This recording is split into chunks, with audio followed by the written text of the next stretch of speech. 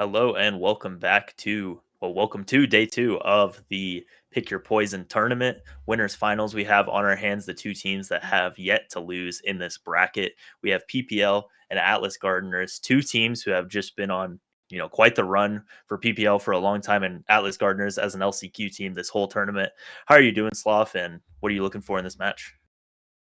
I'm doing great. I'm excited to see a little bit of OS gameplay ahead of us, and I'm honestly just excited to see how long PPL can keep this official series win streak going, right? Because looking back at the different tournaments that have been played, if we're not looking at weeklies, if we're just looking at NASA, the last series that they actually ended up losing was in the qualification for NASA before the entire NASA season. They didn't drop a single game in NASA and haven't dropped, I think, a single series, correction, in NASA, and haven't dropped the series yet in this tournament. So I'm curious to see how well they're going to be able to continue that streak.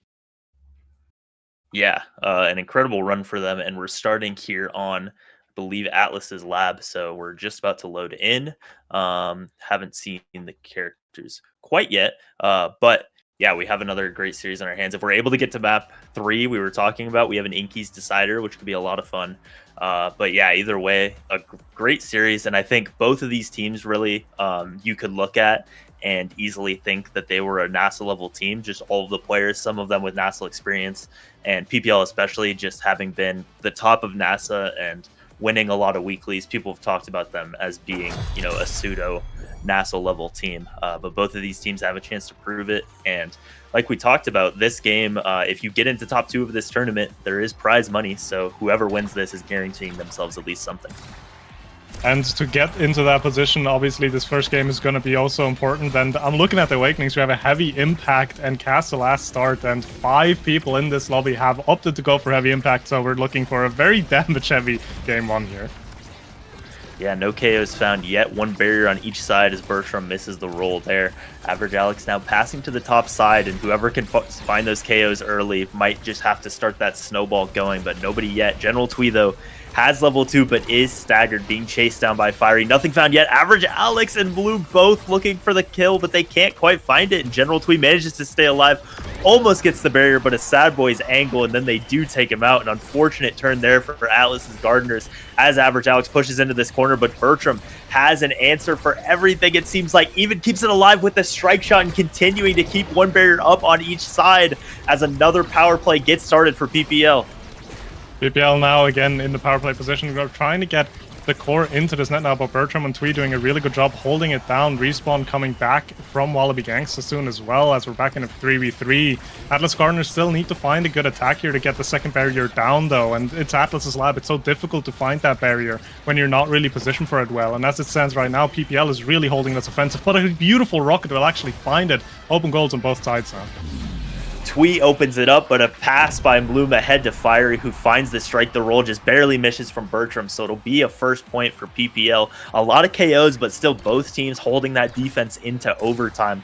A lot of back and forth, and so far it's especially, I think, Wallaby Gangsta who's been getting that damage push. General Twee as well, and they really need to find a way, I think, to fight back in this game and find those KOs themselves, as they do get the first barrier. Wallaby pushing into the corner, but taking a lot of damage, and that's the problem if you run this corner offense for too long, as Wallaby gets stuck by Bertram there and now possibly disconnects.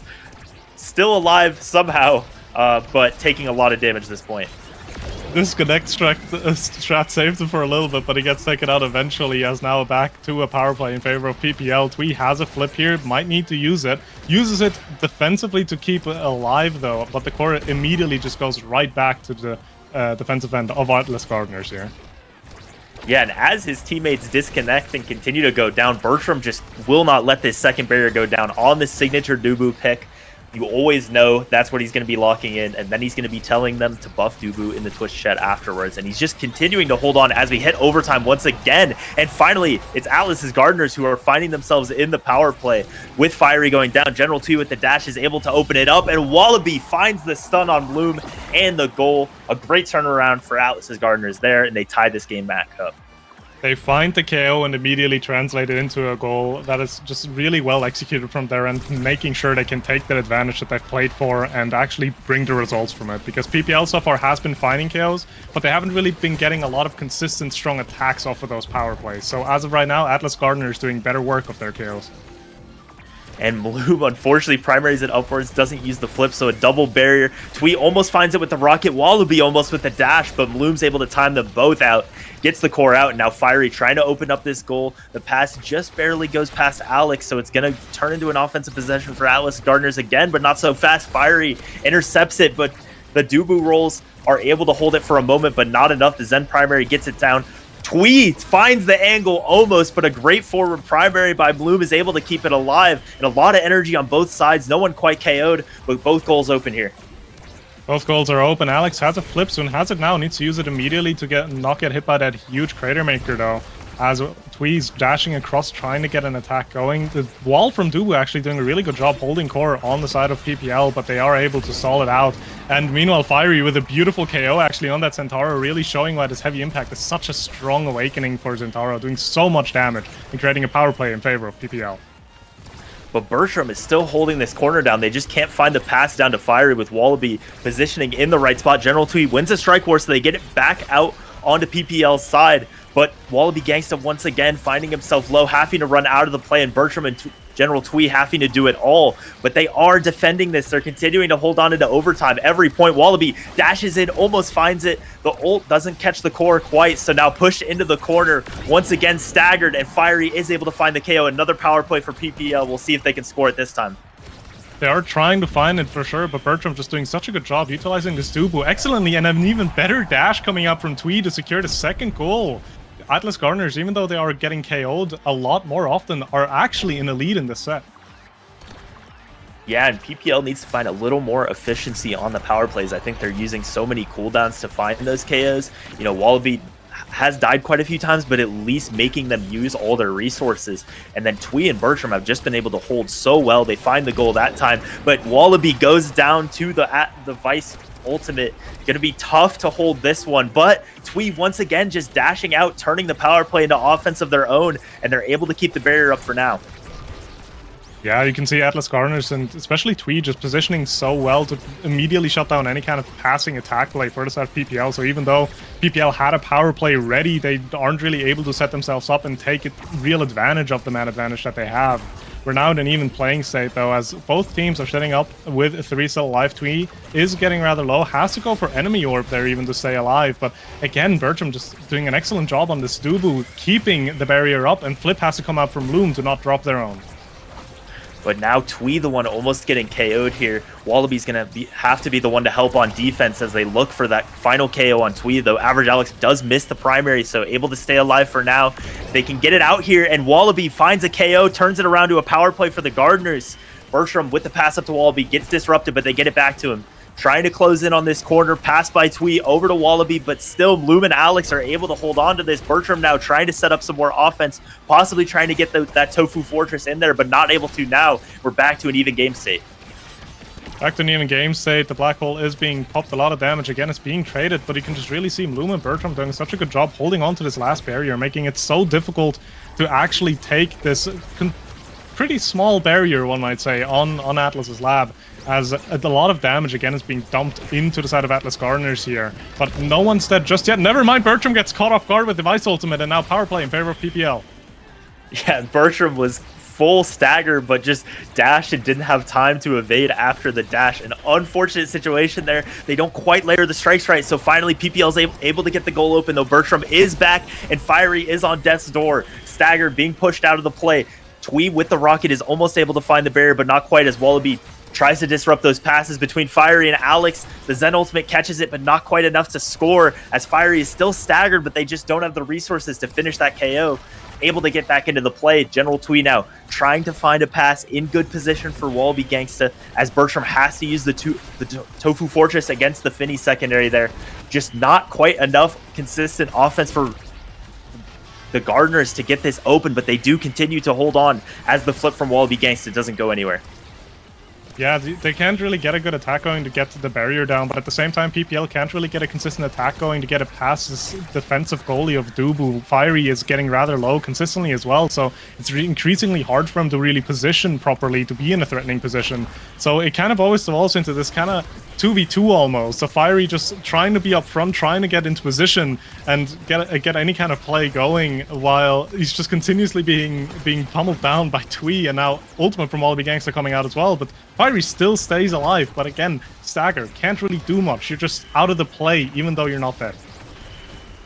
Wallaby just barely misses the dash, so the barrier stays up. A lot like what we saw Bertram doing in these last points. Bloom's still able to hold on. The dash almost sends it away from Bertram, but not quite, as that's about the fourth Tofu Fortress of the point. But finally, PPL finds another power play. Fiery now trying to get a pass up to Alex, trying to get a score past Bertram. The Luna ult, though, and the Rocket is able to open the goal, and the dash from Bertram keeps it alive. General Twee almost finds it, but a good flip by Bloom is able to keep it alive. Now Wallaby Gangsta's back in the play, trying to make a goal happen. Bertram with the pass up to General Twee, still keeping it alive as we continue in overtime. The log gets it past Fiery, and Twee trying to get a pass up to Wallaby Gangsta, but Average Alex just shutting off this midfield so well.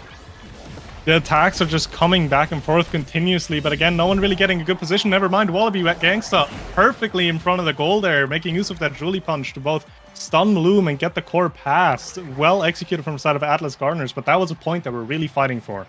But we're going into the first draft here, and with an Awakening start like Heavy Impact, this can snowball heavily. So there's a lot of high-value Awakenings in here as well, right? The Rapid Fire, the Deadeye, the Missile Propulsion, the Might, the Explosive. There's so much to be gotten here for even more KO. Yeah, and it has to be Deadeye for Twee. Unfortunately, Vice and Fiddy are going to get to pick before anyone else for the Atlas Gardeners, but I think getting that Deadeye just means you're pretty much going to win the draft no matter what.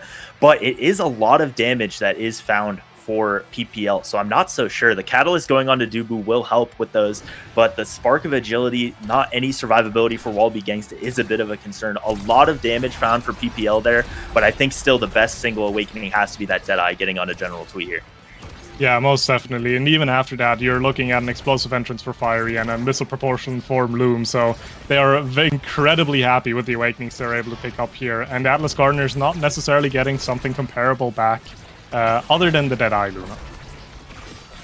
Yeah, and that Deadeye's going to be big, as General Twee, not able to use it right now, gets KO'd off the edge there by Fiery. So Wallaby and Bertram going to have to hold it on like they did for so long in that first set, as we saw 3 players level 7 at the end of that first set, still continuing to fight. The Luna ultimate almost catches Bloom on the side, but had an evade, but the dash not able to be beat by Bloom, who is out of cooldown. So the goal gets opened first for Atlas's Gardeners. They're trying to find the core ahead to Wallaby, who's also looking for the KO on an Average Alex, but Average Alex turns it around and KOs Wallaby Gangsta himself. That Heavy Impact coming in clutch there, but again, Atlas Gardener's doing a good job holding off. As it stands right now, the barrier does drop. Bertram uses the flip as well. Twee needs to be a bit careful. It's being taken out as well. The power play continues in favor of PPL, as now Fiery is in a 1v1 with Bertram, but Bertram disables the situation pretty cleanly. But a nice attack from Fiery. You'll find the gap between Wallaby and Bertram to get the point lead in the second set. Yeah, the stun rather, found onto Bertram there. So a great strike by Fiery, gets it in between the defenders. And I think the fact they saw Twee get that Deadeye, that's going to be a way that they can turn this all. But instead, they just put their sights right on General Twee. They've already killed him twice. And if he's dead, he's not able to use that Deadeye. This time, though, it's Wallaby Gangsta who gets KO'd early on in the point. A lot of energy for PPL. Going to be hard for Bertram to hold on to this one, as the flip is used by Average Alex in the corner. And finally, a quick point is found for either side. This time, it's PPL taking a 2-0 lead in the set. Yeah, you can really see that impact that those basically 3 damage awakenings had for the side of PPL, right? Because they're just pumping so much more damage out compared to the first set. They're already very high damaging characters on a base level, but being enabled with all these awakenings is just really making it so difficult and so punishing for the side of Atlas Gardeners to play out. But they are losing one barrier just now. Wallaby almost secures the second one there as well, but has to be careful. A lot of low HP bars on the board again. Yeah, Wallaby and Alex both looking for a KO on each other. Neither found yet, though. The Luna ultimate will find it. The Crater Maker takes out Average. Alex, Fiery almost KO'd as well. But Wallaby continues to be staggered, finds the orb, but just so many levels down. But it's Bertram who finds the KO this time. Loom holding on against 3, but is able to stall out long enough for Average Alex to be back in the play. Nothing found yet, and Bertram having to be wary of these abilities, not lose his barrier on the power play. A lot of energy for Atlas's Gardeners, but they're not able to convert that time. They can't convert it just yet, but the core still is on the attack for them as almost Twee finds the dash into the goal. But Fiery now in front of the barrier is able to control it past Bertram here. 2 flips on the side of Atlas Gardeners. They might have to use one defensively if it comes down to it, as the Vice Ultimate comes out, sends the core flying. But again, Bertram just holding it down on the back end, not really letting any kind of silly course go through. Twee with a nice dash, almost gets it in, flips in front of the goal now, will shoot it and finds the angle past Malou. So much patience from Twee there, waited for everything to clear out for him and then just sends it right to the bottom corner. So a good response by Atlas's Gardeners, and they're able to hold on to that energy for Bertram and Wallaby. Although Twee will have a target on his back here, so low on energy, but looks like early on it's Wallaby Gangsta who's going for KOs, and he finds it on Average Alex. Another power play for Atlas's Gardeners. Another power play. They haven't found the barrier just yet, though, because Maloom is doing a really good job holding on defensively. Fiery shutting down any kind of passing play between both of the forwards here as well. As now Alex is back on the field, Fiery is getting low, so does have to be a bit careful of that Juliet to not be caught off guard anywhere. Almost gets caught off guard, but never mind. A nice evade from Fiery will bait out the ability usage and immediately punish that Julie dash punch as well. Now power play in favor of PPL. But Fiery's going to be pushed out, so going to make it pretty much a 2v2 as he does get staggered, has to fall back for the orb, and Twee's just able to strike war enough in that top side that they're not able to get anything. A good strike shot by Bertram means he's able to keep the flip out for now. The Tofu Fortress as well keeps it alive, and once again, Fiery and Wallaby Gangsta just punching each other over and over again like it feels like every single play. Twee and Wallaby are able to guide that core into the top side. They get their first barrier of the point, but Fiery dribbling to the bottom, looking for it with Bertram, but the log is able to hold on, misses the flip, but still able to keep it alive for now. But Fiery with a well-timed primary is able to open up that goal. Bloom with the pass ahead to Average Alex as Fiery tries to stay alive, tries to get involved in the offense. And once again, Wallaby Gangsta finding himself having to run to the other end, just so low. And that time gets flipped, sent out. Fiery with the dash, almost finds it. Average Alex has the flip to try to close out this set, but it's Wallaby Gangsta turning it into a power play for Atlas's Gardeners. Power play coming in. Barrier hasn't dropped it, and the strike shot goes just past the corner. Bertram not timing that correctly, as Alex with the flip will secure the first set in favor of PPL. We're going to go into another Awakening draft, and we're going to have a lot of, again, potentially very threatening Awakenings. Looking at what we have now, we are looking at a specialized training that both the Vice and the Luna will like. Do you see anything else that might be worth pointing out? I mean, you've got the hat there. You've got Spark of Resilience as well. Looks like Zen will go for the Spark of Resilience because Julie already picked up that Spark last time, but that means that Wallaby Gangsta is able to pick up that Stagger Swagger. But Specialized Training going to Vice here. Wallaby Gangsta has already been KO'd by that ultimate so many times, and that's just going to mean it's happening even more. Yeah, I'm gonna be curious. I'm curious to see how well Wallaby is gonna be able to stay up with the Stagger Swagger hat here, because a lot of damage from the side of PPL is just coming out almost at once, right? So I do wonder how much value the Stagger Swagger will bring for this Julia. Yeah, and also Twee going for the stacks is risky. I think Wallaby is the one that's been getting damaged more, but still, it is hard for a Luna to stay alive with all the damage that's already out on the table. We'll see if Twee's able to keep the stacks up, as Wallaby, once again, finding himself low, finding himself without energy, is able to take one on his way out. So it's a 2v2 now. Bertram goes for the pass, but Average Alex cuts it off with the primary and finds a first goal in the set for PPL. First goal going in favor of PPL, but I feel like generally speaking the point was played out decently evenly, but again, Twee needs to be careful, doesn't have a single evade to his name as it stands right now. So if PPL is going to opt to damage dump into this Luna, there's not much he can really do about it. As the core goes past Bertram and they trade a barrier. Able to barely catch it with the log there and avoid complete disaster as General Twee is KO'd. And I think even more than the score, they're going to be looking for this KO, take away those 50 stacks from General Twee. Able to stay alive right now, but just running for his life and continuing to be staggered. You see Fiery running all the way into the corner, chasing him, and nowhere to go for General Twee, so the stacks are gone. A power play found for PPL, but Bertram and Wallaby once again doing a good job keeping the core out of that corner.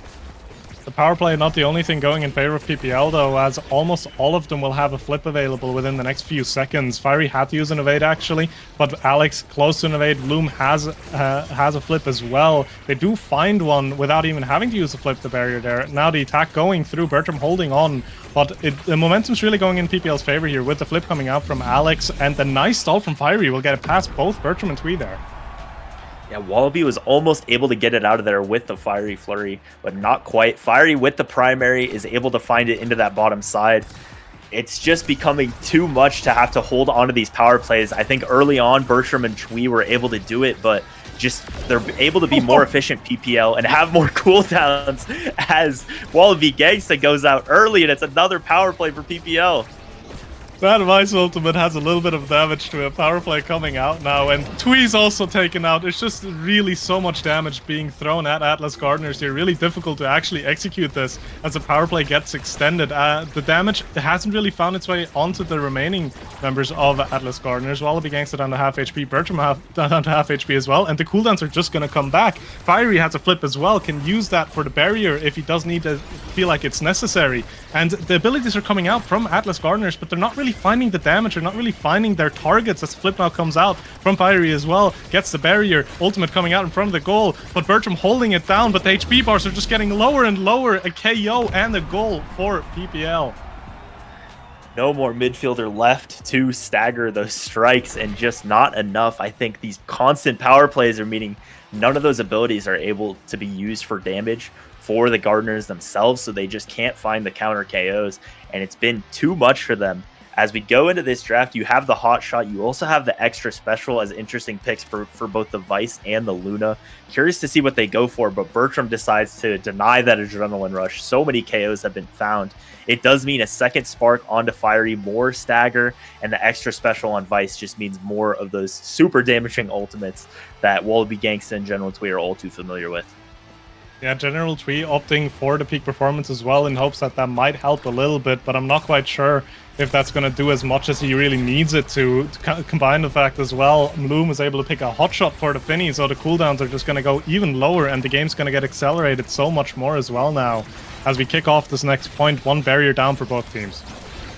Yeah, feels like PPL found what they need, and this set's going to go just like the last one did, but we'll see if Atlas's Gardeners have a way to fight back against this as General Twee tries to control this corner, tries to get a pass down to Wallaby Gangsta, who's pushing up, looking for those dash punches, but PPL is playing smart. They know that the only way that they're able to get back into this game is if the Gardeners are able to find those KOs. Wallaby Gangsta now pushing in ahead and is able to find it. I think Bloom a bit of a misstrike there. Twee going for the shot, not quite able to find it. Now gonna have to reset as the core gets back to Bertram. Has a core flip, doesn't have to use it yet though. It's sent into the corner, but the strike shot from Bloom is able to keep it alive for now, but a lot more consistent offense found, but Wallaby Gangsta gets taken out by that Vice ultimate once again, and Bertram just not able to hold on against all these strikes. Fiery with the pass down. Average Alex almost KO'd, might get KO'd here, but sent into the corner, but Atlas Gardener is able to hold on to that power play and turn it into one of their own. They're holding on, and they now can try to get a goal going here, but Wallaby Gangsta's dash punch will go south just a little bit. The ultimate coming out from Bertram here, the strike bar being won by Loom. I do really want to point out in this last set a really good play from Alex there, because the KO on Wallaby, he was found because Wallaby was trying to go for a dash punch, but Alex recognized that, popped the ultimate, and in the Vice ultimate he can't be moved. So he just waited till Julie was on the other half of his player model and just took him out.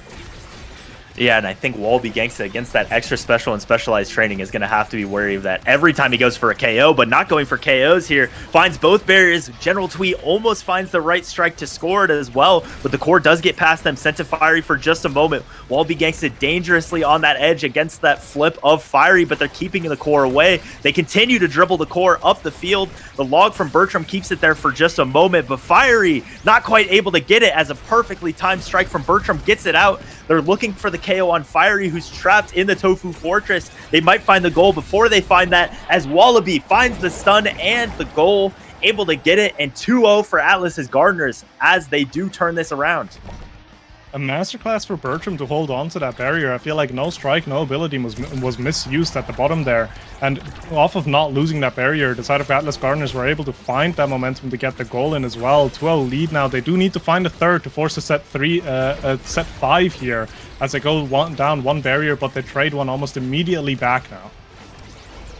Yeah, and Twee finally able to keep those stacks up to 150 right now. It was such a struggle in that last set, but has it right now, and that speed is showing as he tries to play defense in this corner. Wallaby just a little bit low, and Twee as well. They're going to have to share these orbs, try to both stay alive as Bertram continues to hold this second barrier, one on each side found. They get the core down to Twee now, who does have, there's a lot of energy on every member of the game, really. Bloom has to use the flip defensively that time, sends it out, and Wallaby is really close to a flip himself. Gonna have to use that energy one way or another, but has to evade there from that ultimate from Average Alex. The core goes around, but a Sad Boys angle means the core is not found, and General Twee's flip gets pushed away, so still one barrier open on each side as we hit overtime. One barrier open on each side. Alex, no evades, no HP. Bloom, no evades, no HP. Very dangerous position to be in as Alex now gets taken out. But so is Twee. It's also low. There's just so much damage being found. An attack, though, coming out from Atlas Gardeners here. Julie being able to hold that core on the front end, trying to get the barrier here. They have a flip, and they use it to actually confirm this barrier now. Open goal on the side of PPL. Atlas Gardeners need to try to finish off the set right here, right now.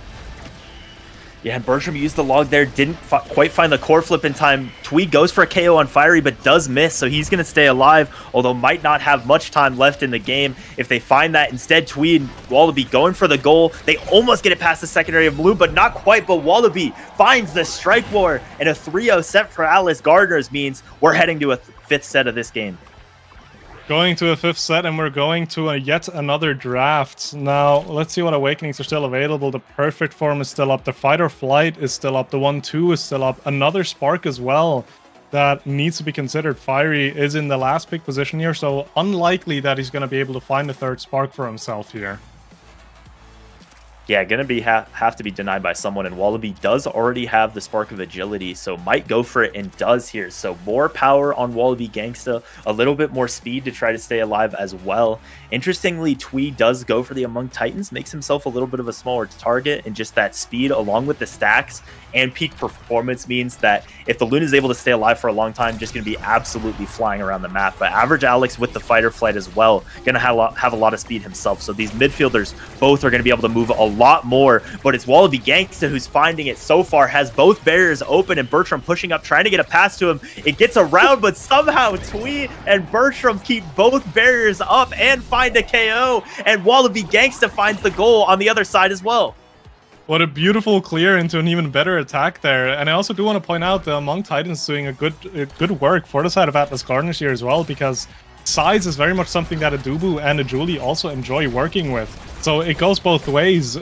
Twee is able to be much more present on the map with a lot more movement speed, and Wallaby, Gangsta, and Bertram are going to be so much more impactful as well on those strike wars. Twee almost getting KO'd, and Fiery looking for it, but able to dodge away with all that speed. Both forwards of Atlas's Gardeners are low, but Bertram able to hold on for now, has the defensive flip to use as well. They're really looking for this KO on Twee, but so much speed to get away means he's able to stay alive. Wallaby dribbling forward, trying to get the core to him as Twee falls back, tries to get the orb, tries to keep these stacks on board, loses the strike war, but Bertram able to find the flip just in time and gets the right clear out in the corner. And every time those Tofu Fortresses are on, it creates possible offense or defense, but we saw that last set, and Average Alex finds the KO on Wallaby Gangsta as he goes for it himself. It's just such a difficult matchup for the Julie to play out if Alex is playing this correctly, as he is back on the field now though, 3v3, but Bertram gets taken out. No goalie left on the side of Atlas Gardeners. They are keeping core control as well as they can, but it's still a power play for PPL, and Fiery finds the angle, doesn't even have to use the flip to even out the set. Importantly, keeps that energy up, and a lot of energy for PPL means this is going to be a tough point to find for Atlas's Gardeners, but they're able to stay alive, the forwards, it feels like, but Bertram unfortunately is the one that gets KO'd that time. Twee now pushed into the corner, first barrier found for PPL, and a great kickoff, although they do force the flip out of Fiery. Wallaby almost gets KO'd in the same way, but not quite, able to just barely stay alive on that edge now, but finding himself damaged, staggered, pushed into this corner, almost finding a second barrier, but not quite. Now gets KO'd, and it's a power play for PPL. Power play going their way now. Alex has a flip soon. Bloom is playing extremely aggressive as well with his Finny, trying to get even more damage out, trying to extend this power play, and is able to successfully force this barrier now as well. As Twee almost finds the angle past Bloom, Bloom has to flip to defend this. But as Atlas Gardener's just back on the defensive end now, Wallaby Gangs are able to get the core out though, as we're now on the side of PPL again. Ultimate from Juliet coming out, but not really translating into a KO on Alex there, as Alex still is holding on to this flip, trying to find a good time to use it. Maybe wants to use it defensively, or opts to TP forward with this Vice and use it as the core is going his way. Is in front of the goal now, uses the ultimate, but a nice Crater Maker almost immediately shuts down that attack. An even better dash out from Fiery will get a KO. Wallaby Gangsta immediately replying to it, but Wallaby also getting rather low, so it's essentially a 2v1 as they're just being bounced around. So much damage coming out from the side of PPL. Wallaby somehow able to stay alive for a long time, but a great combo by Fiery, the primary into the secondary. He's able to find it. Twee almost gets the barrier around Bloom, but has the strike up in time. Average Alex now pushed into the corner. The primary finds it. So much core speed, and the ultimate is what gets it past Bertram and Twee, and that means it's map point for PPL. Map point for PPL on a map that Atlas Gardeners have chosen, keep in mind. So they are now going to go into this kickoff. The energy looks slightly favored for the side of Atlas Gardeners, but that's simply just because Bertram does have a flip available to him. And that's going to be a flip that's mainly just going to be used on the defensive end. As the core goes through, gets both barriers down from Atlas Gardeners. Now PPL really looking to finish this off, but Twee with a nice dash will take a first barrier. Wallaby Gangsta trying to get the second barrier and finds the strikes past it, almost gets taken out as well, is able to stay on the map. The Double Fortress coming out to shut down any kind of clear going that way, but Alex with a beautiful primary just shoots it right past Twee and gets this game win for PPL. Yeah, the same clear, the same read that Average Alex found earlier in this game. It almost got into General Twee's hands, but just not quite. The strike was a little bit too late, and Average Alex shuts them down. Atlas Gardeners were in great position to possibly win that point. That core flip was just held on Bertram for so long, but not able to do it. A 29-minute, 40-second map for Atlas's Gardeners pick, but it ends up in a loss and just a heartbreaking one. Tough to come back from that. Just a lot of momentum for PPL, but they showed that they could compete against this team that, like we talked about before the game, has such an incredible win streak going all the way back to landing. Yeah, most definitely. And I kind of want to point out as well, PPL really has been on that KO train. They were able to find a grand total of 24 kills in this one game. So not quite a kill per minute, but you're getting there. Damage is also just insanely high from the entire team. So obviously that team comp was opting to really lean into that heavy impact, leaning into that damage and KO win con, and they were doing so excellently. Now, we are going to be moving on into a Night Market game next, and I do wonder if we're going to be able to see similar kind of game plans, or if it's going to have to change. It's going to be very reliant on those awakenings as well, so interested to see what else will come our way here. Yeah, always going to depend on those awakenings, but both teams, once they saw that Deadeye had a game plan and went for this, I think Bertram with 122 saves in that game was able to hold on to so many power plays. I think if PPL was a little more efficient in some of those, in converting them or just having more abilities up, but that's part of what Atlas's Gardeners were doing. If they were finding those KOs, it meant they had to use a lot of abilities. But yeah, if we get to another KO game, it'll be interesting if they're still able to hold on to so many power plays, or if they, hopefully are just able to dominate the KOs. But the way the drafts went, it just meant that PPL had the lead in damage, and as much as they tried to hold on, it was too much. And like you said, 24 KOs in about 29 minutes there meant that it was just a little bit too much to overcome. Yeah, just really, really difficult to actually approach that. But we do have our next awakenings ready. It's a Spark of Agility and Catalyst, so much less damage heavy this time around. I do wonder where the priorities are going to lie within the bans here as well. If maybe some of these more comfortable picks are going to be taken out here from either of the teams. Yeah, the Catalyst means that it's going to be hard to find the KOs like they did in that last game, but the Spark Start also means that you're kind of pressured into taking that. So a really interesting way for this to start.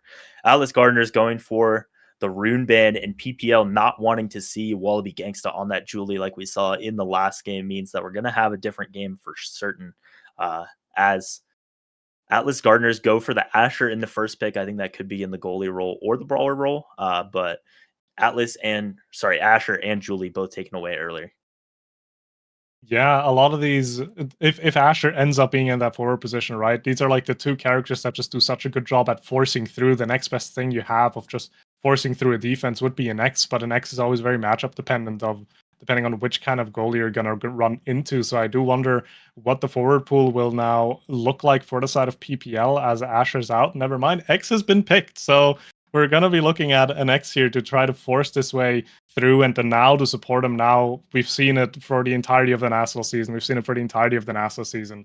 Just such a strong pick at controlling this midfield, at enabling those forwards, and especially someone like a Nex that is rather low on the movement speed really enjoys those now mines to enable him to be wherever he wants to be. Yeah, and if it wasn't PPL, I would say they might be, pressuring into the Mako now X that you see a lot, and I think is especially good on this map. But I'm not sure if Bloom is going to want to play that or if they're willing to go for it. But we do see Bertram going for the Boo once again, the signature pick. So the Asher will be in the brawler role, going to be looking for those dash punches, and General Tui will be on that Juno once again. Not once again, Yeah. but a signature pick for him.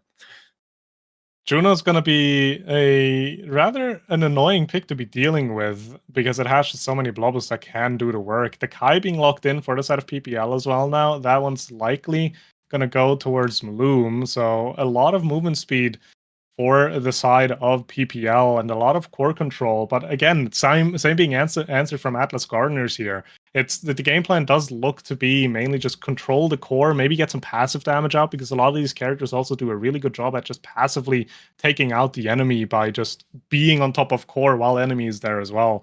So even though it's not looking like a KO heavy game, I wouldn't be surprised if we do see the knockout every once in a while. Yeah, and Bloom going for that Kai goalie, going to be trying to push up a lot, so kind of counteracting that core control and just trying to keep it on that side as much as they can. Much like we saw in the last game, you saw Bertram having 40 more saves than Bloom. I think they're going to try to create that situation again of just putting that pressure on the Dubu over and over again. But yeah, much different game, but I think fairly standard for Night Market here. But it'll be interesting to see if either team really is able to find that KO lead earlier, or if it'll depend on the awakenings that are found, kind of like in the last game. I'm also going to be curious. It's also going to be interesting to see who's going to opt for the Spark start and who's going to just go for the Catalyst, right? Because the Spark is looking for a future draft, is looking to snowball a potential lead that you have and just make it basically unplayable for the other side. Agility Spark, giving you that speed, is also just a great standalone awakening.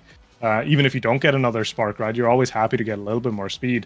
Catalyst, on the other hand, though, is just guaranteed value, right? Just more flips, more evades, more consistently.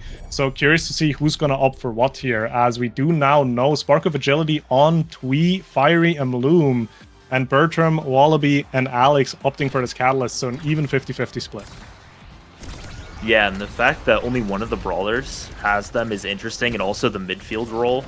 I guess every role here, you have one taking Spark on each side, so that makes the drafts really interesting for how they end up getting placed. But we're in this first set here. Neither barrier found quite yet. Bloom with the pass down to average Alex. Fiery now going for some damage, but not finding much as they try to control this core. But so far, neither side able to find much of an offense. Fiery with a great dribble to himself is able to win the strike war, able to get that first barrier. Average Alex with the primary gets it around Wallaby Gangsta. Fiery looking for this, but Bertram hits level 2 in the Tofu Fortress, able to keep that second barrier alive for now.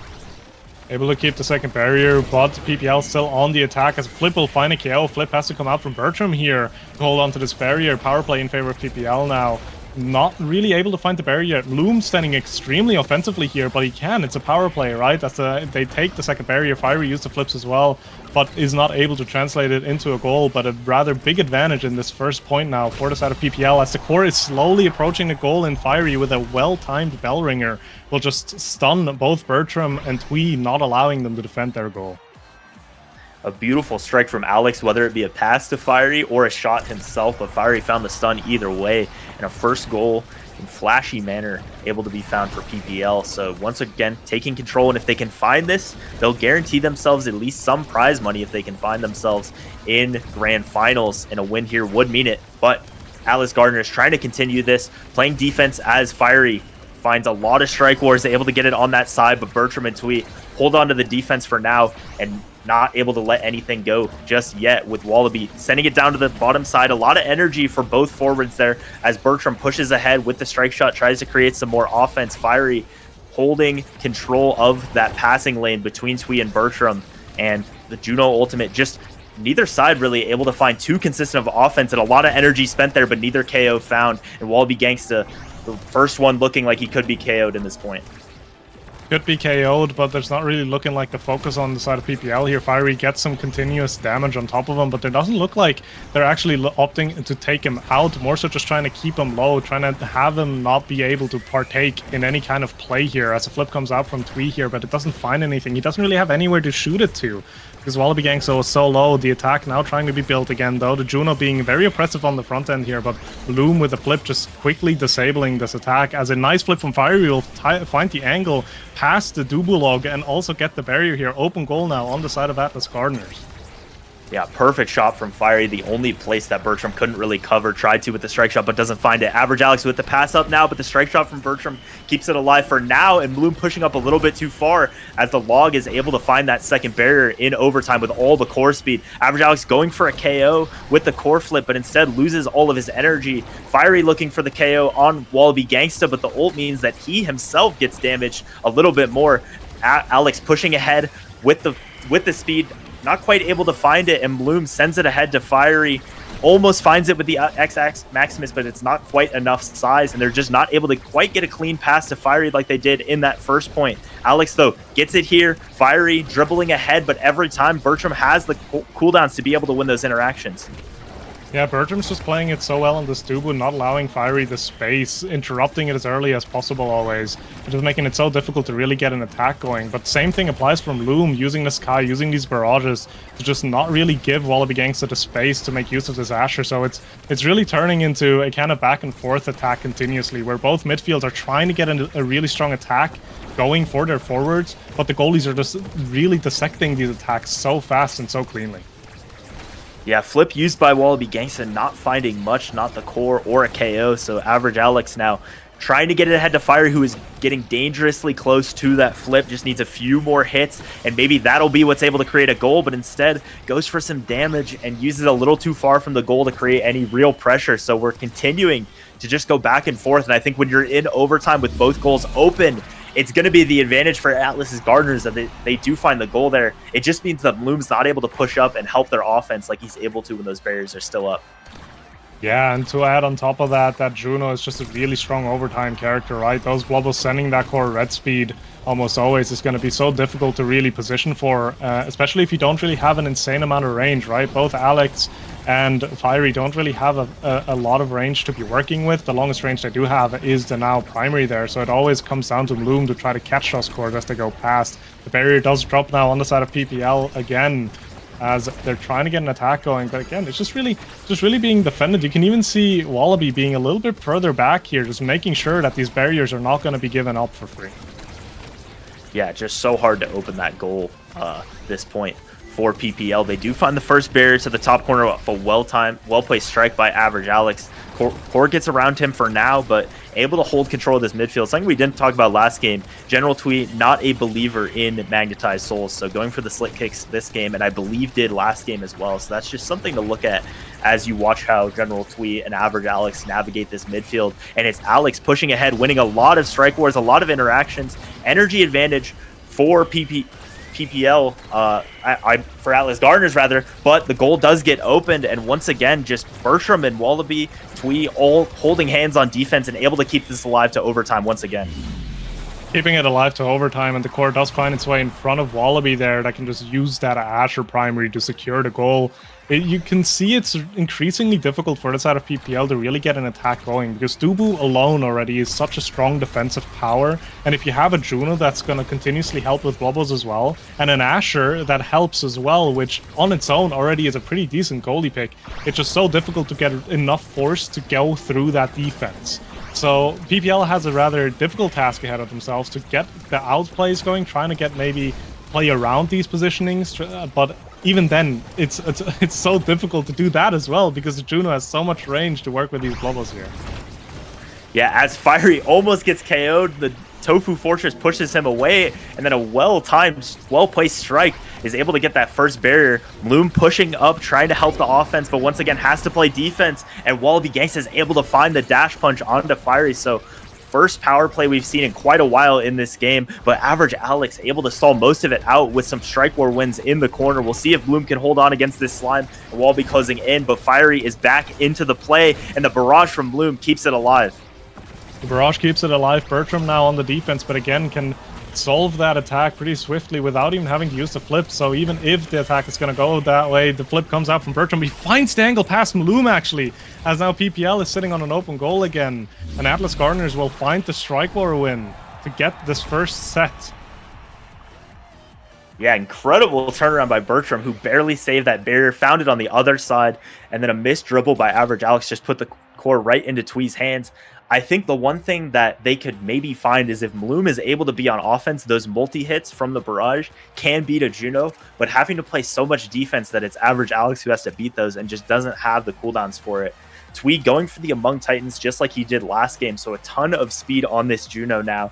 Aerials and explosive entrance means a little bit more speed on the haste specifically for Kai and Now, and then the size going over to both brawlers means just going to be able to hold down those sides even a little bit more.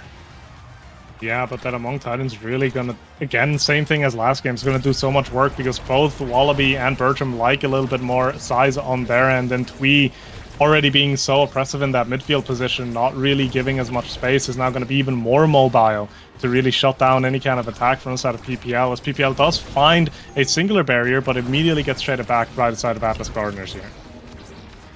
Yeah, this was the map pick for PPL, but Atlas Gardeners just looks like the more comfortable comp, the more comfortable team right now. They are having to play a little bit more defense than they had before, or they're playing offense rather in the corner most of the time, been working in those lanes, but Twee just has so much speed to maneuver it around. Wallaby misses the strike at first, but is able to get that barrier open. Fiery gonna have to find a response here, but a great clear from Bertram gets it out for the moment. Wallaby in the corner finds it with the core flip. Average Alex trying to stall out this power play himself and does win a lot of interactions, gets the barrier open. Bloom with the Giga Blast as well is able to stall somewhat, but they are closing in. A great clear by Bloom once again though. They were able to stall that power play, both goals open, and Fiery finds a KO.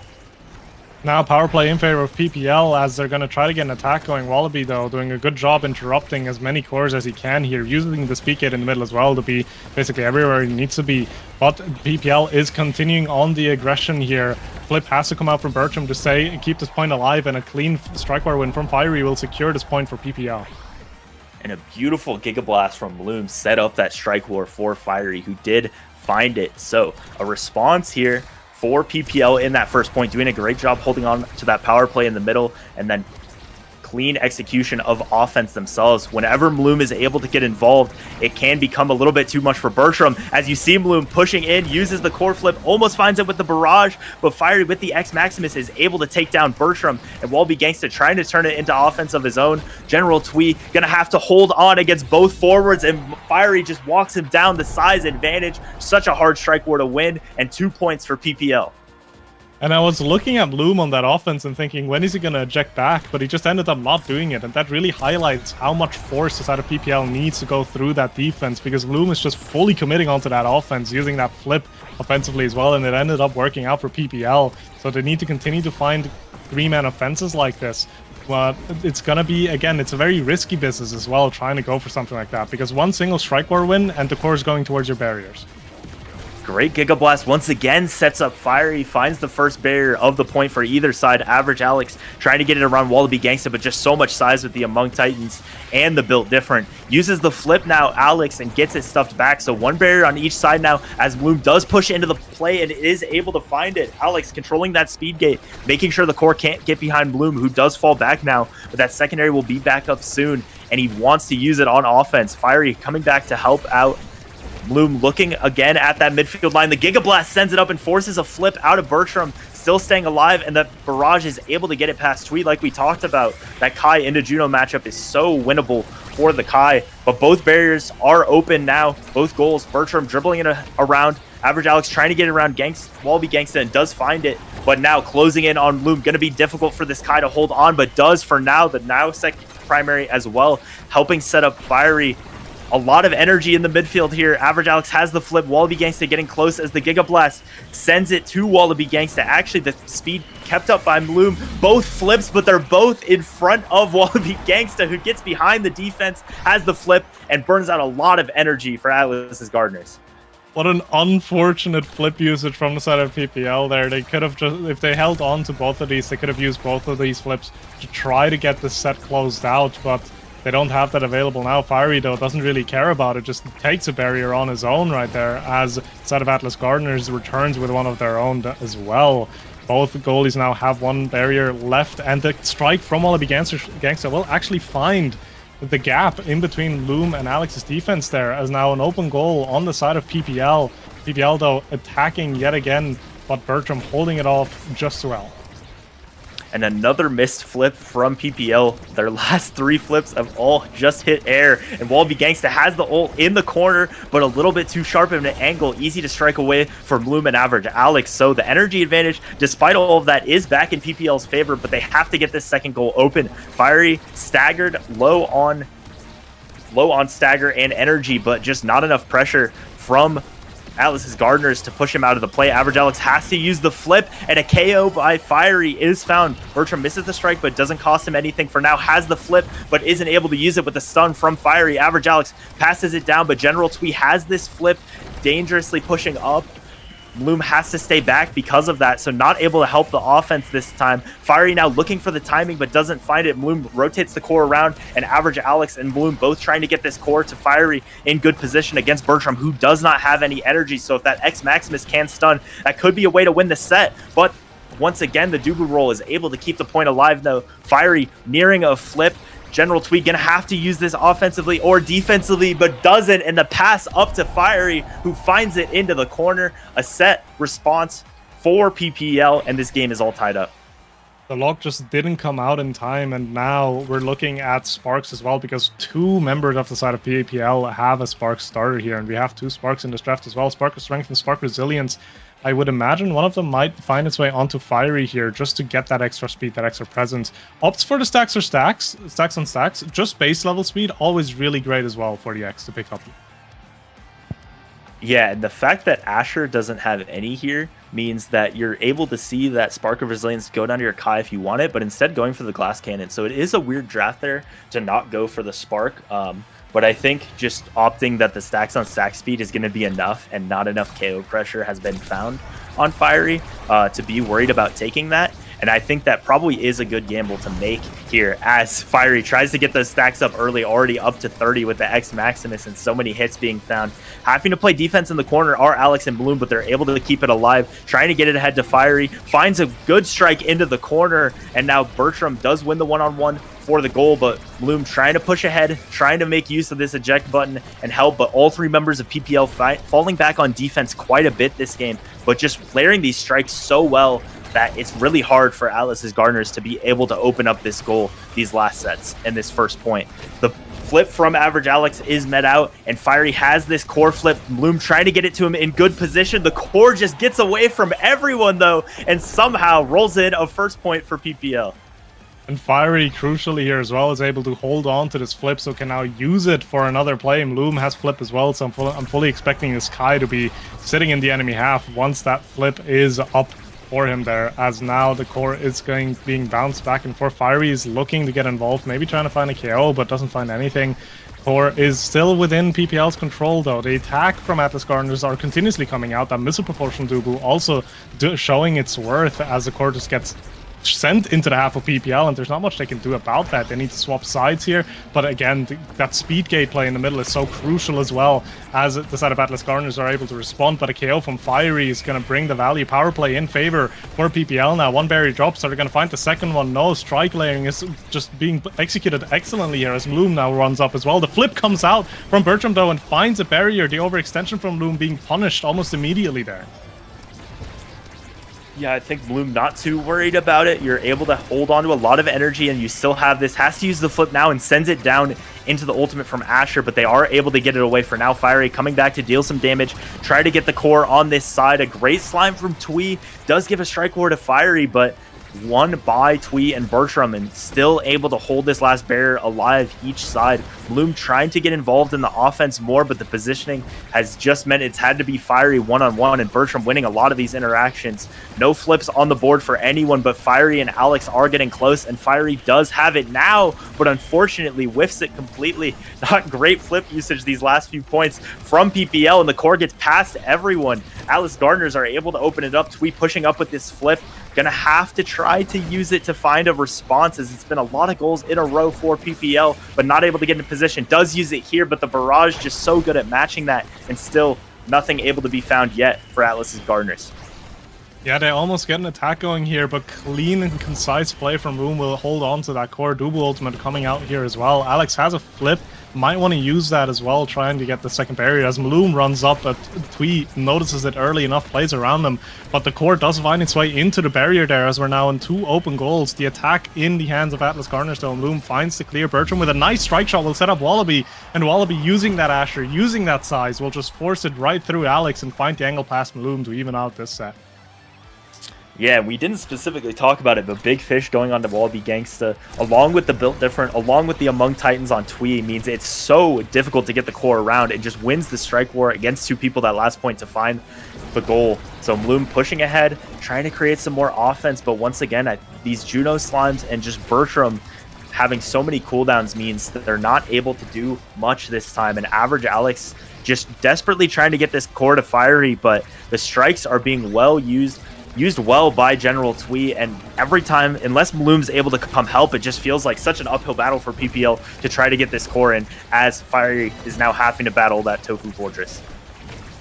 Tries to get the attack through the barrier there, but isn't quite able to find the angle, as now Atlas Gardeners back on the offense. They do have 2 flips, one coming out from Twee here, trying to get the barrier, but well defended from the side of PPL. Maloom now running up, trying to make use of this Kai flip, but not really being able to get the core there, as Bertram uses the flip defensively and sends it down, not enabling that play on the top half, because that's where Maloom can really get involved with that eject button without really risking anything. But a nice play to the side will punish Twee's positioning there, as a Giga Blast finds a KO. Power play in favor of PPL now, as Maloom tries to run up, tries to get this barrier, but again, you can see Wallaby Gangsta and Bertram doing such a good job on defense. Do drop the barrier in the end, though, as Fiery is now goaling for the side of PPL, but the flip had to come out.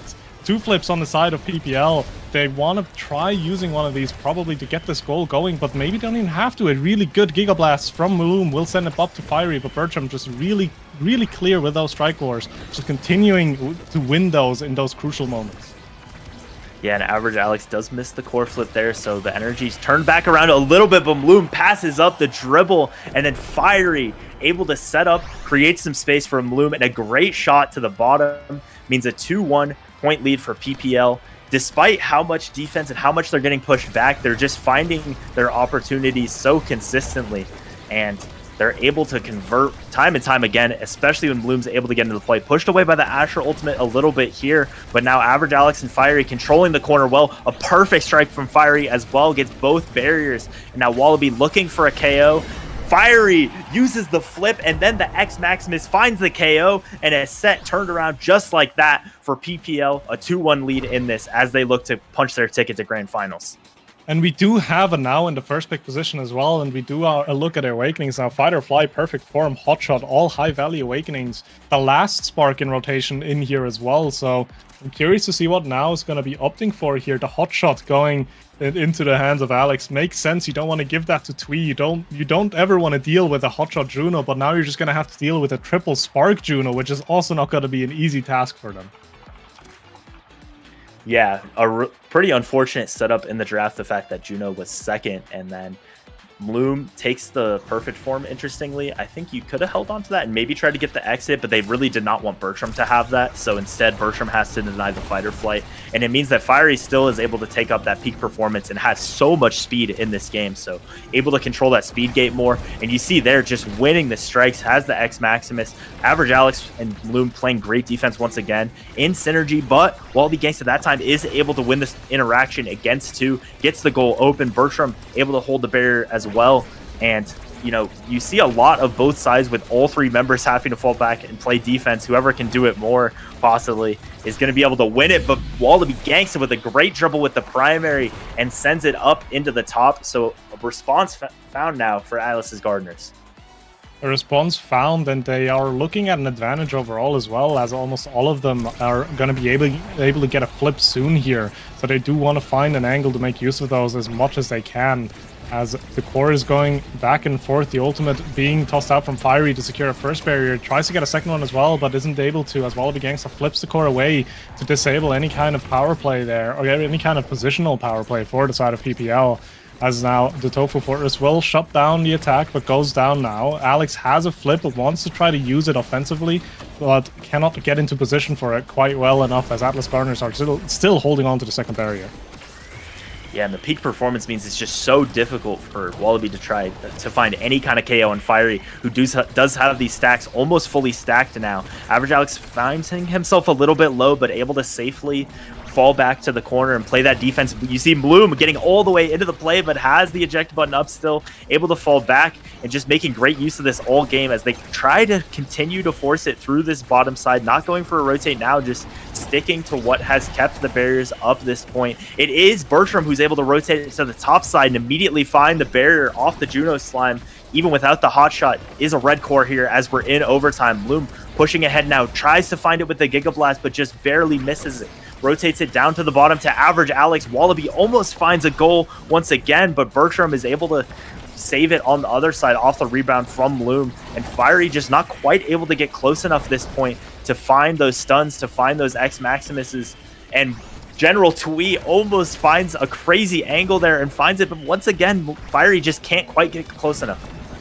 Can't quite get close enough. The defense from Atlas Gardeners holding up a Fiery now in a 1v1. Uses the flip as well, but Bertram disables that almost immediately, as now Atlas Gardeners are trying to get an attack going. The Juno blobs are just coming out and just being so oppressive. The ultimate landing on top of the entirety of PPL there, just spawning so many of these blobs as they do find the red core and they send it right past Bloom.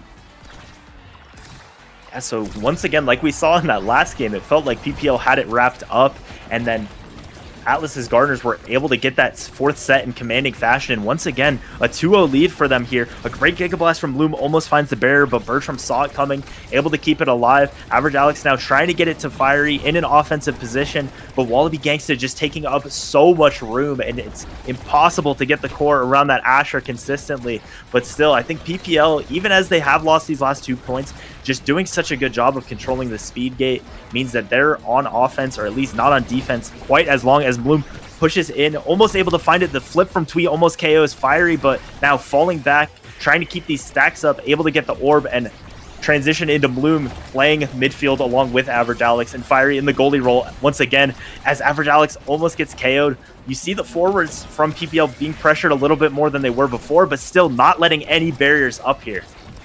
Yeah, they're doing such a good job rotating into positions as well. As the flip comes out from Fiery, will find the KO, a power play in favor of PPL now, as they're going to try to get past this Asher Dubu defense, but it's just so difficult. Two of the best defensive goalies in the meta right now, just holding down this barrier, not really giving any kind of space to be working with. As Twee is now back on the field, Juno is back to create more chaos, and Fiery takes a lot of damage as well in the process. Alex has to use the ultimate to keep him alive, but they do find the barrier in the end, as one barrier gets returned from the side of Atlas Gardeners now. Open net on the side of Atlas Gardeners. Fiery tries to get any kind of push going there, but the core bounces past Bloom there. Bloom being maybe a little bit too greedy, running up and wanting to use that flip there, because he drops the barrier for it. Yeah, and I think it feels like that's the only way they're able to make the offense. Now Bloom tries to send the flip past Wallaby, but the dash catches it and doesn't even have to use the flip himself. So a 3-0 set for Atlas's Gardeners is able to tie this game up. And, they denied that hot shot in that last draft, but the third spark, along with strength for General Twee, just means he still has so much core speed and a 1-2 punch here if he wants it, but I think instead just going to go for more cooldowns and still able to consistently red core a really tough situation. But the Monument is going to now will mean a bit of a response and some control in the midfield. I do wonder how much that Monumentalist will come into play, because it's going to give the side of PPL much needed range, with these mines being so much stronger and so much bigger as well. Other than that, though, the Might of Colossus going onto Bloom, clearly a deny pick off of Wallaby, not giving him even any more size that he needs to. And Fiery is able to pick up a specialized training as well, being a much stronger threat to KO on edges now. Yeah, and going for that X Maximus early, punching Wallaby, punching Bertram, but not really finding too much of a KO threat now. Goes for the dash, but a good clear by Bertram gets it away from him as Fiery tries to push in. Doesn't have those stacks yet and the speed that he was able to control some of those last sets. Gonna have to try to find that, but it's Wallaby Gangsta all this side pushing in. General Twee trying to get the core around, does barely, but Bloom has enough speed to be able to catch it. Fiery now almost has a flip, being pushed dangerously to the edge. The now primary almost gets it around Bertram, but a lot of size on the Dubu as well means you just can't get it around him that easily. And Bloom trying to push, trying to help this offense and get it around this Asher, but it's just, it feels like too much for PPL to get it around. The Slime sends it past both Bloom and Alex. The barrage doesn't catch, and it's a lead in this game for Atlas's Gardeners. Wallaby Gangsta just has so much size to him that at this point it feels like you just need to completely swap sides to really get past him. And that's going to be so difficult because Atlas Gardeners has been playing around that speed gate so well as well. Just being present on both sides as to get one berry here. Flip has to come out from Alex to hold on to the second one, but even then Alex getting low has to use an ultimate to stay alive as Fiery tries to get some kind of pressure going with the ultimate, but not really able to do so. Never mind, they do find one barrier, Flip in front of the second barrier, as now open goal on the side of Atlas Gardeners here. Is PPL going to be able to find this goal though in the end? No, Atlas Gardeners holding on and now on the offense themselves. Wallaby Gangsta close to the barrier, uses the flip, but Bloom is able to cover it almost perfectly as the strikes are just going back and forth. They do find the layering to win themselves an interaction. Now Bloom running up, using that Kai flip as well to get something going, but immediately shut down by the Tofu Fortress. You do see that Monumentalist for Average Alex trying to find that range to get those passes to Fiery. Not quite able to this time. A great strike from Bertram and Twee are able to get it around. The flip gets met with so many abilities. Now rotated up to Bloom, trying to push into this corner. The same play they went for again. And this time they're able to find it. Fiery gets the strike into the corner. It seems like such a hill to climb for PPL to be able to find it around the Dubu and the Asher. But they do that time, and this set is tied up. Got it side up, but they do need to find it 2 more times if they want to secure their ticket into Grand Finals right here, right now. As the attack is now being built. Atlas Gardeners, both of their forwards do have flip available to them now. One coming out from General Twee, tries to get a barrier, but Bloom reads it perfectly as Fiery now is able to secure the first barrier. Are they going to be able to find the second one? Not quite yet. You see again Bloom on that offensive positioning as well, but a huge KO being found from inside of Atlas Gardeners, being responded though almost immediately by Fiery as the attack is now continuing to be built 2v2 in this game. Yeah, you hadn't seen really any KOs in so long, it felt like, and then 2 found in just a couple of seconds there, as Fiery is taking a lot of damage, being forced to play in this corner so much. Twee with a good slime is able to get it around Alex, who had to go for the heal on Fiery, make sure they don't lose those stacks. Playing a lot of defense in the corner now, and Bertram, Twee controlling that, trying to rotate it up, but Bloom is able to push up, and Alex as well. Fiery now going for this goal, not able to find it, and the flip from Bertram is able to open up that other barrier though. Fiery looking with that specialized training, trying to find a red core, trying to find the goal. Average Alex with another pass to him, but just such great layering from Atlas's Gardeners is able to keep it alive for now. A lot of energy really on the whole game, and Wallaby Gangsta with the flip off the middle finds the only spot that PPL couldn't defend, and that puts it on map point for Atlas's Gardeners. What an angle to be finding there, right? As a goalie, you're never really considering an angle like that, so that's just going to be a complete mix-up as Loom gets caught off guard by it. Now PPL on the attack again, close to 3 flips, but the defensive end on Atlas Gardeners is so good. Alex trying to swap sides there, but Wallaby just being ever present with that Asher, with that size, not allowing any core to go through. As a nice Giga Blast from Loom will be able to find the first barrier though. Fiery trying to get the second one, but Bertram and Twee really well coordinated at getting that core out in the end there. Loom now running up with the eject button, has a flip, wants to use it to get the second barrier, stays up even, says Alex, you got the goal, I'm gonna go attack, as they now do swap back again. Yeah, long range from Loom is able to get that first barrier, but this second one has not come quite close. Loom almost finds another one again. from downtown just going for these Giga Blasts. It seems like one of the most consistent ways they could find the barriers, as Fiery does take a lot of damage. Average Alex doesn't have the lifeline up quite yet to be able to keep him alive and takes a lot of damage himself. So Atlas's Gardeners have a chance here. They find both barriers. Just 1 point needed to extend this series to a third map. Fiery pushing up now. Bloom trying to rotate the core around and get it to him, but Fiery does get KO'd. General Tweet almost owned barriers with the slimes, but not quite. Bloom able to keep it alive for now. The power play being desperately held by Alex, and Bloom trying to get that core into Wallaby Gangsta, but rotated around, not quite finding the barrier, but Bloom turning that into offense, immediately pushing all the way up, and Average Alex falling back into the goalie role. They're able to hold on to that power play, and now the Dooku ultimate almost backfires, but doesn't quite find the barrier. Average Alex and Fiery and Bloom trying to hold on, still holding on for now, but just one goal needs to be found for Atlas's Gardeners as they push ahead and just can't get the core to Fiery in the right spot, but they finally do that time. A lot of energy and not being used quite yet. Average Alex sends it, the primary from Tweak, forces it to Wallaby Gangsta, and a shot to the top side means we're going to a third map. PPL just holding on so well in that last point for almost an eternity, but in the end it ended up being too much. That Juno core speed, those flips coming out from Atlas Gardeners were in the end just a bit too much for Loom to hold on to, as they do find an important win in this game too. That was a fast game. And the redirects. We're looking at 460 redirects on Alex and 427 on General Twee. Midfielders just really doing so much this game.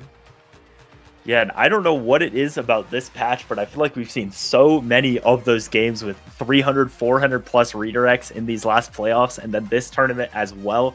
Almost 70,000 damage for Fiery that game. And, 7 KOs, which seems like a lot, but considering it was almost 33 minutes, a good job of staying alive for everyone. And just, 463 redirects on Average Alex is crazy. It felt like they were in control of that game in the second and third sets, especially.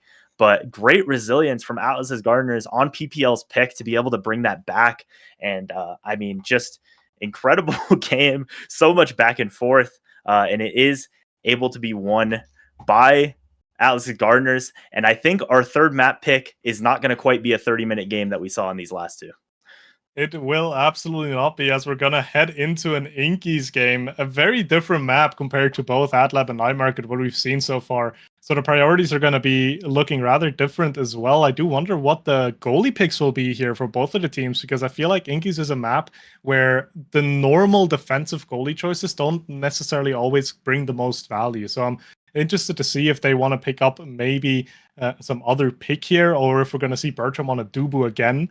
Also going to be interested to see how well both players are going to be able to play with the water cannons, because it is such a snowbally map, right? If you get the barrier first and you can play with that water cannon efficiently, you can almost always guarantee yourself a kind of momentum to just take the point. As we have our Awakenings now, Sparkle Resilience and Aerials. Yeah, not exactly a KO start. And, the Spark of Resilience means that if a team goes for a KO comp, you're able to get that stagger early on. So we'll be a little bit different, probably more similar to that last game. But the fact that it's on Inkies means it really won't be similar to anything we've seen at all.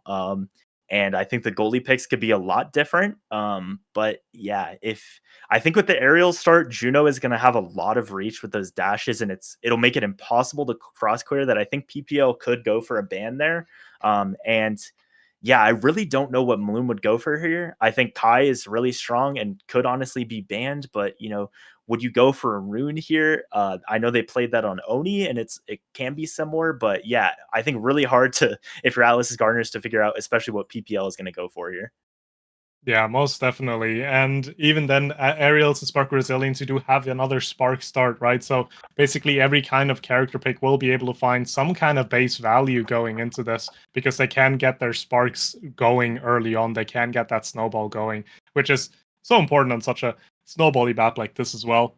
I do agree with what he said with the Juno pick. I feel like a Juno is gonna have to be picked or banned here from either side, because it is such an open map. These Blobos can help so much with getting an attack going, getting an unexpected angles, going in as well. And with that aerials, more range, more jump range is just going to be such a threat to be dealing with. I do feel like Rune has its place on this map, but it's just really difficult to execute. I feel like it's mainly it's mainly better on a midfielding position, but again, it's an open map, so it's difficult to properly execute. So I would absolutely love to see a Rune. Don't get me wrong, but I'd have to see how it's going to be played out because it's not going to be the most simple character to be picking on a map like this. Yeah, I think if anyone's gonna break it out, it would probably be Bloom, as we still don't have any bans or picks here. So taking their time thinking about this one, I suppose, although they're not technically supposed to see the awakenings until they click ready, but they might have the stream open. But yeah, I mean, I think the Kai is interesting, the Juno is interesting, and the Rune as well. I think for melee goalies on this map, it can be harder, but I think Bertram has looked so good on the Dubu every single game that if you're PPL, you have to at least think about it, and then maybe denying something like the Asher. But you would still leave an Atlas up, so it's really impossible to fully deny a melee goalie from Bertram here. But considering how good he's looked on the Dubu, you'd have to consider it. But it's not a great start for him. So I'm not sure what else you would go for a ban for Atlas's Gardeners. I mean, Twee has showed a lot. And so, yeah, it's until they start picking, it's hard to say much more, but a lot of options here. Yeah, most definitely. Okay, we Okay. do seem to be having some kind of internet issues of one of the teams, so it's being delayed a little bit. I do want to say though, there is a pick that I feel like is a little bit underrated on a map like Inky's here. And that's going to be the Drakkar goalie. I don't know if it's played by either of them, but you have an aerials, you have more range, you can go strike shot. You're really good against hard force as well as long as it's not an Asher. So I would love to see that being picked up, but I'm not quite sure if it will be. It is also notably, I think, good into Juno and Rune. Yeah, I'm not sure if either of them do play it, but it would be an interesting pick. And I think it is strong on this map. I play that pick a lot, but yeah, I don't know if either of them have that in their bag. But Bloom kind of has like everything in his bag. It seems like not apart from melee goalies. So he could go for it here, especially if they do leave the Juno up. But yeah, these internet issues mean that they have a long time to think about these, and I hope that that doesn't mean the players are changing. They're all able to still stay in, but no bans yet, and we can continue to speculate on what they're going to pick. Yeah, a lot of speculation is always a bit fun though because you can toy around with the differing set of ideas as well. I do feel like even though it might be a bit difficult to execute, Inky's is a map where an Octavia could be picked. I'm not quite familiar if any other players are able and proficient at being able to pull a pick out like that. But again, you can think about it. You can kind of what if it on a map like this as well. Yeah, I believe we did see average Alex Pickett in playoffs at some point last week.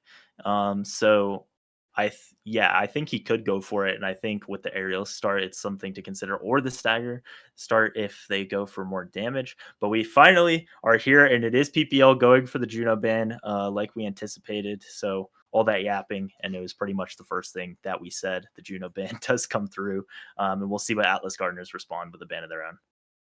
Yeah, the Juno ban just makes so much sense, right? That Aerial's Awakening just enables the jump, the range, the blob so much that you don't really want to be dealing with it. And we saw it just in the last game as well. General Twee just doing such a good job at piloting that Juno. As Atlas Gardeners do opt to take out the Asher pick here. Also, again, a really strong character, generally speaking, with a lot of great forcing power which can help you quite a bit on a map like this. Also, really good on the defensive end, of course, just being able to shut down any kind of attack that's kind of trying to go through the goalie here. Yeah, and they do go for that Octavia on average Alex here. So you did call that one, and I think it is something that can be really hard to defend and stall around consistently. Especially like you start that water cannon and kind of cut the other midfielder away from you, and then you're just able to dribble, keep that flow state up. So I think a strong pick banning a strong plan rather banning the Juno and picking the Octavia there. We'll see how Atlas Gardeners respond. I was about to say I would anticipate Erasmus, and you do see it picked there. Just such a strong pick, even though maybe not the strongest in meta right now on this map in particular, can be so hard to defend against. And we'll see what the Gardeners, I would imagine they're going to pick a midfielder here. And the Dubu has been left up, and I don't think Bloom is picking that. So they can probably save that for last if they want it. But I'm interested in how PPL runs out this comp. And like we talked about, it's really hard to anticipate what their goalie pick could be with, the range that Bloom has. But Gardeners do go for the Mako here this time on Bertram. Yeah, and it makes sense, right? You have a great playmaking forward on that Rasmus. The Mako is going to be enabling that even more so with a lot more movement speed together with the aerials is going to be an even stronger buff. Going to give a little bit of range as well, although Mako isn't necessarily in the most need of it. But just really leaning into that movement speed, and you've seen it for the entire draft so far, right? Octavia, very movement speed central character. The Rasmus together with the Mako, again, movement speed heavy. Kai being picked up now as well for the side of PPL.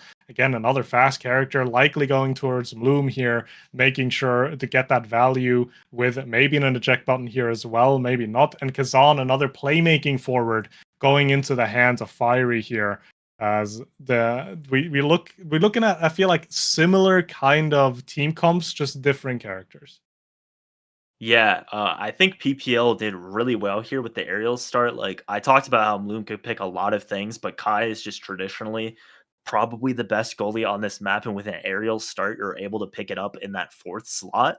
Atlas Gardeners didn't want to play against Fiery's Asher, and it does make sense. It's a really strong pick at controlling those corners on this map. But the fact you're able to get the Octavia, you're able to get the Kai later in the draft.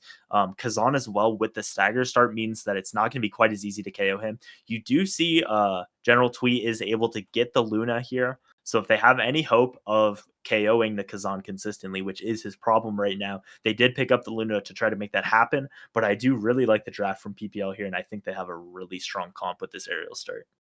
Yeah, most definitely. The early sets are going to be in favor of PPL, I feel like, because they just have everything they already need to start off with. Meanwhile, the side of Atlas Gardeners, they do need to kind of find their awakenings, mainly that Luna pick, right? Aerials and Spark of Resilience not necessarily being the best awakenings for the character.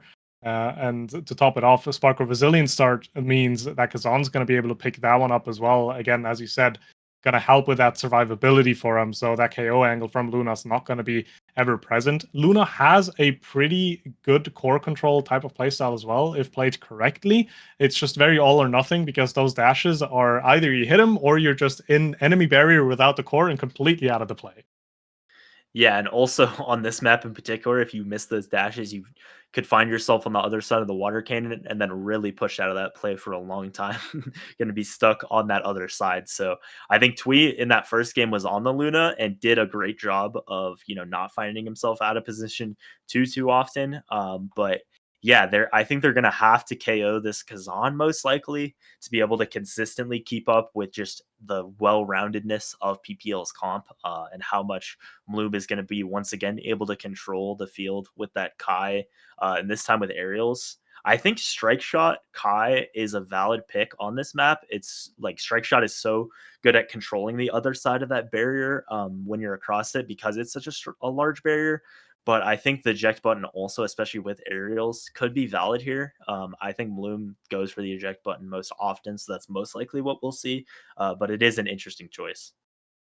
Yeah, I feel like both have their own place, especially on a map like Inky's, where I feel like there's so much value in having that kickoff advantage. Having a strike shot to shoot in there as well, together with a barrage, is going to do a lot of work for you. But it always comes down to player preference. Some people enjoy having an eject button where you could just get yourself involved with strikes on the enemy side as well. Other players just enjoy having more range and having that extra strike every once in a while to just shut down an attack before it even happens.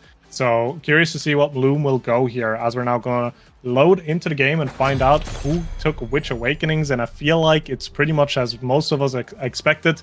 Fiery and Twee, both the characters that don't really get a lot of value out of the aerials, going for the Spark of Resilience, and everyone else is sitting on those aerials.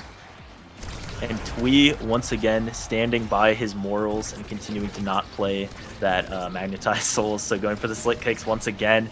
So going to be, sometimes a little bit slower, but when he's able to control the core, will be faster than the rest.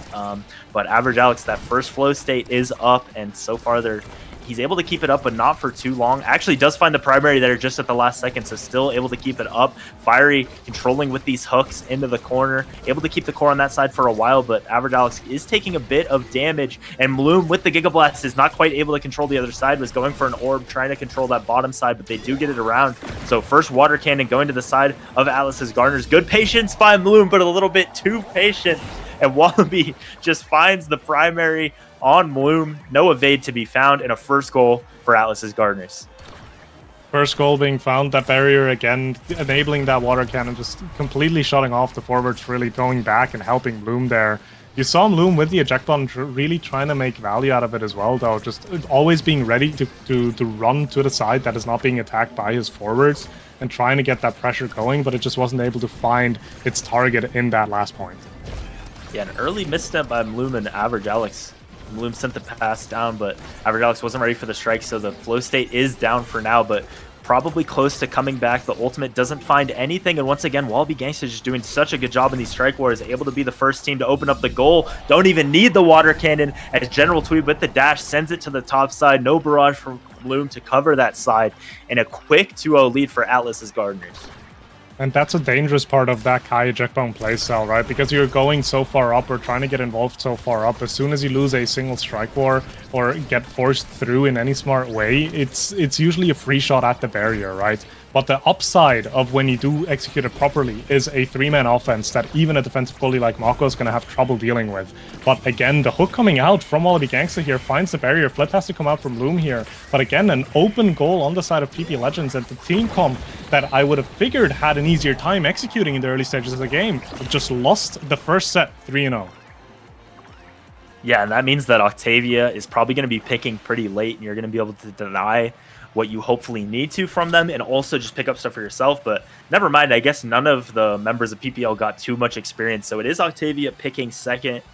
Doesn't look like a great draft. No sparks showing up for anyone is interesting. The Deadeye was there, but instead General Twee does go for the glass cannon here for a little bit more speed. Interestingly, just I think assuming that you're not going to be able to find those KOs consistently. But what else are you looking at in this draft? I mean, I'm also seeing a prime time for Kai here is going to have so much value. These barrages are the main piece to hold off the defense, so having more of them is gonna make it a lot easier from Loom. Also going to be really good for the offense as well. And I feel like the glass cannon pickup mainly was also just not wanting to give that to Alex. Sure, Alex is going to be able to get the explosive entrance still, but having that passive consistent speed, I feel like, is still a bit more dangerous on a character like Octavia than having the burst speed on that secondary. Yeah, great defense by Bertram and Twee there as a lot of projectiles started to come in. They have this water cannon, but are choosing not quite to use it yet. Bloom pushing up with the eject button. Eject button goes away, but Average Alex ready to rebound the core on the backside. Just holding on to the water cannon, but they don't need it. Fiery wins the interaction in the corner and is able to find it. So a goal for PPL. You notice in that draft, they were able to pretty much fully deny the Kazan. Has to go for the adrenaline rush here. I don't think those KOs are going to be found too consistently, but it doesn't matter for Fiery that time. Finds the first goal and a lead in this set for PPL. Well, at a base level, at least you still have 1 second off your cooldown, so Fiery not going to go completely empty-handed, but definitely not an awakening he's going to be looking for. But you can see here in Bloom with that aggression of the Kai, this is how it looks like when you're playing that eject button and it's just working out, because as soon as Atlas Gardeners tried to find an angle and get the core out, Bloom was there almost immediately, takes the barrier, and clean strike war wins for the side of PPL. Will take another point as they're now 2-0 up in the set. Yeah, 3 points in a row in that first set for Atlas's Gardeners, then a quick 2 for PPL. So just a game of runs and momentum so far. A lot of damage going to be found on Average Alex, and we'll see if they go for this KO. A lot of energy for them to try to find it and respond in this set. It's Fiery using the flip in the corner. Average Alex staggered and low on energy. The primary from Wallaby doesn't quite kill him, but General Twee trying to control this corner. Fiery missing a few strikes, and Bertram able to hold on for now. And Wallaby with the secondary does finally find that KO, almost finding one on Bloom as well, but means they are able to get the core past and able to, start up this water cannon as Bertram wins the strike. Doesn't send it quite in the right way, but Wallaby hooks it into the cannon. pass up to Twee, and great offense from Alice's Gardeners, able to extend this set. Yeah, they were able to find the barrier, play well with the water beam, and then take advantage of it as well, as they do find their first goal. But they need to find 2 more if they want to turn this into a 2-0 lead. And as it stands right now, PP Legends do have ways to find the barrier here, get an attack going. As again, Bloom playing so aggressive. I feel like at this point, almost more consistently ahead of Alex than behind him, just really making use of that aggressive Kai play and that eject button. As the barrier does go down, they do try to get another attack going. Again, not playing for the water cannon, just playing as 3 forwards, which makes it so difficult for the side of Atlas Gardeners to really get the core out. Gonna use the cannon now, this time for the first time in the game.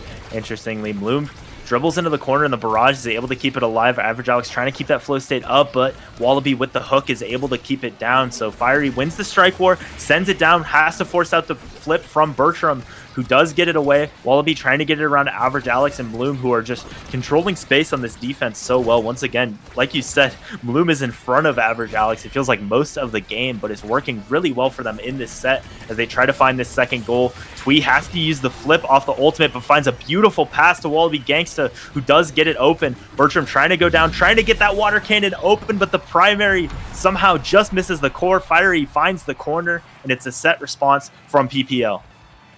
A set response with a first pick for Alex as well. This Octavia could be looking at a few high-value awakenings here, and the Castle Last almost immediately being hovered for Alex. Unfortunately for him, there are a lot of high-value awakenings still in this. This Twin Drive also being a really good pickup. That's not going to go into the hands of Octavia here, but we do have 3 sparks. So Fiery can happily take 1, but that's going to be the last one. Does up for the agility here, as the rest of the draft will be played out. Hotshot finding its way onto Wallaby, being a great value awakening as well. The specialized training enabling Bloom to get more KOs off the edges as well. Really need to, Atlas Gardeners really need to watch out for that Giga Blast now to not be taken, caught off guard and taken out. Yeah, you could have gone for the specialized training on the Rasmus there and tried to find more KOs on Alex, but instead just going for the hot shot and more core control. And I think that is how they won that first set, was just getting it around Bloom and Alex, who have been playing pretty aggressively. But yeah, not going for the damage is an interesting choice there. We'll see how it pays off. And the hot shot there is able to get the goal open, but PPL responds, gets the goal open quickly, and a great pass by Alex down to Fiery, gets it around the strike shot of Bertram, and PPL once again has a lead. Have a lead and need to continue playing on it. The energy overall still pretty even, because it was a rather short point before as well. As kickoff now goes out, Wallaby Gangsta almost being KO'd by that specialized training Giga Blast from Kai, but is staying on the map as Bloom is just running up so aggressively, just enabling that pressure onto Bloom. But the strike will actually find the barrier there for the side of Atlas Gardeners as a flip comes out from General Twee here. Yeah, and Average Alex just has so much speed with the Castellas and 2 dash awakenings. It's so impossible to get this flow state up. And the water cannon does not find anything. Bertram almost able to defend it. The strike almost finds it immediately, but instead, Fiery does find a KO on Bertram, so it's going to have to be Twee and Wallaby holding on to this against 2. But Fiery finds, I don't think he found the KO. I think Twee had to dash into the corner and does get KO'd by the cannon. 2-0 lead in this set for PPL, who are just continuing to make great positioning choices on offense. Bloom and Alex controlling this midfield. Twee giving everything to try to hold on to that point, but it wasn't quite enough, as now BPL again on the offense. A nice Giga Blast from Kai will be able to find that barrier as well here, as the water cannon will come out. Core in the middle of it, nothing you can do about it. Get it out if you want, but it's not gonna be able to be done, as Fiery with a clean succession of strikes and ability usage will force it past Bertram. 3-0 set again for the side of PPL as they're going into this third draft. Yeah, and this was the leftover map. So, you know, it was actually Atlas Gardeners, I believe, who had a choice between 2. Not sure exactly what the other map was, but PPL just looks so comfortable. Looks like they have their game plan. It took them 1 set to get into that.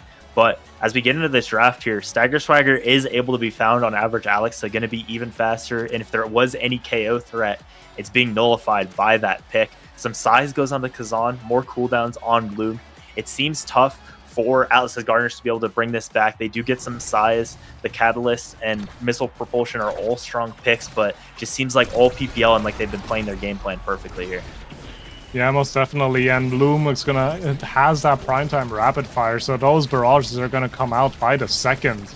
So it's gonna be even more difficult for the side of Atlas Garners to really get these barriers and get these goals. As the attack is trying to be set up here, but Bloom and Alex just holding on well. And again, the core goes top, gets away from the barrier, but really it's not a clear because Bloom is right there. As now Bloom is midfielding Alex in that goalie position, just waiting for Bloom to make space as Tweed tries to get a dash going here, but isn't quite able to find the barrier. But Wallaby there with the clean strike war win will be able to secure it, as the water beam will now be sent out from the side of Atlas Gardeners. Bloom almost gets caught by it with a good hook from Wallaby Gangsta, but is able to stay alive for now.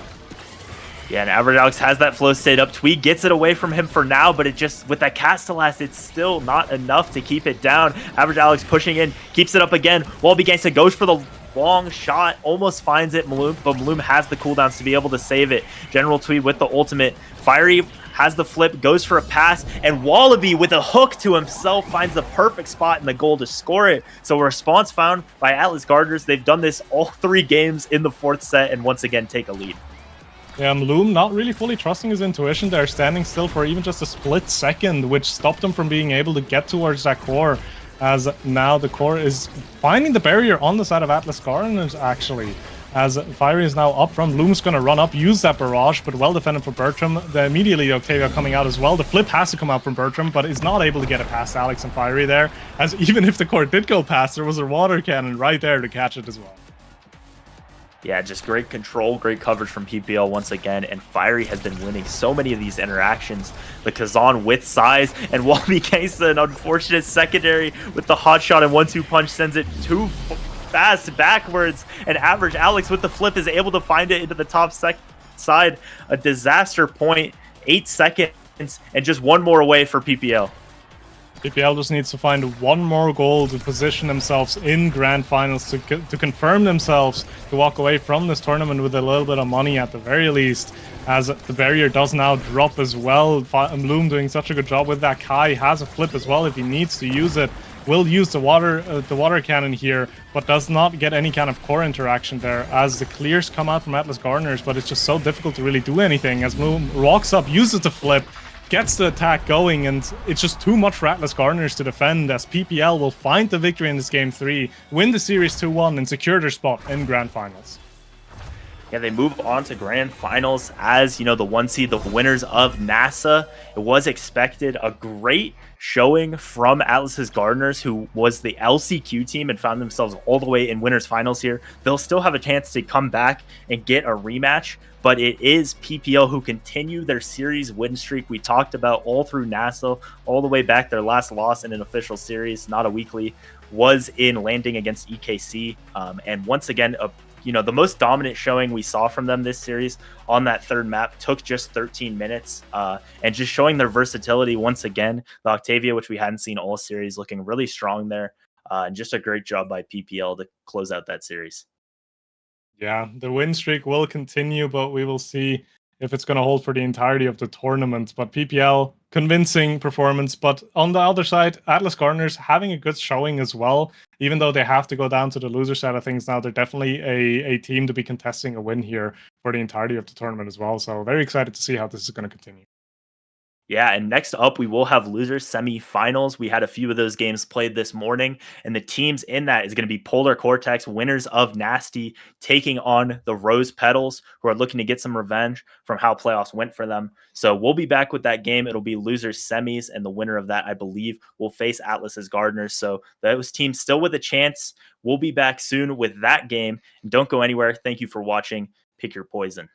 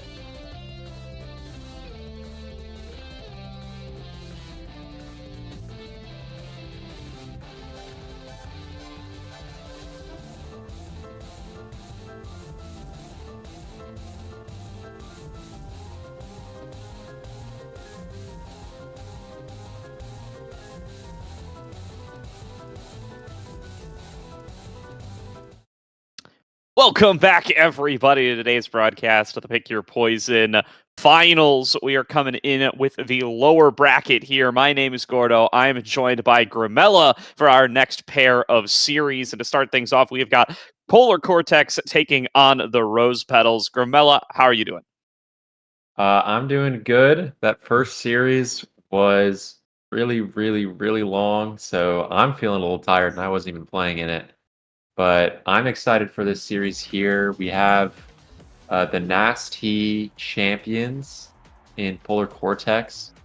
All eyes are going to be on A, in my opinion. There's been a lot of chatter about this guy throughout this season, and everyone's kind of excited to see how he does next season.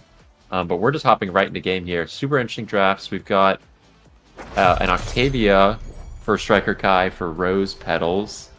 And then the Rune on the other side to try and, banish her during flow state. It's a little bit of a counter pick. So, yeah, I think it's anyone's game for this game here, Gordo. Yeah, definitely going to be an interesting matchup here, and an elimination game, of course, as well, as we find ourselves here in the lower bracket. A little bit of roster mania coming on through beforehand on the Rose Petals side, but they've settled on this squad with Striker Kai and Luke, and so far been doing a pretty solid job for themselves, making such a deep run thus far. Now let's see what they're going to be able to do here up against Polar Cortex. Ooh. So far going to be one barrier taken apiece. Some aggression coming in at the bottom side here from Name Chaotic, dashing forward, taking the second barrier. Striker Kai clearing out a little bit of space here, trying to make sure that Chaotic's not going to be able to finish off the job, and will be able to clear them back on out and buy them a little bit of time. Nice dodge there on what would have been in snare drums from the Fool, and going to deny that from having any impact for the next couple of moments. A KO ending up coming on through there, going to get that power play on over towards the red side, and we'll see if they're going to be able to turn that into anything. And there they go. Rose coming up with the first goal. Yeah, that was really well played by Striker Kai and Twisty. I know that the two of them have, I think they kind of committed to each other for next season, if I'm not mistaken, or at least they want to play with each other, and they've been playing together a lot in solo queues. So I wouldn't be too surprised if, even though Striker Kai is technically a sub today, that they still have really affinity in the double Sad Boys for the side of Rose there. Crazy play, and Striker Kai goes down. Really well timed by Name Chaotic. Yeah, for this game, I think it's going to be just a tale of, can we kill the Octavia, and can we kind of rotate the ball well around her. Last point, I think Polar Cortex actually did a really good job until that power play of moving the ball around the map, play around the Octavia, but then, of course, once the power play came, it kind of fell apart. And, we're just going to kind of be looking to see if they can keep that going, as open barriers on both sides now, and plays in the midfield for Twisty and Striker Kai. Nice banish to stop any plays for Twisty. And yeah, Gordo, we're mainly just going to be looking for how well they can play around this Octavia before she gets anything too good in draft later in the game. Ooh, big KO found there over on the left side. A now going aggressive alongside Name Chaotic. Striker Kai still up and standing. It is going to be about keeping this Octavia alive and scaling for at least quite a bit of this game. Chaotic going in for a big rush there, trying to catch the core and take it into the goal. Not quite going to be able to find it, and now both sides back at full strength. Name Chaotic looking for a slashing strike into the goal. Doesn't quite find it. Kai going to be able to fend that one away, but A keeping the aggression up here, throwing down some of those anomalies to try to catch out the core. Try to push it just a little bit further. Luke holding it down on the Atlas, though, quite nicely. Chaotic with another shot deflected back away by Luke, and slashing strike back and available. Might mean this is the scoring chance, but the defense holds strong here for Rose, but no longer. Name Chaotic steps up and pokes it right in. Yeah, the stacks on stacks is kind of becoming a big problem for Rose Petals already. I think Stack and Stacks is a super interesting start based on these character picks. For example, Octavia is probably going to be dying a good amount, or at least being focused down, so she's liable to lose her stacks, which is a big advantage for the other team. But at the same time, Rune is a character that doesn't do the best job of stacking stacks and stacks. So we might see sets this game where we're on point 2, 3, or 4, where the Rune's still not fully stacked just because it can take him that long. So there are some really clear-cut weaknesses for those for that starting Awakening here, but at the same time, if it does get stacking like it has so far this game, Name Chaotic and A, especially with the Mako speed backing them up, can just kind of run circles around Twisty and especially Luke on this like slightly slower Atlas in the back. So like we saw last point, Name Chaotic was able to just keep possession forever because he was so fast. And that's kind of going to be the name of the game for this scoring for Polar, is they're going to have to be able to essentially shut down the Octavia as much as possible and then use the speed advantage that they're generating to just keep possession of the ball long enough to finally score. Definitely here, and of course, in any stacked start, the KO is going to be extra impactful, going to really set you behind while you try to get those back up. A double banish, nicely placed by A, showing why some folks are already getting excited for next season. And there's the KO found, a really strong power play for Polar as they look to try to push it the rest of the way through.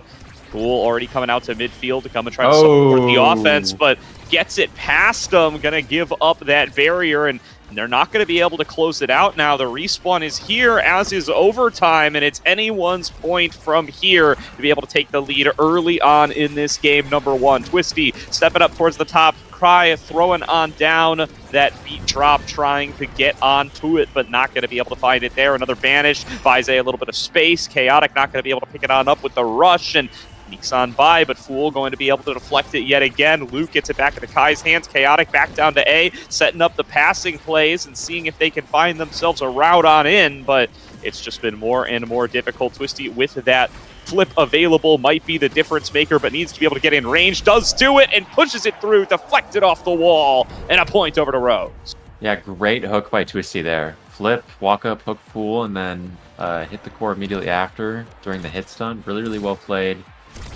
A, I could say this because I'm A's friend. A turbo grief that point. He hit a pillar that I would hit, and that's not a compliment. And huge double ban into double speed for Name Chaotic. Crazy power play here.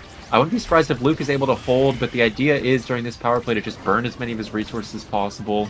Oh, great strike by A to get the checkmate into the corner. Done. Yeah, really, really well played. In that power play, you're going to want to be looking to swing the ball like that out of the corner. When you play on two faces like that, it's too much for these melee goalies to handle, and now we're going to be looking at A's flip to try and put it in the net. Oh, there it goes. A little bit of a panic flip, but still just huge advantage still going for Polar here. I think we'll be going to a 0.5, but nevertheless, we've got a little bit of an offense going for Striker Kai, and every second that passes is another second back on that flow state ability. There's always, we want to be looking for when that ability comes back up. Another big flip, misstrike by A, and we're in overtime now, which is a really big benefit for this rune as midfielders are not going to get done today, Gordo. Midfielders are not going to get done. Yeah, it's a little tough there when you end up missing out on the core, but we are going to the full 5 points as you called out. So let's see who's going to be able to take the first set and get that crucial first pick. A double banish from A again, multiple times so far in this first round, finding themselves with the multiple target banishes, and it really just buys you so much space to be able to play with. The double barrier comes on through. Chaotic going to be able to keep pushing it up and make sure that the goal is open. A striking opportunity into the Oni's blade. One more try. Chaotic not letting it through, but we'll be able to hold on for now, pushing it back on up. Twisty not going to be able to grab it, and there it goes. 3-2 in the first set, going on over towards the side of Polar. Yeah, that's a really big set win. You never want to lose an early set versus Octavia, because then you always risk running into the cast to last in draft. But A, hovering this among Titans, maybe finally sees the cast to last. Got me there for a second. So this Octavia will not be getting what is arguably her best awakening this game. The Among Titans goes over to Luke. I know he's a big fan of that awakening. The glass cannon for the Octavia, so the side of Rose is now going to be a lot faster. And then the Might of the Colossus going for the Rasmus, also just that incremental size buff is always super valuable. And I think that was a pretty good draft for Rose Petals, but it's not like Castellast is a bad awakening on Rune or anything, so pretty neutral overall, but I think both teams are pretty happy with what they got. Absolutely, and now back on towards the defense. Kai doing a good job of being able to fend that one away. A nice death touch from Twisty takes them up off the top and will be able to create another power play here for Rose. Can they push it the rest of the way through, though, before the respawns end up coming on through? Chaotic is back. Rose Petals still with one barrier left to work their way through. Kai going to be able to do so. Twisty, she comes in, goes in for the pendulum swing. Can't quite find it there, and Fool will be able to fend it back away. Another banish. A good dodge from Kai, though, using the elusive. And Twisty can push it the rest of the way through. The Rose Petals close out the point. Yeah, everyone kind of missed their strikes to the quarter there. Everyone lost their mind. But really well played by Twisty to come in there and be the last one to strike. And so, yeah, that's kind of, I think we saw that point a little bit what I was saying. It's just a little bit harder to kill this Octavia now, and every percentage point more difficult that it gets to kill her, and every percentage point faster that she gets, just the more problematic she becomes and the harder it is to shut her down. So, you know, we're just going to want to keep our eyes on this Octavia as the game scales out to see how effectively Polar can continue to shut her down. Chaotic with a KO over there, going to be able to create a power play for his side. Let's see how far Polar Cortex is going to be able to take that. A now holding back on the bottom side, trying to pick on up some of those passes. Kai back onto the field, trying to see if they can push things back over to Rose. Luke clearing things out with that astral projection. Twisty stuck inside the ensnare drums, nearly KO'd by A for it, but will be able to hang on. Doesn't even need to use that energy burst. Nerves of Steel there from Twisty. Now going to advance forward, looking for this extra barrier on the top side. Another Anomaly going to be able to fend things away. Banish, though, lasted a long time after that last Awakening draft, and Kai nearly going to be taken out for it. Now A and Chaotic back on the offense, looking to push it into the goal. A passes it down. Chaotic shoots it up. Another attempt, a flip forced out of Luke, and he will be able to hang on for now, trying to clear it back out, but they are not out of the woods yet, as it's another Oni's Blade and another slashing strike, trying to put it in, but hung on to yet again. Twisty trying to get it into their hands to be able to take it back on up towards the top side. Energy burst still available on that Rasmus, but banished away alongside the core. Going to take a boatload of damage here, but does manage to actually evade the slice and dice out of the side of Zentaro. Named Chaotic now set up for another attempt. The flip available here. Twisty taking it up towards the top, flips it in. Pendulum swing on towards the barrier. Goal opened up. Twisty pushing for more, but it will be fended back away, and now it's Luke getting it back into the hands of his squad. Yeah, I mean, that's a pretty unfortunate bounce for Named Chaotic there. Just barely misses the flip. I think that would have been a guaranteed goal if they were able to find that. But now we just see the speed is so overwhelming. A was pretty much out of position there, but oh, great flip. Nice. Finds it in, and yeah, it's just able to maneuver around the map so much. There's nowhere safe for Twisty or Striker Kai to shoot the ball in the open net. They really need to find the situations like they found at the first point, where there's a lot of chaos in the corner if they want to be able to get it through the Fool and Mako. Definitely, and already all-out aggression coming through from Polar Vortex as they take themselves the first of the barriers, blowing up the center, trying to push it through again, and Twisty going to be able to heal back up thanks to Luke for just a little while to avoid going on down. Does take a barrier for it as well, and they're going to keep that aggression going.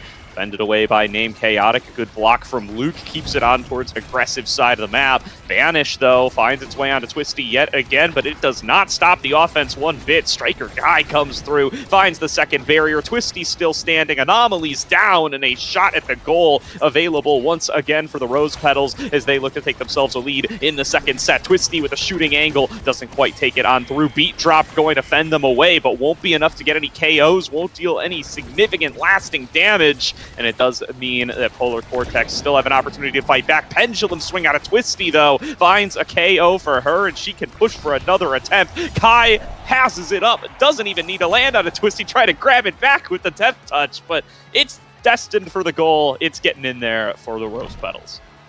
Yeah, that's a disaster for the side of Polar Cortex, because like I said earlier, this rune is going to have difficulty stacking these stacks on stacks, so any death, especially late in the set, could be a death sentence for them, just because it's going to be so long before this rune can get back online. You already see A just kind of slowly walking around the map, not able to maneuver as effectively as they were able to before, and I think that's a big part of the reason why we're seeing so much control for the Rose Petals early in this point. Definitely, and ooh, a chance to be able to close out the whole set here. They just take it. Twisty pushing in for another one and gets on in there. 3-1 on set number 2, 1-1. Keeping this game close so far, and the first pick going to go over to Twisty here. Yeah, now we head into the draft. This Octavia is getting aerials if they want it. They might also get the twin drive. It's kind of scary. Rune doesn't have the greatest options. You know, Siege Machine, Deadeye, and Spark are all pretty interesting. Opposite of the Siege Machine, the twin drive does go to the Octavia, which I think is a pretty big deal. Of that being said, the dash awakening for the Mako is just going to make the Centauro and Rune even faster out there on offense. So that's going to be really threatening for Luke.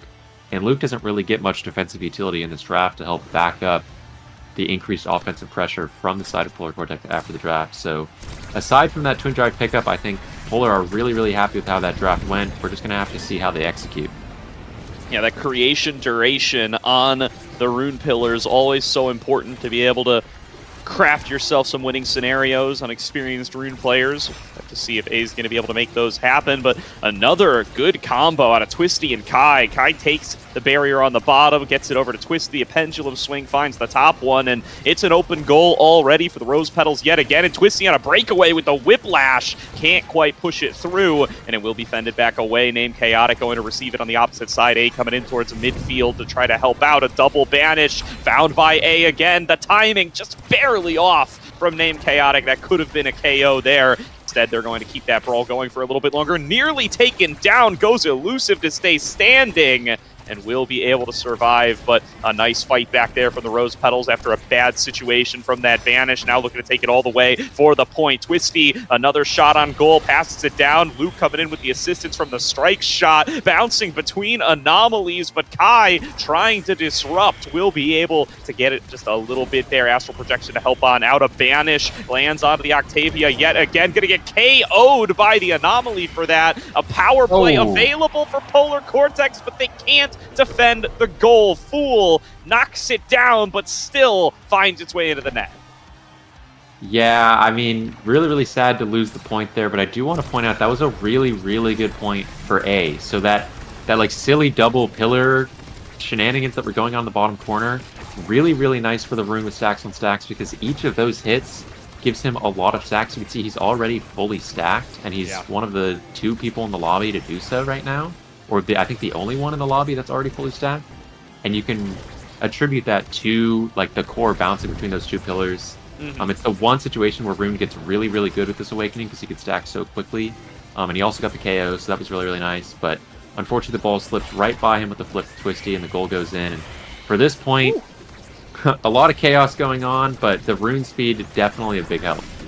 Absolutely need to have that mobility to be able to get in there and find the striking angles, but KO'd! There go all those stacks. Twisty finds a pendulum swing. Chaotic gets some revenge on the opposite side. It's a 2-on-2 on the field. Chaotic taking the second of the barriers, and will have an open goal. Nearly KO'd by Twisty, though. Don't want to lose that full energy burst. Oh my goodness, jumping all over the map here. There's another flip. There's an attempted strike. Can't get it in there with the slice and dice, but another attempt going to be generated by the Fool. Twisty gets another KO. That's going to be 4 on the streak for her as she looks to be able to move back on over towards the aggressive side.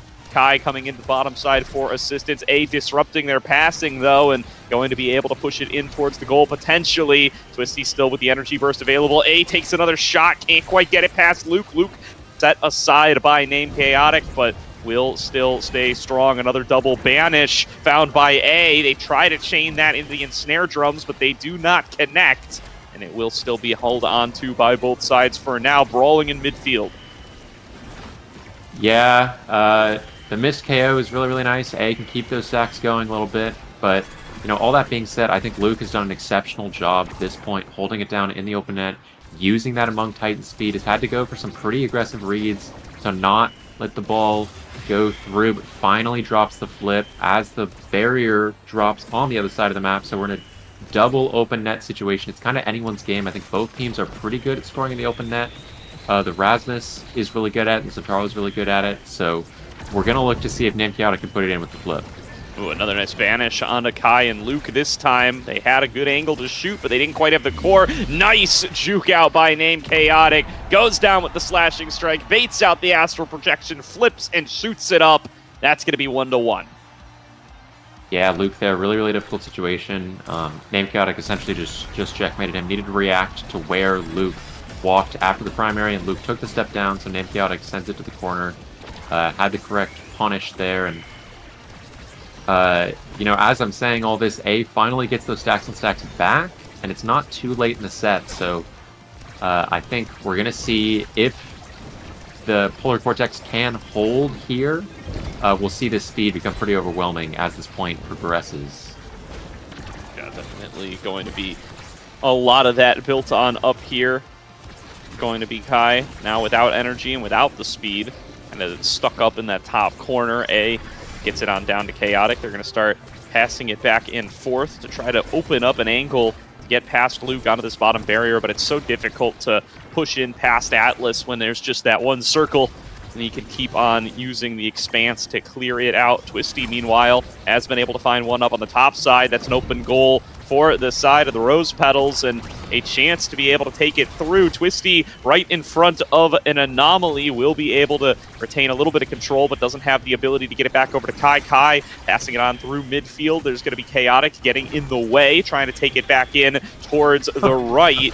Twisty not quite able to take it here, and Chaotic with all of the resources, but none of the actual core to actually be able to get it on through here. Second barrier still standing here for Luke, as he's been able to withstand everything they throw at it. Chaotic going to be coming on through now, trying to take an approach from the top side. Twisty gets it back to their hands. Kai trying to get it back over towards them, but it's just too difficult to be able to push this core really anywhere in that zone. Twisty, another pendulum swing KO, another good use of the core to be able to push it on through.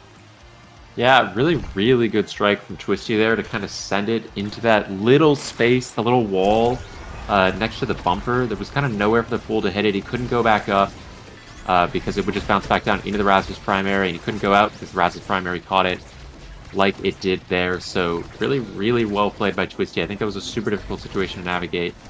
And yeah, I think all things are kind of coming up Rose Petals right now as the second barrier falls, courtesy of Striker Kai's core flip. And even though we've got a nice double banish here, I don't think it's going to make any meaningful progress as Twisty is attacking in the corner, almost gets it through. And I think the main way for Polar Vortex to make a big comeback at this point is to KO Striker Kai. But after that orb take, I think that's going to be really difficult. Yeah, definitely. Still plenty healthy. Throws down the beat drop. That's going to be Chaotic trying to evade it. Avoiding going on down. Already staggered. Already at such risk. Into the Oni's blade. Stuck up on the top side, though. Would have potentially been taken down by a base drop, but not quite going to be able to finish that off is Striker Kai. Luke going to be guiding it down towards the bottom there. The Anomaly this time doesn't quite form. Twisty connects the Death Touch, but can't really send it anywhere thanks to that Ensnare Drums from the Fool. Fool with plenty of resources available, doing a good job of holding down the defense in the game state with both goals fully open. A coming on through, going to be able to pass that one around. A flip comes out of Luke, trying to clear out the space. Chaotic with the energy burst, no chance to use it though. Constantly staggered, nearly taken down by the Death Touch, and still trying to get involved. Another double banish, but again, no core to capitalize. The shot comes through from Chaotic. Kai can't touch it, and we're 2-2. Yeah, that was so close to just being an amazing play by A if the Zentauro had set that backwards. The great double banish on the goal line. And that second barrier for Rose Petals fell because A was up in the corner, struck the ball at Luke, and then when Luke tried to go for the out clear, A was suddenly on top of him. He was just so fast with the Maka speed, with those stacks on stacks. Really paying dividends this game, and we're in a really close set here. 0.5, set 3. As someone who's kind of been in this position a lot, it can really feel like the winner of this point just kind of wins the game off of the momentum they generate from winning such an important mid-game set. So this point is going to be super duper critical, even though it isn't directly winning anybody the game. We're really going to be looking to see who can gain a big advantage. Is Octavia going to go down, or are they going to find a way around the Mako? Oh! Snuck it past there. I think that was Striker Kai on that last strike to be able to get it right where it needs to go to take the second barrier. Twisty stepping on forward. Drum and Bass can only hang on for so long. There's the beat drop out of Kai. Forces it through in the bottom. And it's 3-2 in the set, giving the lead over to the Rose Petals. Yeah, luckily for Polar Cortex, it's not Octavia in the first pick. She's actually the last pick for her team here, and if this Rasmus doesn't take extra special, this extra special rune might be able to take over the game. I think the Rasmus has to deny it. But even then, the rune's just going to get perfect form, opts out of the extra special and into the perfect form, denying the Atlas. Pretty smart pickup. Prime time for the Mako is actually a really nice deny for the Octavia, as well as just a great utility pickup. Prevents Octavia from refreshing her speed with access to an additional primary, and extra special for the Zentaro. Denied the heavy impact, and that's also going to be really nice. A lot of these points have been going super long as expected, and having an extra Zentaro ult late in the point to stop the ball and kind of tee it up for your midfielder or put yourself in a good position to score is going to be really, really useful. So we're going to see how useful those extra ults end up being if we ever get into these like overtime open net situations. Yeah, and again, it's just the spillover effect of these multi-person banishes still paying off big for Polar Cortex, but they do lose another member. Twisty is now 6 KOs without dying here and has done a great job of being able to open up these power play angles and just make all the good work that Polar Cortex is doing all for naught. Now we're tied on up in barriers once again. Twisty low on a stagger, but getting healed back up by Luke's ultimate there, and will be just fine. Thank you once again to Atlas being able to keep everybody up and standing. Kai moving in from the top side, taking a lot of damage here, banished away, nearly going to get taken down, has to blow the energy burst to stay standing, but that could have been a big power play here for Polar Cortex if they were able to finish that one off. Still going to be able to keep Kai out of the play for the foreseeable future. There's the Oni's blade, there's the KO. Twisty, though, fighting on the bottom, takes the second barrier, but there's going to be one claimed here for Chaotic, trying to wait on out. The goal opening up, doesn't quite get that energy-infused shot off, but will have the opened up goal. Kai back out onto the field, trying to take him down with a beat drop. Banished away yet again, potentially going to take a second KO here, but doesn't get sent straight up. Instead, a little bit off to the right, will be able to stay standing. Twisty picks it back up with a death touch and sneaks it between two. Fool with everything up, cannot save the goal. Yeah, that was a really, really good play from Twisty. That point was going south quick if that ball got back onto Luke's half. I think he didn't have that many resources up. No flip anymore, and Zentaro and A with their kits, fully up were pretty likely to score. That being said, something I neglected to mention about this extra special Zentaro is also that the Zentaro special is a really, really reliable kill confirm, and so this Octavia, every time they're getting staggered, is going to be pretty likely to fall just because the Zentaro's got so many extra specials.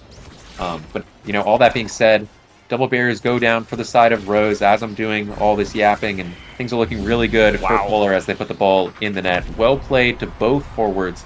Polar Cortex, that point, really put the team on their back, and we're heading to a point 3. Yeah, really nice stuff there. Going to try to stay competitive in this one, like you said on that last point there, Grimella. It's so hard on the mental and on the morale to lose in such a close scenario in set number 3. It feels like it's a big mountain to climb back up here for Polar Cortex, but getting that point, not letting it become a streak, a big deal for them as they look to move in towards the bottom here. They take their first barrier. A with so many resources, going to take another shot, but it's fended back away by Twisty. All those size awakenings really letting the Rasmus have the influence here. Another banish does come on through. Kai very low on stagger yet again, and Chaotic stepping forward, smells blood in the water. Going to be seeing if they can finish that one off, but instead, it's Twisty again, moving pretty much solo while Chaotic and Kai are brawling on the other side. Twisty has just been carving a path through this Polar Cortex defense, taking barriers left and right, and going to go for that one again here. Already found the first, but now taken back away by A, and Chaotic. Another double banish just comes up in time for Kai to save that top barrier, but tons of damage coming on through. Chaotic all over this Octavia, can't quite get the job done, trying to take a barrier instead, but really just coming up blank, and now going to be staying standing are all the members of the Rose Petals, but they do manage to open up the barriers while they're at it. They've got an open goal. They've got a chance to be able to take the lead in this set and be one goal away from victory, but need to be able to find it, need to be able to find that one crucial shot. It gets back over to Twisty. It's fended back away by the strike shot. Luke sends it down to Kai. Twisty on the breakaway with the pendulum swing. Can't quite take it in. Another attempt with the whiplash. Another attempt with the beat drop, but everything is fended away by the Fool. A helping out with the anomalies and with their own strikes, but it finally sneaks through. Twisty finds the strike and takes the lead yet again. One goal away from a Rose Petals win in game one. Yeah, this built different on Twisty has been doing dividends for her. It's such a big deal. There's so many times, especially in this open net, where that little bit of extra size is just going such a long way. And I think that it's, you know, we really have a mountain to climb for Polar Vortex now. They've been struggling to get through Luke and Striker Kai in the back line. They've kind of had a defensive masterclass this set. So we're going to be looking to see if they can overcome that, or if Rose Petals are going to be able to close the game out. Early KO found again onto the Zentaro, and a big opportunity on the power play for the Rose Petals. The banish comes on through onto the core, perhaps more important than onto Twisty, as it just means that they have the time for Chaotic to respawn and get involved again. Going to take some time to stack back up, but Oni's Blade going to be able to work on that without too much trouble. Another attempted fend away. Luke getting involved with those strike shots, but not quite able to take it in towards the bottom to be able to take that second barrier. Named Chaotic kind of stuck between a rock and a hard place there, with Kai and an anomaly in between them, trying to get that core in towards the bottom side themselves. Pendulum swing nearly takes out Chaotic there, but he's going to be able to stay standing. Yeah, lots of chaos. Perfect Form Rune, I think, is kind of showing his power this set, because there have just been so many anomalies, so many banishes, and the core is just moving so fast, flying everywhere. There goes another banish flying out. We're probably going to see yet another one soon if the ball bounces off these barriers. But, you know, as I say that, Striker Kai, great punish to take the second barrier, and really, really scary open net situation for the side of Polar Vortex. We'll see if they can defend or if we can get through Luke in the corner here, but the defensive position for Rose Petals is so strong.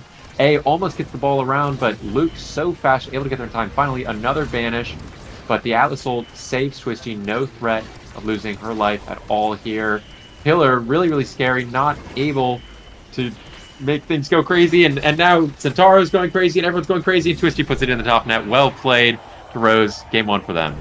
Very well done there by Rose Petals. They come up with the win in 4 sets time. Really nicely done to be able to combine together and find those really explosive offensive plays between Kai and Twisty, just constantly able to get it right where it needs to go, constantly able to maneuver on around that Mako and her defensive tools, and really nicely done by the squad all around. A clean victory for them in their choice of the Octavia.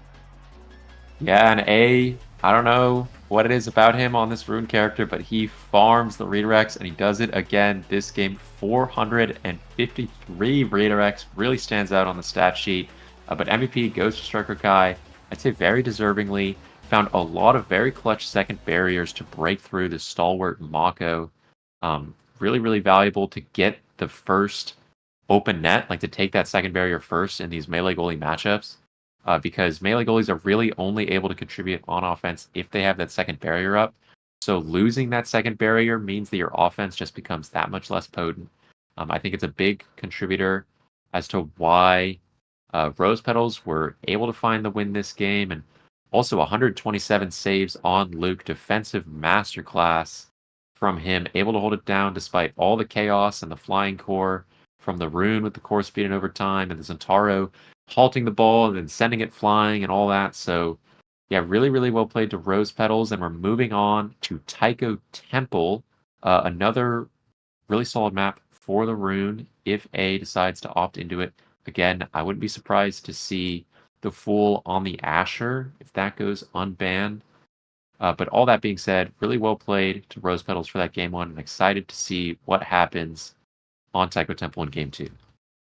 Yeah, as am I. I'm curious here, Gravella. Do you run back the rune if you're Polar Cortex here? Because it worked out. It felt like it was super strong at certain points. We talked about how those banishes were constantly having really big impact, but it also felt like there were times where the team as a whole couldn't make the most use of them, right? We saw a lot of whiffed abilities trying to capitalize right as they were coming out of the banishes. We saw a lot of attempts to really come back on defense and help out up against what was a really productive offense coming out of Rose, and they just couldn't quite get that done with the rune. So I'm curious to see if we see a pivot or if they try to double down on it here.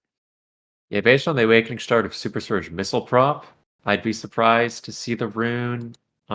This seems a little bit more favored for like a speed-oriented midfield. Like Rune doesn't make great use out of those. He can use the missile prop, and it can definitely catch people off guard. It's very annoying to play against, but it's not something that you're really going to opt into. And unsurprisingly, we see that Asher ban. I think she's so strong on Taiko Temple. The Fool has been playing that character a lot recently to a lot of success.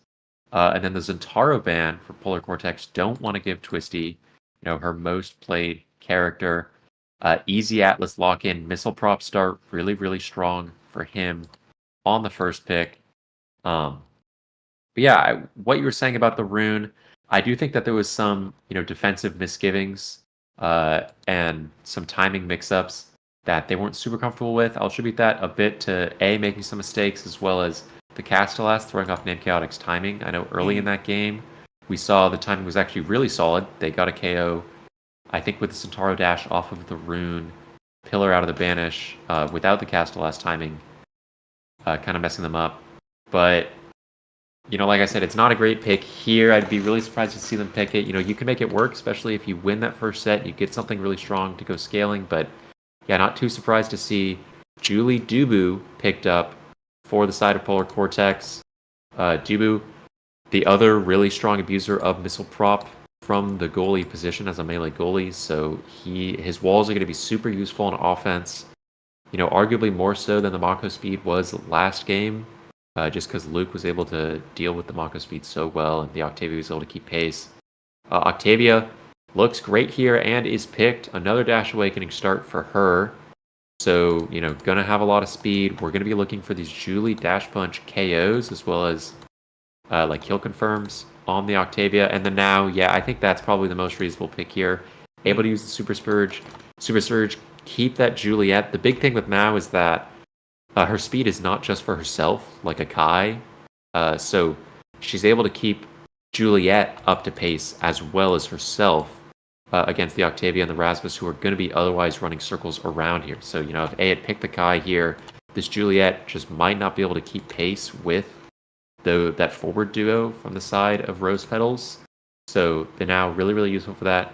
Also, more creations. We've got double creations for the Dubu and the Now to try and get through the Atlas, keep possession. And with regards to how this map is going to be played differently than Atlas Lab, this map is so much less open. We might see the Rasmus struggle a little bit, whereas the Octavia might thrive a little more because she's going to be able to play through that corner that she loves so much. So it really comes down to how much this Octavia is going to be able to keep possession and how well this Juliet is going to be able to find those KOs and convert in the corner.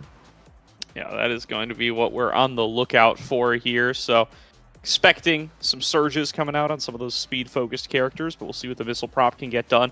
On picks like the Dubu, we are happy to see it back out and over here, but it does feel like it's definitely going to be substantially on the Juliet here to try to find some of these edge-focused KOs, try to punish some of the more vulnerable picks like the Octavia where those opportunities exist, while supported up by the Now. So see if they can rack up those KOs up against a team that looks like they're going to be trying to speed blitz a little bit more here on the side of the Rose Petals. Let's see what they can do as we kick off game number 2 on Taiko Temple. Yeah, something interesting for Name Chaotic here is Name Chaotic did opt into the Super Surge. I know some Juliets actually would take the missile prop there because they just dislike the Dash Awakening so much.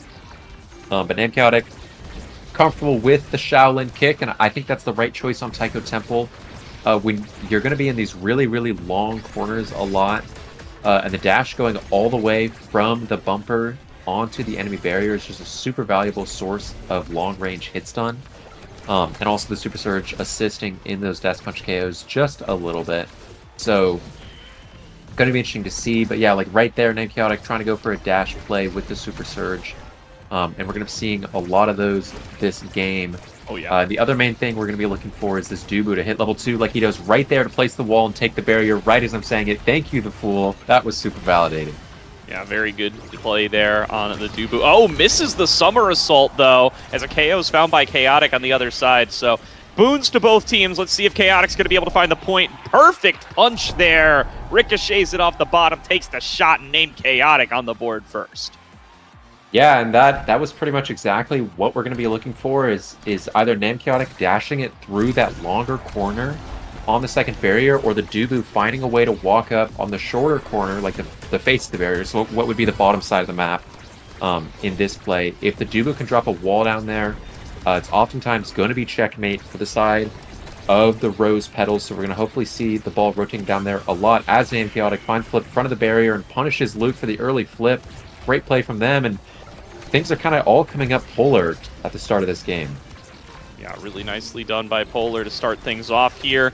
Really early on using the extra dash range on this Juliet to be able to keep up with the mobility offered by Kai and Twisty, and pretty good while they do it here. I've been able to back them up very effectively so far. Chaotic going to get fended away by a beat drop this time around, and they're just trying to manufacture themselves anything on offense for the Rose Petals here in this game at number 2, as it's been tough for them so far. Another double hit stun coming on through there off a big dash. Not going to be able to take the core with them this time as Kai tries to guide it over towards the bottom, trying to send that core through while they still have access to the flip to be able to convert into the full goal. Twisty nearly punched off the top there, but does manage to keep standing as she tries to reset and get back in on towards that barrier. Flip comes out of Kai, takes the barrier, an opportunity available now for Polar Cortex as they try to take the shot over on the left side. Fool going to be able to keep up the defense. Twisty, though, now in a position to set up for the Rose Petals, and Kai splits the uprights. A and Fool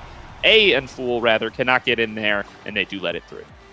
That was a really good shot by Striker Kai, just barely getting it around the Dorito from the now. Really, really well played there. But yeah, the drums are going to be inciting a lot of chaos for this Dubu. You know, as we saw, core speed got him twice there to lose the point. So that's going to be something to look out for. These melee goalies can be punished by the acceleration of the ball on this map. That chaos is something that melee goalies don't necessarily thrive in as much. And there comes the Super Surge for Name Chaotic. Woo! Great play to take that second barrier. That's exactly what they're going to be looking for all game when they opt into that Awakening. And unfortunately, their flip isn't able to find anything, but that was a great example of just the kind of value that the Super Surge can get at range against this Atlas. Absolutely, and really doing a good job of being able to find unexpected angles in towards Luke using those tools. Done a good job on the barriers. Let's see if they can take it all the way for the goal. Nice job avoiding that strike shot there from the core on Twisty's side, trying to push it on through, and doing a good job of being able to stop any attempted disruptions towards the play. We're just trying to predict an extra shot coming through there, and they hold on to the strike for now. Twisty now in control. Kai can't quite get there in time. Astral Projection doesn't connect out of the core. They will be able to hold on for now. Flip comes out of Twisty, fended away by A and the Fool, and they will be able to keep their barrier standing. There's going to be the Tofu Fortress. Still can't quite hold on to things, and we'll be able to get that core fended back away. Another pendulum swing attempt, but the Dubu is just ironclad, will not let anything through. Finally, Kai going to be able to get a bounce off the wall there to be able to open up the goal, and now Twisty going to look to finish things off. Nice pendulum swing, stuns up the Dubu, takes the core in, and it's a 2-1 lead for Rose.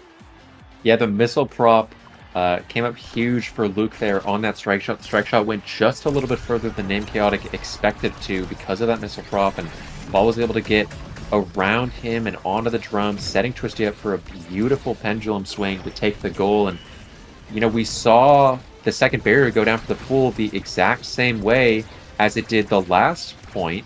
So that's 2 points in a row that barrier gets around by a Striker Kai, flip up on that top wall and into that deep corner. That's something that the Fool is going to need to be able to either adjust to or, prepare for a little bit better defensively in order to make sure it doesn't happen again, because as long as those flips aren't taking the barrier in that manner, they've been absolutely an unstoppable defensive presence for the side of Polar Vortex. Yeah, definitely something to clean up if you're looking to be able to hold on just a little bit longer, coming on deeper into this game number 2. And that's what Polar Vortex are going to need. It's win or die here, as they are already down 0-1 in the set. Nice flip out of A. Going to be able to take that second barrier. Chaotic holding on to it now. All three fall back on defense, but Chaotic finds their way through anyway. Twisty cannot block that shot. It's 2-2.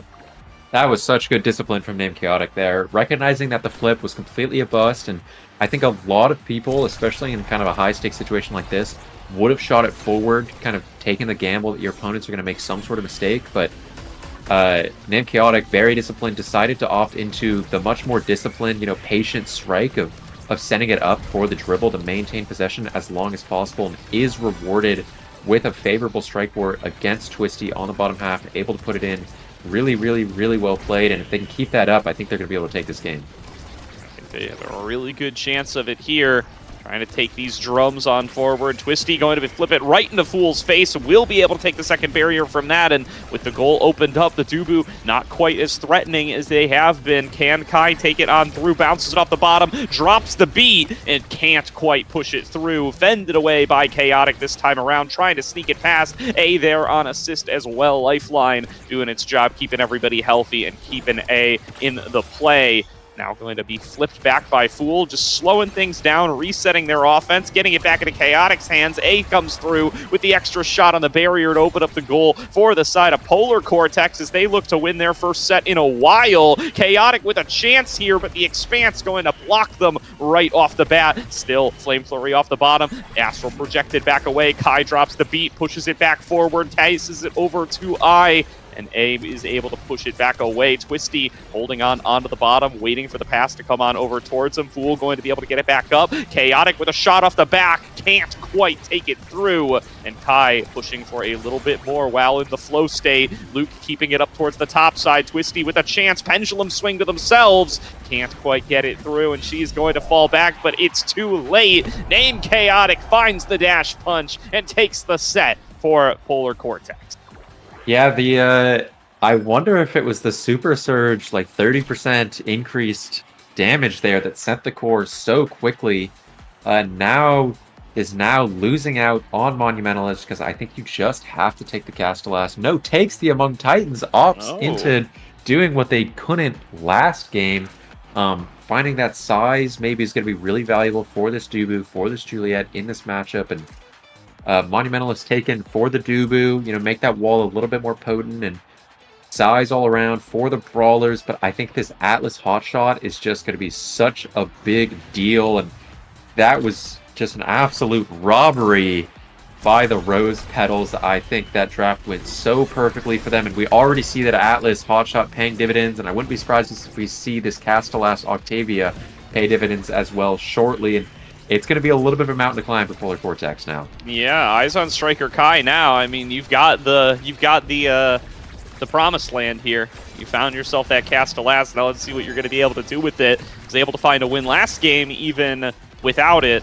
Now has the tool available. Going to let that flow state expire this time, but going to be plenty more opportunities where that came from. Twisty trying to guide it in towards the bottom barrier here up against Fool, and there's going to be the beat drop coming on across. They do manage to find that barrier. Kai has access to the flip, takes it forward. Summer Assault going to block it back away. A and Chaotic guiding it through the bottom. 2 versus 1 on Kai, who cannot keep it going. Twisty, a little bit of a disaster up against the drums there. Bounces unexpectedly. Luke can't catch up to it, and they lose a barrier for it, but will they be able to recollect themselves and get it in towards the goal? Chaotic now with a chance, has access to the flip, punches back away Luke, but can't quite get the core. And now Kai back in the flow state can take it back up towards the top. A blocking up against them. Twisty with a nice whiplash. Kai drops the beat drop, but still cannot find a good shooting angle. A good positioning here. Fool waiting in the center, but finally the angle is found. It's that hot shot from Luke once again,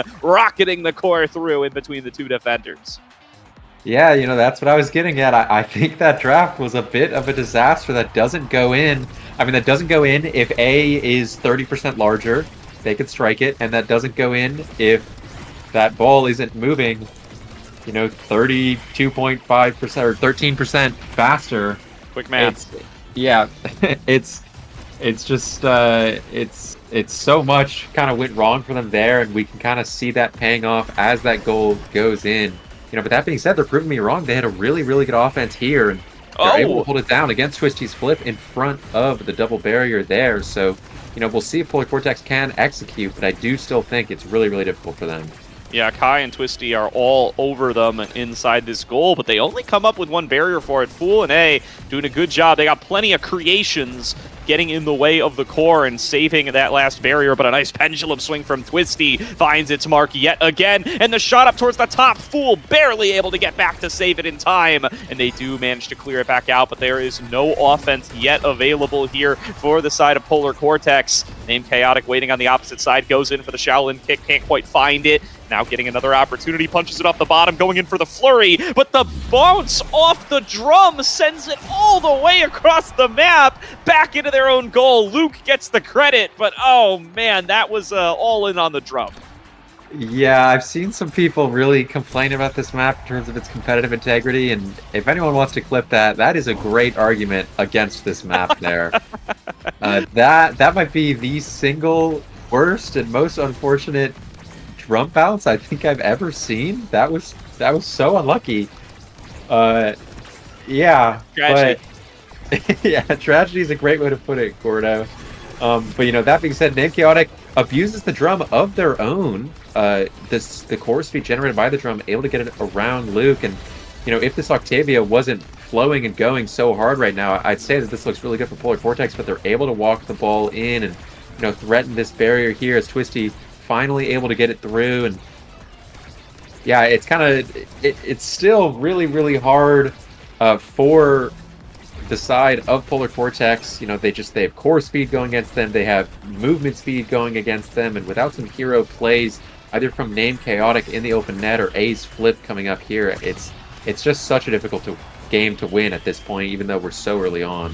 Oh, nicely done with the pendulum swing from Twisty. She takes that point pretty much single-handedly there, while causing some distraction on the other side is the Octavia, and Twisty ends up coming up with it 3-0 in that set for the Rose Petals as they tie things up. Yeah, I really want Luke to take Rapid Fire. I don't think he will necessarily, but I think it's so strong for him here with the hot shot and with the missile prop, just sending out even more primaries. That being said, the Huss hat goes over to now, but peak performance goes over to this Octavia, and this Octavia's build is just unfathomable. I would hate to be on the opposite side from them here, and prime time for the Dubu is nice. That's going to help them defensively, and the glass cannon from Twisty's not great, and I think your one win condition at this point is lose this set, which you will most likely do. And then you don't have a choice there. Yeah, and then get the power spark for Named Chaotic, and then hope this Juliet just completely frags out. They do there with the double barrier, crazy bounces going the way of Polar Vortex this time. But great KO, and the primary from Striker Kai sent it back down into Named Chaotic, who's able to strike it in. And yeah, we're gonna need hero plays from this Juliet for Polar Vortex to win this game. We need to find KOs on Luke, we need to find KOs on Striker Kai, and we need to find great Shaolin kicks to take those second barriers. Yeah, good start there, breaks the streak. That was a 3-0 set number 2, so definitely good little morale boost coming on through for Polar Vortex, but see if they're going to be able to keep those kinds of performances up, as this is another really textbook setup here from Kai and Twisty, doing a really good job of just positioning the core for these pendulum swings, getting the hit stun, getting the hit on the core in the same breath, and finding their way on through. The drums do their work again. That's a nice KO coming on through for the Rose Petals. Big Soup will buy them a little bit of additional time, but I don't know if it's going to be enough to save this point during the power play. 1 second to go on the now respawn. Kai looking to take the shot. Can't quite find their way through. Twisty stepping up with the whiplash, though, will be enough to take it through. Fool can't defend, and it's 1-1. Yeah, really, really good conversion by Twisty there. Sometimes it's a little bit of 50-50 against goalies. If you go too deep into the corner to punish their corner clear, they'll just clear it around you, but the Fool goes into the corner. Twisty has the right read and is able to send it back before the Fool can respond. And, we've got almost 3 flips for the man. side of Rose Petals here, and we've got no flip anymore for the side of Polar Cortex. So things are just looking really rough, despite the fact that the net is open for the side of Rose Petals here. Yeah, really slow approach here from Kai, even in the power play. So the respawn will come on through, but not wanting to take any chances until Twisty can get into position. There's going to be the Summer Assault from Fool trying to reset everything. Twisty going to be able to flip it back away and send it back into the barrier. Another flip comes through, this time to immune the rollout. Now here's an attempt from A. What a shot there! Twisty can't save it with the whiplash, and it gets into the corner. It's 2-1. Polar Cortex with the lead in set number 3. Yeah, I guess, really nice shot by A. Kind of predicted that Twisty would lose her mind there. So I think she's trying to throw it away, but yeah. Yeah. The secondary on the whiplash just had, a slight delay that I think Twisty wasn't, able to perfectly account for.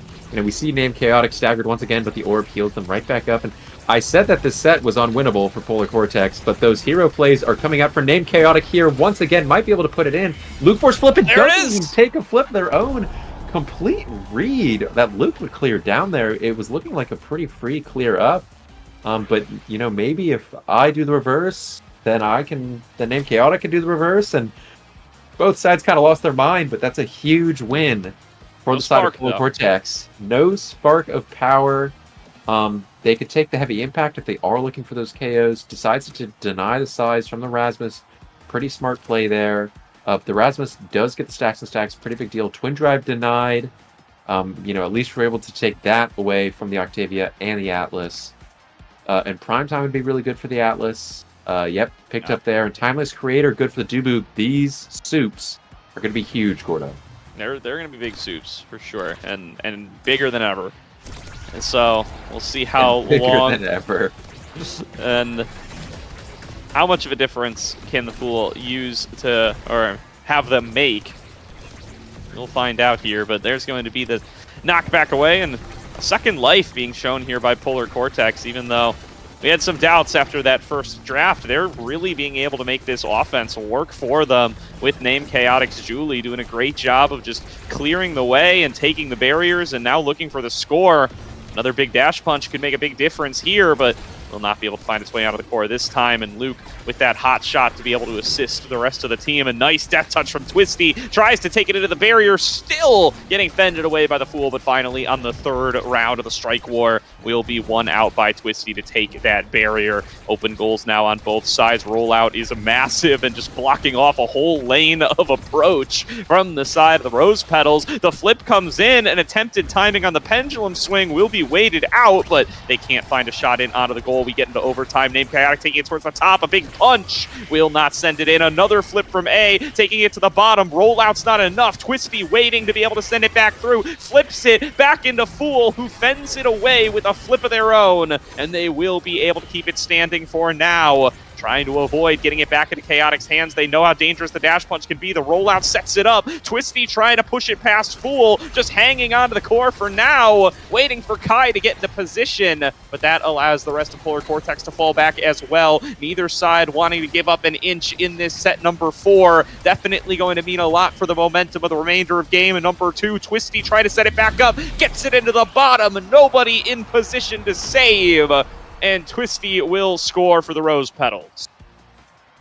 Yeah, things kind of fell apart there at the end for the Fool. Misses the strike shot and it doesn't expect the dribble out of Twisty on the top there. Really well played by Twisty to bait the Fool kind of onto the top side and then, use that space generated to go and shoot it bottom side. And yeah, I think a big thing we're noticing this game, or at least that I'm noticing, is that every time Name Chaotic gets the ball or the ball gets anywhere near them, this Atlas primary with Missile Prop is just completely denying any offensive opportunities they're trying to generate, whereas this Dubu doesn't have, an analogous way of denying control of the ball. So every time Twisty's getting the ball, they're actually able to hold possession of it, whereas every time Name Chaotic is getting it, they're, not by their own choice, they're losing possession of it.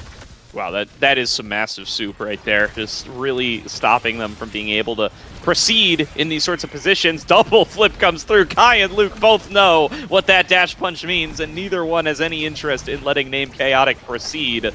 It will get on through here. Twisty waiting on the opposite side, taking a little bit of damage from the Fools. Dubu Kai pushes it through. Twisty with a chance to be able to take the score here, but cannot get the shooting angle. Drums bouncing back and forth. A power play now for Polar Cortex. They managed to get the Rasmus off the map. Twisty not able to help out. Can Kai and Luke hold on for 3 more seconds? A with 1 more shooting opportunity. Won't be able to make anything of it. Twisty here is back now. Takes it with the pendulum swing, taking it single-handedly up towards the top. One-on-one with Fool until A is able to come back and help on out. Nice use of the dash punch there, but fended away with a really well-placed strike shot from Luke that disrupts the attempt. Now sent back up towards the top. Twisty looking for the pendulum swing. Can't find it. A clears it back up towards the top. Twisty is waiting for it, though, and Twisty takes the shot. 2-0 for Rose Petals. Wow. I mean, somebody give Luke a gold medal for that one. That was an amazing strike shot. I mean, that was an amazing dash punch, but an even better strike shot. And, you know, I bet A wishes that he was 30% larger. I don't know, you know, what happened there for him to be so small, but barely misses the strike as the ball goes past him. And that play by Luke, I think, is such a, you know, momentum swing for the side of Rose Petal. That has to give you so much confidence in your goalie, you know, to hold it down in the back. But we've got flips for the side of Polar Cortex that can bring this set. You know, there goes the first one, trading barriers. And if A can use it well to get the second barrier, or at least use it to get possession, to maybe get the second barrier so close, you know, we could get something going. The Shaolin kick finds it, and things could turn back around for Polar Cortex. Definitely could. Bouncing it off the drums here, taking it up towards the top. Twisty is waiting on the top side, gets in with the flip. She's trying to take it into the barrier, will be able to do so. Pass down to her. Pendulum swing, can't quite send it home, but Rose Petals are on the verge of being able to take themselves to set number 5 and to a potential win. Kai not quite going to be able to retrieve it here, though. Chaotic takes the shot towards the bottom. Nearly finds its way in, but Luke is able to hold on using that flip. Now trying to guide it towards the bottom. Twisty with the KO off the pendulum swing. Really well placed there as Luke sends it back on up. The Soup going to stop that entire top avenue from being available. And A clears it out yet again. Kai now waiting with the flow state. Manages to navigate it around the rollout. It will connect on the other side anyway, and they cannot get to it up in the top corner. A perfect shot from Chaotic cannot be stopped by Luke. A pushes it in. Yeah, A just really, really, really well placed mind there under Name Chaotic. No one was expecting the Julie to be able to hit it from so far away because it was actually the Now that was hitting it, even though they were on the other side of the map.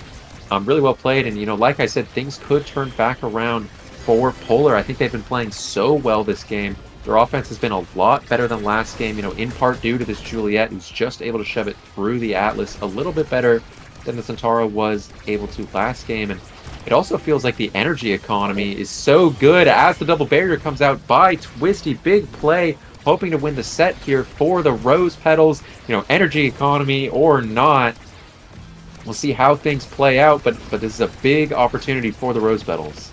Oh, nearly getting that barrier there, but Luke able to keep it on a knife's edge. Striker Kai coming in from the top side, and Twisty pushing in from the bottom. Chaotic going to be able to clear it on out. Goes in with a big dash. There's going to be Kai taking a shot off the flip. And Twisty waiting on the bottom with the whiplash. Sends it in. Takes us to set number 5. Rose Petals still with the chance to take the win. Polar Cortex still with the chance to take it to 5 or 3. Yeah, the glass cannon plus stacks on stacks makes that clear for the Fool, not safe.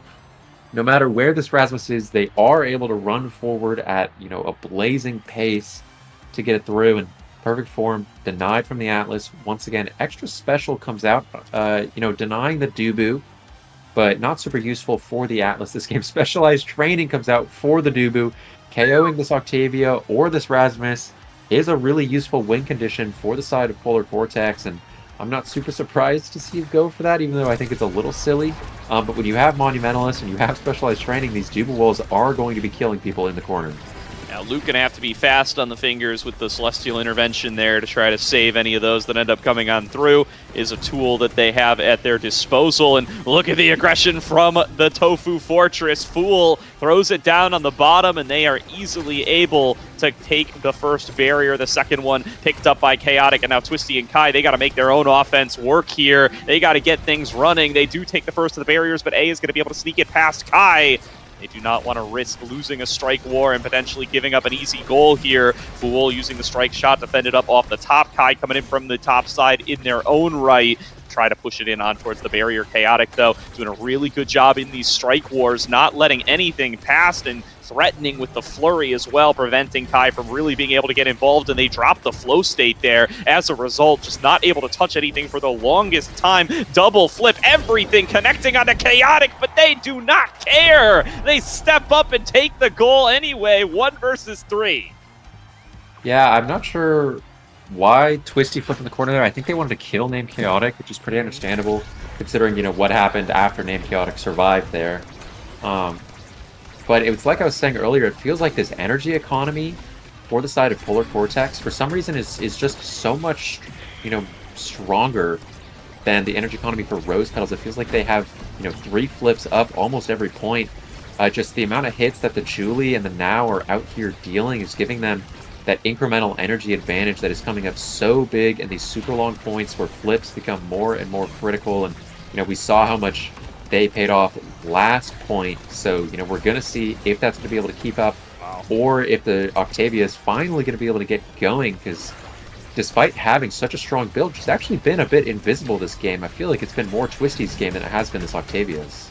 And the Fools clutching up so much in this last set here, just not letting anything through, I say, as they give up a barrier. But they've done such a good job of being able to continuously redirect the core around the barriers and away from Twisty and Kai. I mean, that was like a 30-second period with the core over on the right side, but the only one touching it from Rose Petals is Luke, throwing out astral projections to just try to keep it offensive.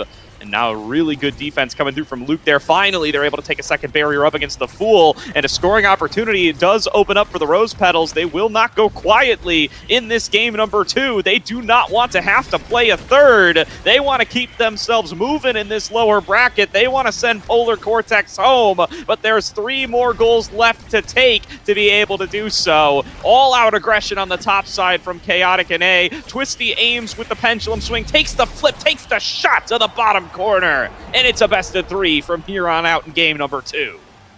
Yeah, great patience out of Twisty there. Waited to see if Fool would go for the insta flip, and Fool took the bait.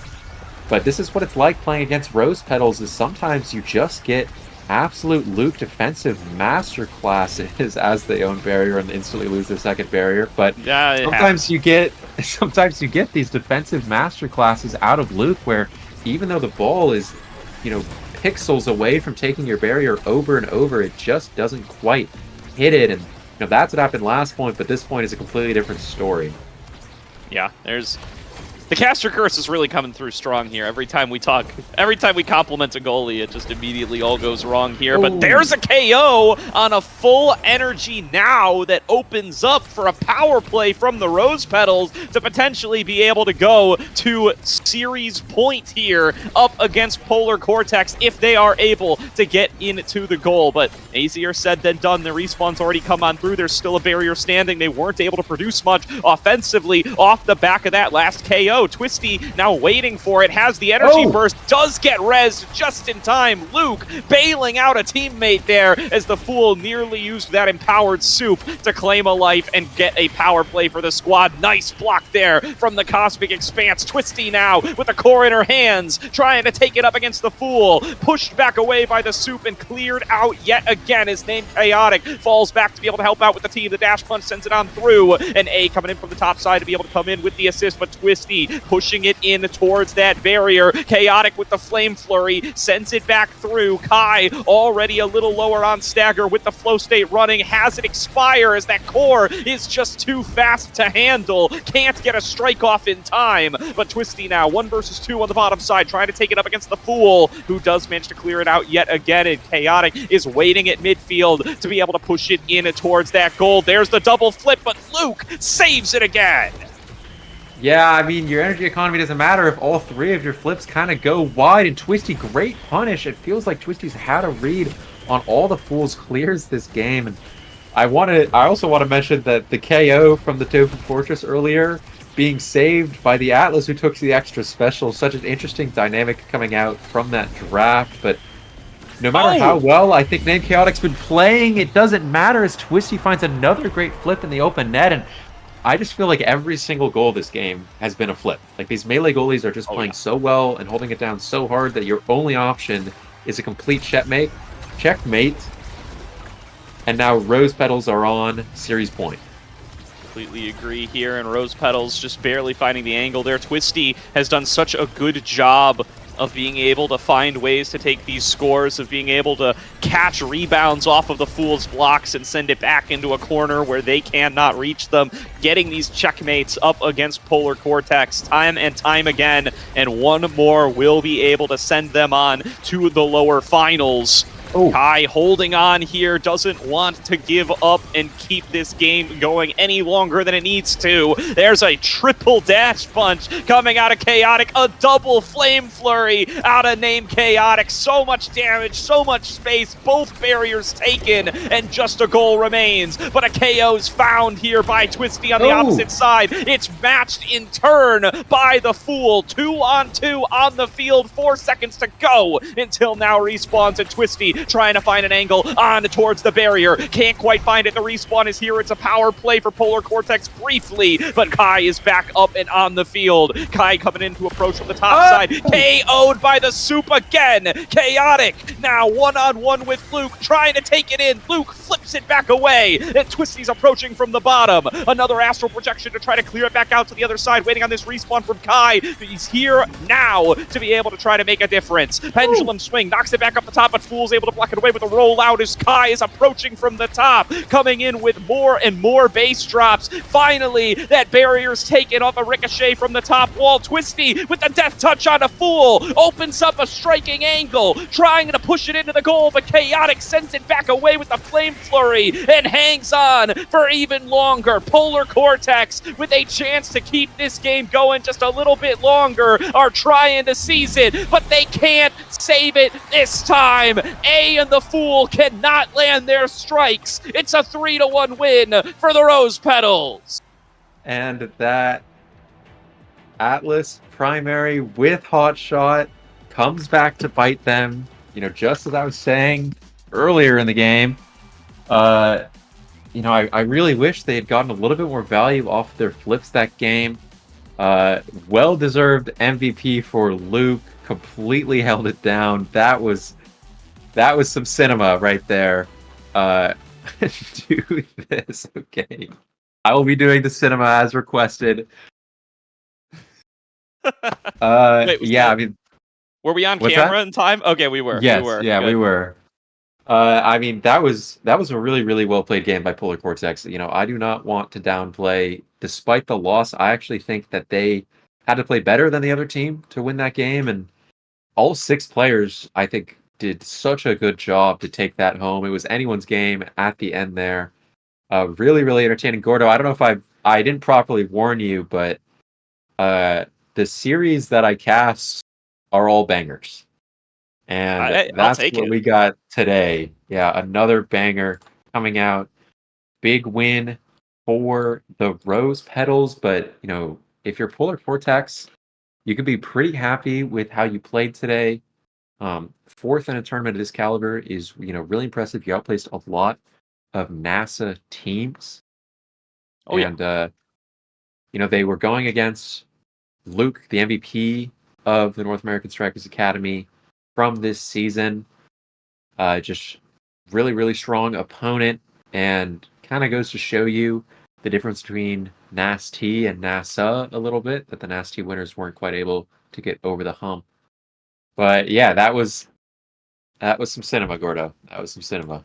Always wouldn't expect anything less here. So with that, it is going to be another match coming up here before too long. Rose will move on to the lower finals, so you're not going to go very long without seeing them face off again. They'll be coming up here in just a few short moments, Grimilla.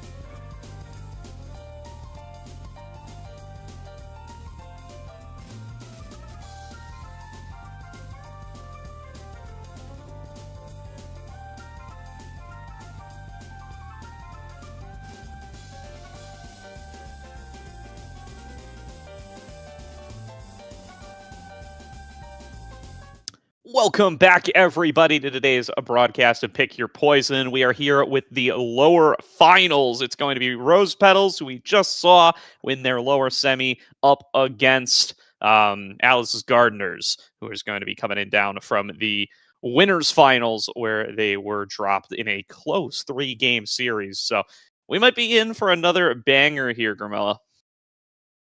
Yeah, what I'll be looking at is Doxy, who has now subbed back in. I think that takes the Octavia mostly off the table for the side of the Rose Petals, and I actually think Octavia was a really big pick for them last series. It applied so much pressure, especially in those Awakening drafts, and could scale out of control. But that being said, Doxy on their Juno this game, a character who can similarly pressure those Awakening drafts, so that's not entirely gone. We on the signature Luna, Wallaby on the Juliet, I think is really strong, and the big thing is going to be how well Twisty on this, slightly off meta Kazan pick, how well they can outmaneuver Mr. Lions Eat Bears Bertram in the back of the net, and also just how well General Twee, who I think has been playing really well recently, how well they can potentially outmaneuver Doxy in the midfield. Yeah, also curious to see. I mean, kind of 2 new teams here in a way, as you said, Rose Petals. Another roster move coming on through here as Doxy rejoins the squad. Let's see how she's going to be able to. Can I get 5 big booms for Bertram? Okay, Threezy just came out from his camping trip. There he is. I did warn that we might get a Threezy cameo, and Twee, using that Luna to absolute perfection, able to take that second barrier, and Bertram, kind of that iron wall, especially with Twee rotating back to help out so much, and it's going to be, I think, a mountain to climb. It's not super surprising that our winners finals losers are favored in the losers finals here. That was a lot to say. Wow, that's a lot of words there. I get what you're saying though, for sure. Coming in as the higher seed, we'll see what they're going to be able to get done here. So far, pretty competitive first bout as either side quite able to push things through. A nice quick leverage from Twisty, be able to pull it in close. Now a chance to score with the top spin. Beautifully placed by Twisty to take the first score of the lower finals. Yeah, we've been seeing that exact connection between Luke and Twisty a lot. We saw it a lot last game with the Rasmus, where Luke would hit it off the drum, or would use hotshot off the drum, or would flip like he did there to Twisty down in the bottom corner, and then Twisty would sit there, wait for the ball to reach, and then hit stun the goalie as the ball kind of flew down into that corner. Not super surprised to see it work well here. And I kind of saw it coming as soon as Luke flipped. Really, really good team play between the two of them, and going to be a really reliable way for them to get through Bertram on the open net, who otherwise I think is going to be really, really difficult to get through. Yeah, completely agree there. As bringing it up towards the top, there's going to be a maddening descent out of Twisty, trying to get it in towards Bertram here. Will be able to take that first barrier. There is another nice big crater coming on through from Twee, and that will open up the space for Wallaby to be able to close out the point. Looked really tough with all 3 members in the area, but Wallaby finds the angle. Yeah, really good patience out of Wallaby. Waited for Luke to strike, waited for Doxy to use her primary and strike, so Rose Petals were kind of forced to exhaust all their resources in the open net there before Wallaby finally puts it in. Also, just the constant pressure from Twee in that corner is what made it so that Luke had no abilities up to save the core flip. So, yeah, just really, really solid, long-term play out of them. And another quick double barrier for Atlas Gardeners. It just kind of seems like they're firing on all cylinders. Definitely does. A nice pass there, using the gravity to be able to pull it right over towards Twisty. Doesn't make much happen of it, but really good read there, and going to be able to get a nice flip out of Twisty just to take it in towards that first barrier. Bertram rolls up towards the top to prevent any kind of double barrier situation from coming on across, and will be able to hold on to the one. Twee coming in with the boost, finds another goal, and they'll go up 2-1. Yeah, 5 big boosts for General Twee right there.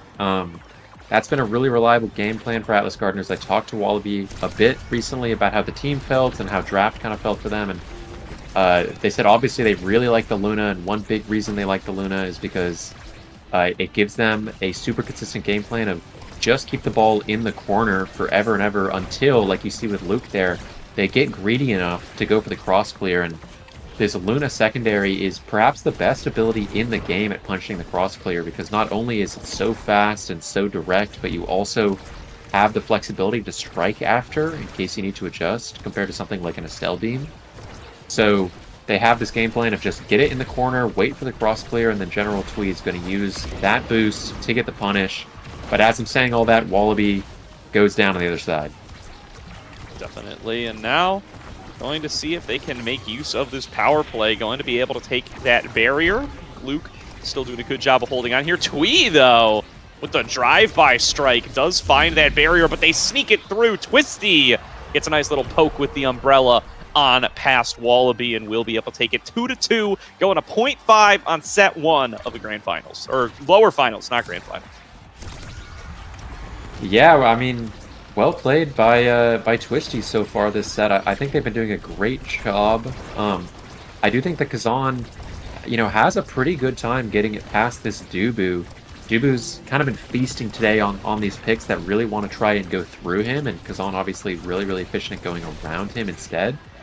So not too surprised to see in the open net this Dubu struggling, whereas Bertram usually is not known for that kind of defensive liability, but this character pick really paying dividends in this first set, and obviously if Twisty gets size or something, they can scale out of control a bit. So yeah, going to be looking out for that. Yeah, Twee kind of juggling it to themselves a little bit there off the back of the crater into their own strikes, but will be able to maintain control. Nice disruption there from Bertram, trying to stop Twisty from being able to get through. There's the boys' angle once again, and not going to be able to find their way on towards that barrier, so very nicely done, and will be able to hold on towards that barrier all the longer. Here comes Twee, passing it down to Wallaby. Nice expanse out of Luke. Going to be able to hold on, and a good flip out of Twisty. Will be able to take that second barrier for the side of the Rose Petals. They look to convert and take their first set here. Launches it up towards the top. A little bounce there. Not going to be able to get past Bertram. A KO onto the Juliet, and now power play, open goal, passing back and forth. Doxy and Twisty, they're looking to close this one out. Bertram going to use the Summer Assault, holds it for just a little bit longer. Make It Rain comes through, but it is not enough to find the score until Twisty pokes it on through. Doxy actually comes up with the credit there, and that's a set win for the Rose Petals. Yeah, they have core speed on their side. With Atlas and Juno, the core will be flying really fast in overtime, which can be difficult for all three characters on Atlas Gardeners to keep up with. They have no Rasmus hook or Kazan hook. Catch the ball if it flies past them. Dubu's most reliable way to deal with a lot of core speed, if it's going away from him, is Strike Shot. So if that's down, he's kind of out of the play there. But this draft is super interesting. Atlas picks up the 1-2, even more core speed abuse going their way. Fight or flight for Twee. I know Twee loves that movement speed, already has some of the peak performance start. They're just going to be flying around this midfield with and without their abilities, and the slick kicks even. So they're going to be looking to strike the ball and keep the pace up as much as possible. Twisty does get size, which is something I was mentioning earlier. A big pickup for the Kazan. Doxy gets prime time, really good for them as well. Wallaby Twin Drive is okay, and same with Pass to Last. I'd say it's a super favored draft for the Rose Petals, and things are looking really, really good for them early in this game. Yeah, really good start for them as they have the lead and a solid draft here. There's going to be the top spin coming out of Twisty. Try to maintain control and see if they can keep this one going. Really nice one-on-one with Bertram there to be able to take that second barrier, open up the goal, and now the chance to score here is losing out in the one-on-one brawl is Wallaby. Crooked leveraged back into the goal and scored on, as that will be another KO coming on through there. The power play available for the rest of the squad. Rose Petals looking to close things out here, moving forward. Doxy using the Blobos, but will be intercepted by Twee, and Wallaby is back onto the field, trying to push forward for the second barrier. Bertram going to be able to keep things cleared away. A shot up towards the top doesn't quite find its way home, and Twee will be able to send it back on away, but Twisty still staying in Bertram's face, brawling with him and trying to find themselves an opportunity to be able to push it in towards the goal, but Twisty, she just cannot get the angle here. Nice crooked leverage, dodges out on the energy burst and sends it up top. Bertram gets his ankles broken. Yeah, that's the Kazan in the open net. Like I was saying, this Dubu, it really is a big struggle for him. He has to take a lot of risks if he wants to be able to defend, and Bertram, looking like they're maybe having some issues here. I don't know if they're sad that their ankles got broken or if maybe their internet broke as well. But AFK to start the point. Respectful out of Rose Petals to honor that Bertram, clearly wasn't there even before the point started. So not playing the point out, just waiting for Bertram to come back. And yeah, I'm not quite sure what happened. Maybe that would explain a little bit of what's going on. But no, Bertram's back. Fixed whatever issue they had. Now General Twee's gone. Barrier taken. Rating Barrier's back. Very, very respectful. Little timeout for Rose Petals there. Very nice. Even giving back the barrier is it looks like they struck it a little early there. So some great sportsmanship coming out here from the Rose Petals as they are getting kind of aggressed on here as they do end up letting some more through. Will now be an open goal available. Yeah, something I wanted to mention is that every time Twee strikes the ball, he has 721 move speed for about a second and a half. So he's really going to be using that to kind of fly around the map as much as possible. But we're still seeing this incredibly efficient offense from the Rose Petals once again. Get it past the Dubu in the open net and this brawler goalie matchup. I mean, I'll say it. I think Twisty's looking like a lion in this game and Bertram a bit like a bear. That was so well executed by Twisty there. The alley-oop off of Twee's crater to be able to show up, catch the core right where it's going, and send it in somewhere Bertram can't reach it. Really well played. Luke a little bit late on the expanse there, does end up letting through one of the barriers, and Twee going to be able to follow up and find a second one. Clean play there on the Luna to be able to sneak things past Luke and try to set up for Alice's Gardeners to be able to find some gameplay in this lower final as they are just getting styled on so far. Twisty takes a double barrier, sets up for the maddening descent. Ooh. Can't quite find it though, and snuck through by Twee. Between Doxy and Luke, nobody can touch it. First point goes over to Garden.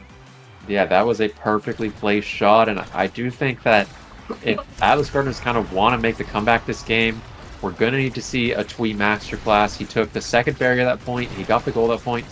All with this Luna secondary. Such a strong ability, especially with the way he's been using it. But right there, stuffed back a little bit. And if Rose Petals can keep that kind of defense up, they'll be able to take the game.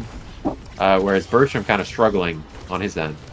Yeah, Twisty looking really impressive on this Kazan so far. Really being able to find some very impressive angles to be able to get past and around the Dubu, although that's a double barrier taken by Wallaby and Twee. Try to open themselves up for 2 in a row here as they try to fight their way back in.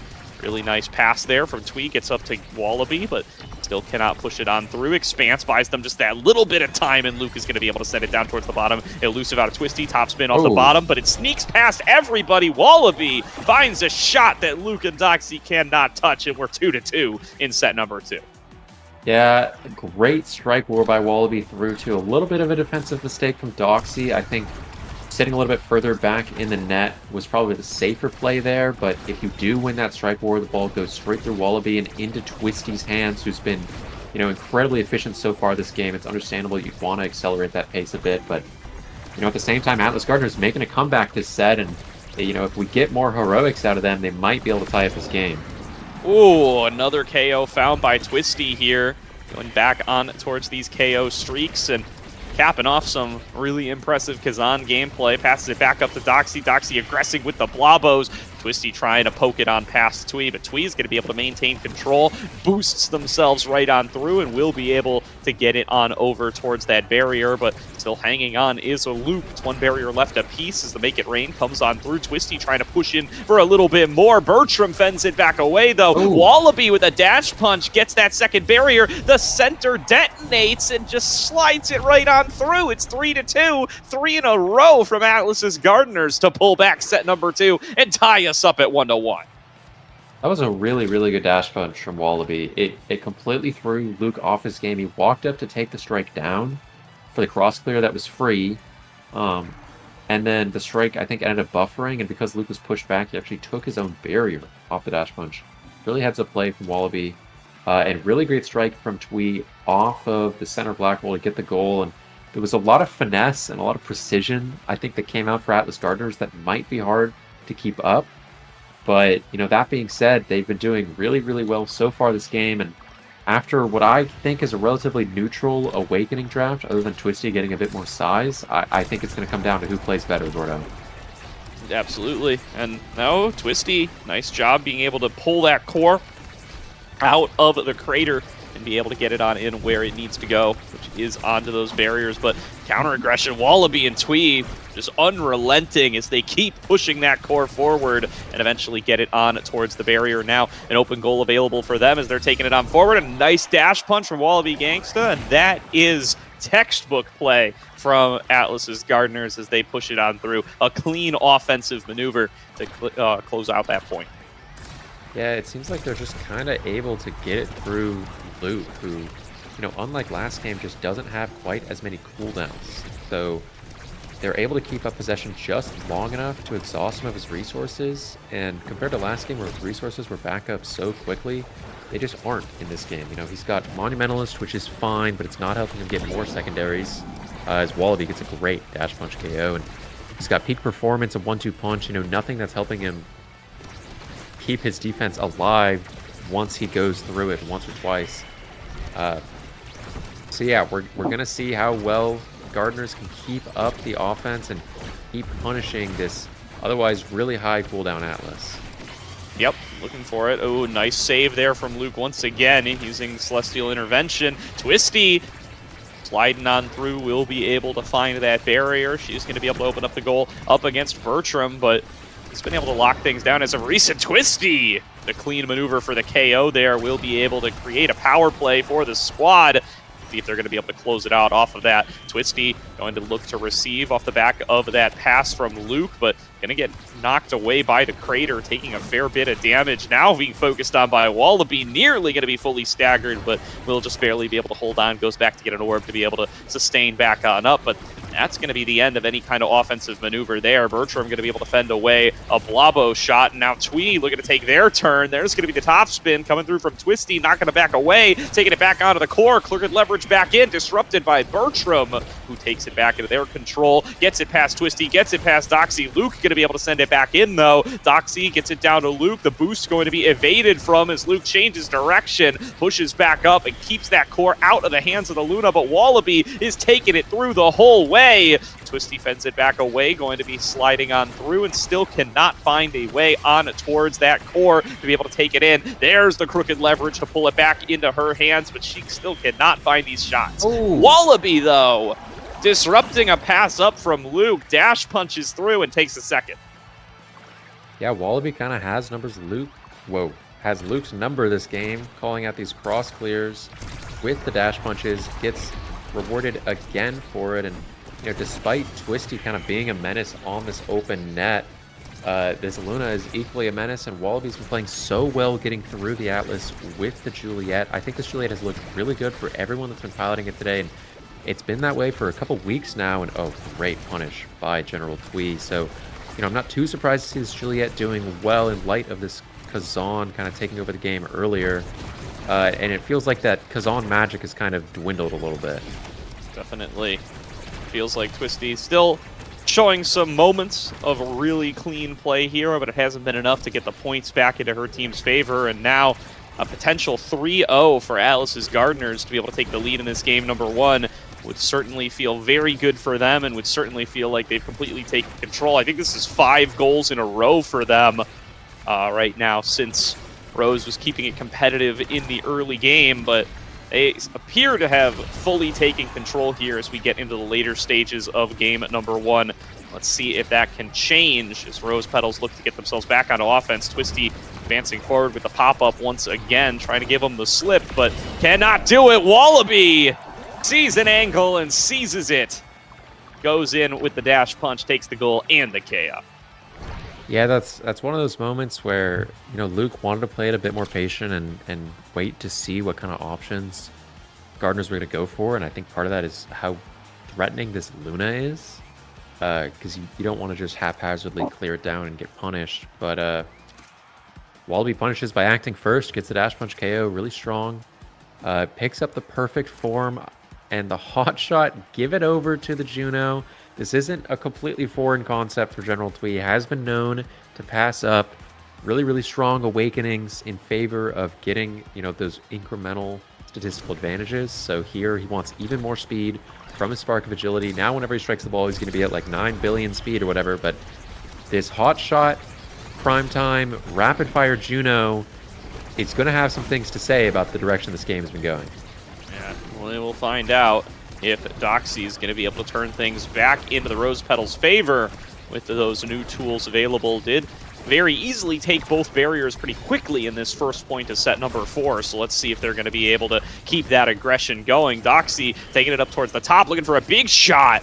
Won't be able to get it on past Bertram. Twee still helping out on defense, and it is making all the differences. Bertram's been a little slow to some of these saves, but Twee has been able to bail him out each and every time. There's another attempt coming on through. Bertram going to be able to navigate it all the way on around, and now pinned up at the top is Doxy. Wallaby nearly going to be able to take her out, but will not be able to do so this time. Twisty, crooked leverage a little bit too late, doesn't catch the core, sent past Bertram, saved by Twee again. Maddening Descent does not get the core at the angle that she wants it, and it will be back into the hands of Wallaby and Twee. Twee sending it on forward. Wallaby going to be able to kind of get it off the back of the flip, but still not finding that barrier. Twee sends it over to Wallaby yet again, going to be using the whammy to try to make the difference and get it on past. A flip comes out of Bertram, passing it up towards the top. Twisty, though, finally finds a moment with Twee and Bertram both up to the top side, pokes it into the bottom, and takes the point for Rose, breaking the score streak. I think that was 6 in a row over to the side of the Atlas Gardeners. Yeah, I mean, Twee, I said earlier, Twee was getting, what, like 720 speed or whatever whenever they were striking. Now they're only getting 762. So they're only getting just like a slight increase of around 5% from where they were at before, whereas this Juno's gotten hotshot. And the hotshot was so strong in that first point. Oh, great save by Bertram. But the hotshot was so strong in that first point, you have to wonder if that, that marginal extra speed that General Twee got is going to be able to make the difference, as Twisty almost makes the play, but not quite able to convert. So, yeah, we're going to see how these things go for them as the sets move on. Yeah, definitely looking like the math may not check out here for that Luna decision, as taking a KO there as well. Twisty now trying to push Wallaby off of the pitch, and will be able to open up an angle for Twisty to just poke it right on in. 2-0 now for the Rose Petals as they find their stride in set number 4. Yeah, what's interesting about this Juno-Kazan pairing is that if the Juno can reliably get the ball forward, the Kazan has absolutely free reign in the enemy net to kind of do whatever he wants, and that's why we're seeing such efficient open net scoring attempts. And they were struggling before to get this second barrier, but now with the Juno hotshot, it's just so difficult to be able to hold it down. But as I say that, General Twee, great punish and grabs the second barrier on the bottom side. So, we're going to have to see if they can convert on this power play, Gordo. Yeah, that's what it's going to be up to. They need to be able to hang on for at least a little bit longer until Wallaby is going to be able to find the respawn. Wallaby back out here and dangerous to try to make the score happen. Twee doing a good job of taking both those barriers, but they need to be able to close it the rest of the way. They need to not give an opportunity for the Rose Petals to be able to take a third in a row. There's the Make It Rain, getting all those blobos on through. Each one is fended away from. Twee gets it back into their hands, goes in for the bounce shot. Luke's still going to be able to fend it away. There's the Expanse to send it back away yet again, and Wallaby just cannot even get involved. Going to be able to take Doxy off the bottom, but saved by the Celestial intervention.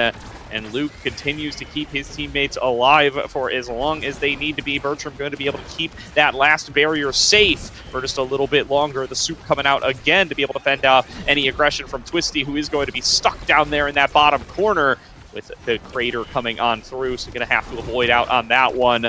And still not able to produce a really strong offensive move here are Twee and Wallaby. It's been tough for the Atlas's Gardeners so far in this set number 4. Shoots it off the bottom corner, back to themselves, trying to take it one bit further, but Luke has the flip, and Luke saves it yet again. Yeah, such a good play from Twisty there. That's something that wasn't really done in the past on Kazan as much, but done now is this, you do the dash, and then you pop up, and then you strike because you're still kind of coming out of the dash.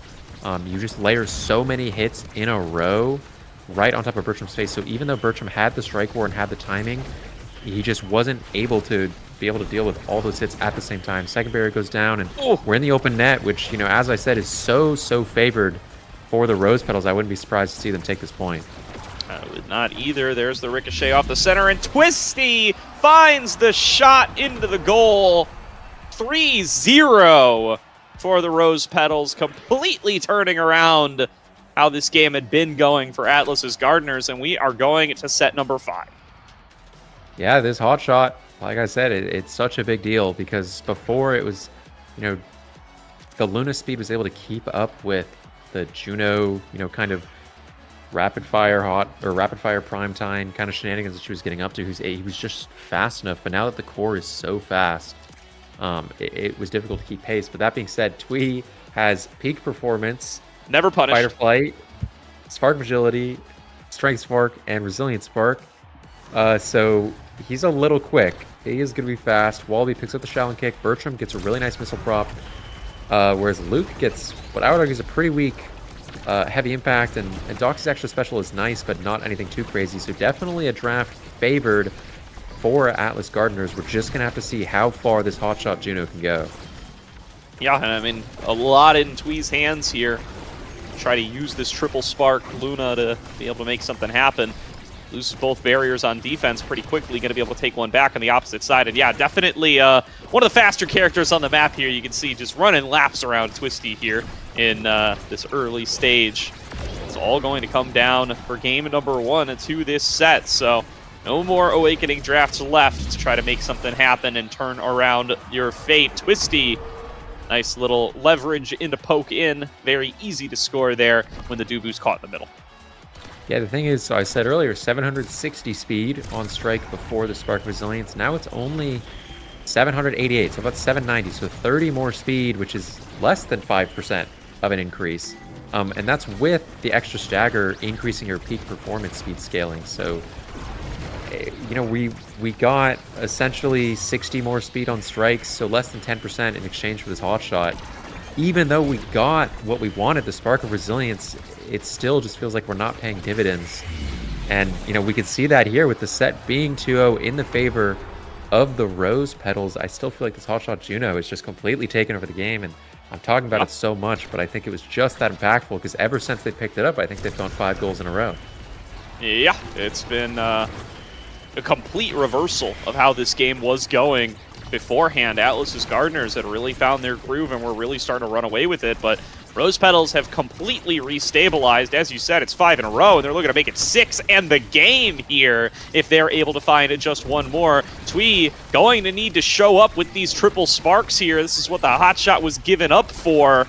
Will they be able to do it? Twee juggling it off the back here, trying to take this core back over into an offensive side. Wallaby brawling with it as well. Make It Rain comes up on the top side. Core still on the bottom, bounces off the center. Wallaby trying to find the strikes, but knocked around by more of these blobs. Caught in the middle of 3 members trying to find a dash punch, but just getting bullied here. Knocked back away by the Expanse and KO'd after finding that second barrier. But it is open and available on the goal now. Can Twee make something happen with all of this speed? Have to find out here. Twisty going into the top spin, trying to take control back for herself. Wallaby back out onto the field. Tries to pass it on up. Twee with a shot and takes it in with the boost. Breaking that quick series of wins here for the Rose Petals and giving Atlas's Gardeners a little bit more life.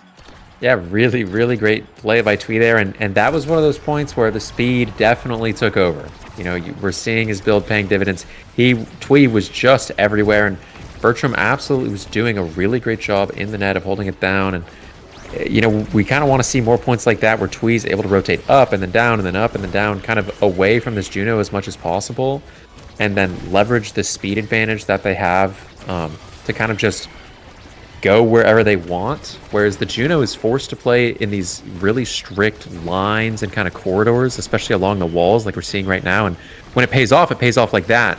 But if Twee's able to enter, you know, these more dubious open spaces, I think the Juno can fall behind despite the hot shot. Completely agree here. Oh, nice swing by Twee, but still not quite going to be able to find it onto the barrier. Wallaby goes in for the flip, though. Finds it there, opens up the goal. Twee and Wallaby still on the aggressive side. Bertram comes in with the soup. Wallaby. The dash punch from Wallaby takes it in, and we are going to set 5.5 in Game 1 of lower finals. Atlas's Gardeners trying to fight back. Yeah, I want to point out that this missile prop on the Dubu was huge there for Wallaby being able to shove it through. It gave him just enough space to be able to get it past Luke, and we're in an awesome set 5.5 here. I think everyone's about as strong as they could possibly get. Great save by Bertram, and it's going to kind of come down to just how well that these teams can coordinate their offense.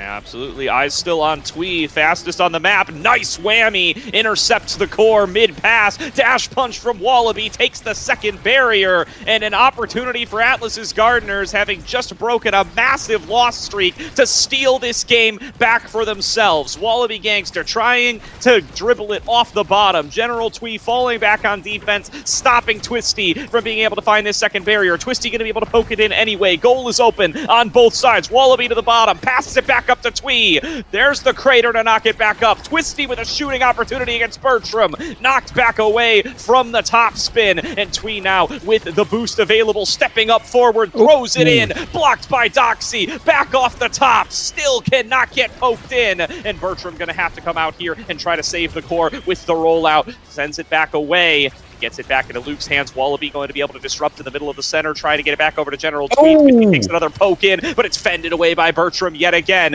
Twee sends it back over to Wallaby. Crater keeps it on offense. There's going to be the Blobbo to try to send it back down. Gets it over to Twisty, disrupted again by Twee, who is still so fast, constantly chasing down the core. Another punch from Wallaby, can't quite find its way into the goal. Twisty trying to push forward and get an offensive angle. Wallaby's dash punch can't maintain control. Twisty passes it down to Doxy. Doxy's trying to get it in there with the Blobos. Still cannot get past Bertram. Another send down, another block. Moved over towards midfield. General Twee trying to get it down to Wallaby. Wallaby with another dash punch. Disrupted, and Twisty sends it up to the top corner. It's a win in set 5.5 for the Rose Petals. They pull it back. Yeah, least stressful set 5.5 point in the history there. Wow.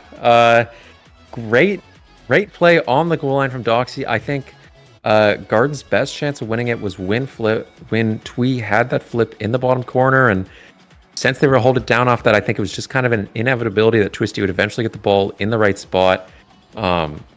Great game from both teams. Twee with 424 redirects, an absolute menace, and just so much going on. But I do think that Hotshot Juno did take over the game, and it really was not the right choice. I'd like to talk about something actually regarding how speed kind of works in this game and why stacking speed isn't necessarily the strongest Please do. We're way waiting to on generate draft, a build. man. Go for it.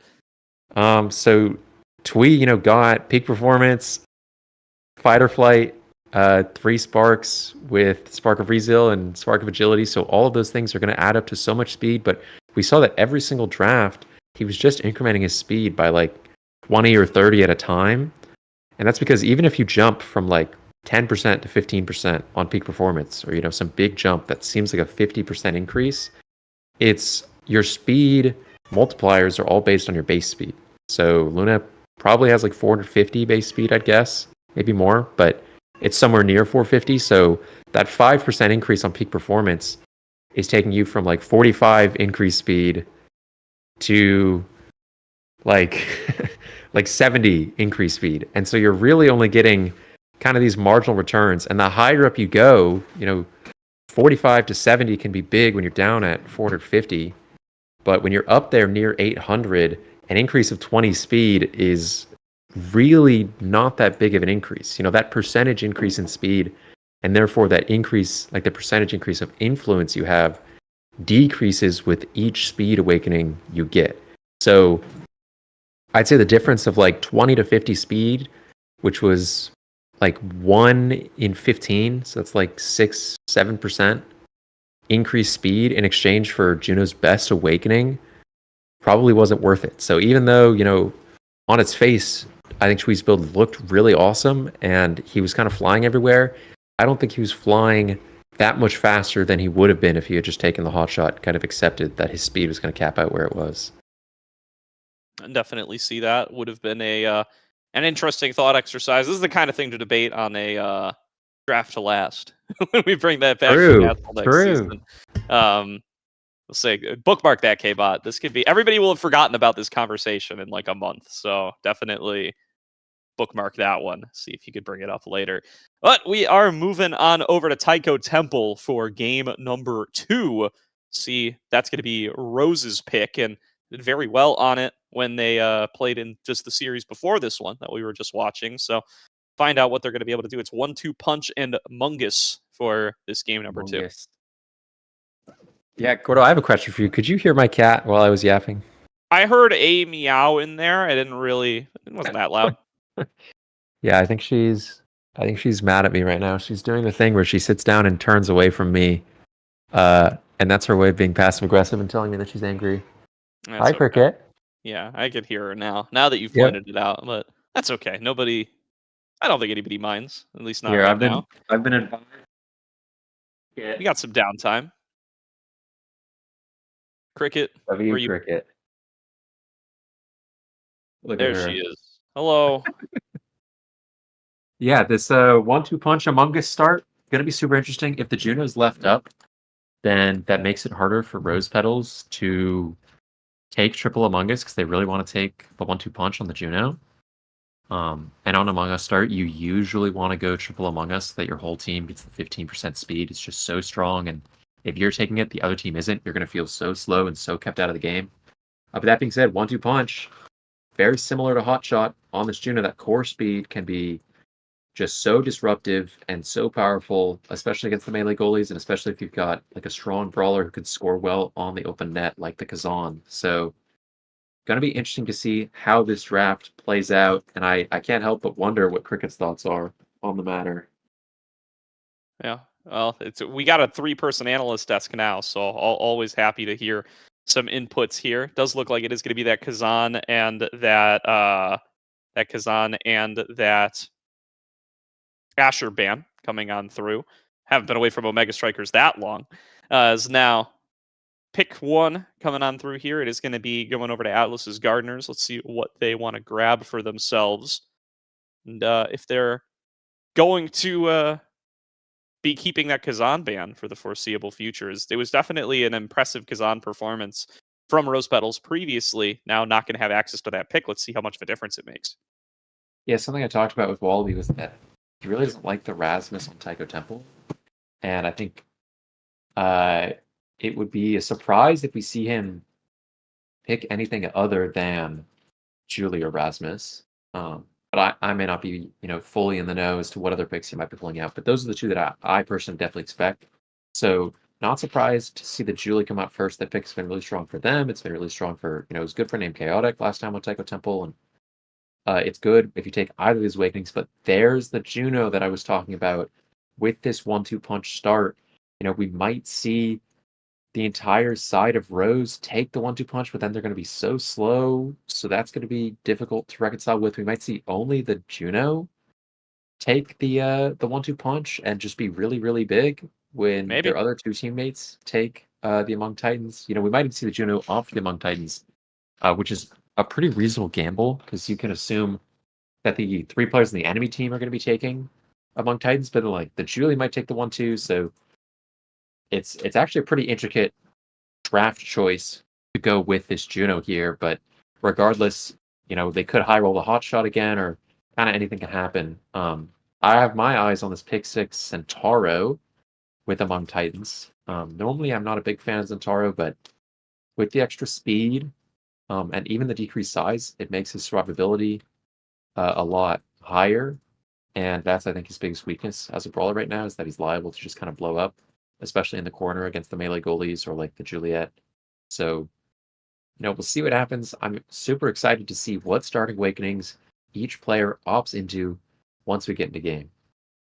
Yeah, definitely an interesting choice here when you have the Among Titans to see how many are you taking, who's taking it, and how are the benefits going to be reaped there. So we'll find out. Could be a large Juno, could be large Luna if you do want to go for that one. There's plenty of options available. So we will find out what the selection is going to be here, but it is those two melee goalies, like you said. So dangerous position for the Zentaro to be in, but always excited to see a Zentaro pick come on through. So find out how they'll be able to perform on that as we are getting on to Taiko Temple for game number 2, of course. Yeah, Twisty just must like the Zentaro matchup into the Dubu. I think it makes sense. Zentaro, one of those other characters who excels at scoring on the open net, since he has so many mix-ups and so many ways to solve the core. And we do see 5 among Titans. Doxy does opt out of the 1-2 punch, doesn't want to end up, falling behind General Twee's kind of overwhelming desire for speed. Opts into just taking the 15% speed and calling it a day. But we do see Wallaby take the 1-2 punch, which I think is super interesting because there's a very real chance that he completely falls behind in this game. Just because he'll be so much slower than the other 5 players on the map, and he'll be hunting for these dash punch KOs that are going to be really hard to get on these characters that are so quick. So he's going to have to make good value out of the 1-2 punch if he wants to make that choice worth it. Absolutely is. Ooh, good damage on a Twisty there, who gets herself caught up in the top side after having taken that first barrier at risk of potentially getting knocked off, but will be able to get herself out of danger before too long. Wallaby now still waiting on that level 2 as well to be able to try to really get in there and use the Flame Flurry to disrupt some of these moves, but has had trouble touching the core, so going to be a little bit behind the likes of Twisty, finally catching up to that level 2 now, and will immediately take a barrier after that. Nice res comes through from Luke to be able to save Doxy, but is it too little too late? Yes, it is. Wallaby Gangsta with a big Flame Flurry pushes it through for the first goal. Wow, that was really, really quick thinking from Wallaby. So Doxy actually tried to strike it out of the Flame Flurry, but it gets caught just on the edge, which would normally send it kind of up into the left into that drum there. But Wallaby recognized that and struck it perfectly around Doxy to get the goal. Really good play, and obviously the core going so fast because of that 1-2 punch. So great start, getting a little bit of that value I was talking about that, hopefully they can keep that up for the rest of the game. Absolutely. Well, first barrier does end up falling. Twisty caught down on the bottom side, never going to be able to touch the core there and going to get KO'd for it. Wallaby catches out the Zentaro and takes that KO for himself. Oh. There's going to be a counter KO though. Doxy finding a really solid Blabo there to be able to take Luna off the map, taking advantage of that low stagger stat. So really good damage found there, and now going to be a power play for the side of Rose. What will they be able to do, though, is so far not too much. Twisty back on up there, going in with the rush, trying to create an opportunity to take that barrier. Has to use the Oni's Blade to avoid the crater, and so won't be able to accomplish too much else. A barrier falls on the opposite side as Luke is not quite able to save that one in time. Going to be Doxa sending it down to the bottom, and Wallaby Gangsta finds another barrier here, opening up the goal. Twisty doing the same on the opposite side, and it's open goals for both in overtime. Who's going to be able to find the angle? Twisty trying to set up with the slice and dice, not quite going to be able to find it, and just redirects it to the bottom corner. Rose Petals take themselves a goal. Yeah, and that's kind of the issue with the Dubu against the core speed, just like last game. Once it hits overtime, I think this Atlas and this Juno are so much stronger than this Dubu, and if there's ever an open net in overtime, I'm going to be really, really scared for Bertram. He's going to have a difficult time dealing with the Zentaro mix-ups, or even just Twisty, who as a player is great at mix-ups like you saw in that goal there. So the name of the game is going to be if Atlas Gardeners can get either a really strong position or just an outright goal within the first 60 seconds of the point to avoid overtime. Definitely. Ooh, nice double barrier found by Twisty there, just putting themselves in the perfect position. Oh, actually, it's not a double barrier. I could have sworn I heard the noise twice, but the second one will fall either way. Nicely done there by Rose Petals on offense, able to open on up the goal. Twee not going to be able to get their shot off as that flip right in front of him from Luke gets it into Twisty's hands and gets a second goal for the Rose Petals. Yeah, nice pass by Luke, technically. Crazy bounce off the corner, sending it perfectly back out to Twisty. It's a little bit of a shame that you lose both your flips there, but nevertheless, I think, like I was saying, that position was really cooked anyways, because Luke had his second barrier up, it was open net for the Juno and the Zentaro, and it was just going to be really, really difficult for Gardeners to come back anyways, so I guess the double flip is a nice little consolation for them. Yeah, nice little shot there to be able to take that barrier as Doxy trying to get it down towards Twisty. Twee still using that boost to try to be disruptive, try to get in the way. Twisty still keeping up the aggression here, positioning herself right in front of that barrier, just hoping that the passes from Doxy will be able to find their mark. Wallaby Gangsta doing a good job in these strike wars, though. Flip forced out of Doxy to stop that Flame Flurry from keeping the aggression going. Twisty able to push things down, now has the slashing strike, and instead going to use it to just try to get into a fight with Wallaby here and see if she can pressure a KO, but in the meantime, General Twee with the flip going to be able to find that second barrier, opening up the goal for their side, and sent right on in, right past Doxy. She cannot save it in time. It's 2-2. Well, I mean, round of applause for Twee that point. That was some beautiful offense, beautiful decision-making. Went for an angle that was just like super kind of off-kilter to take that second barrier. It was the only angle that Twee had to take it.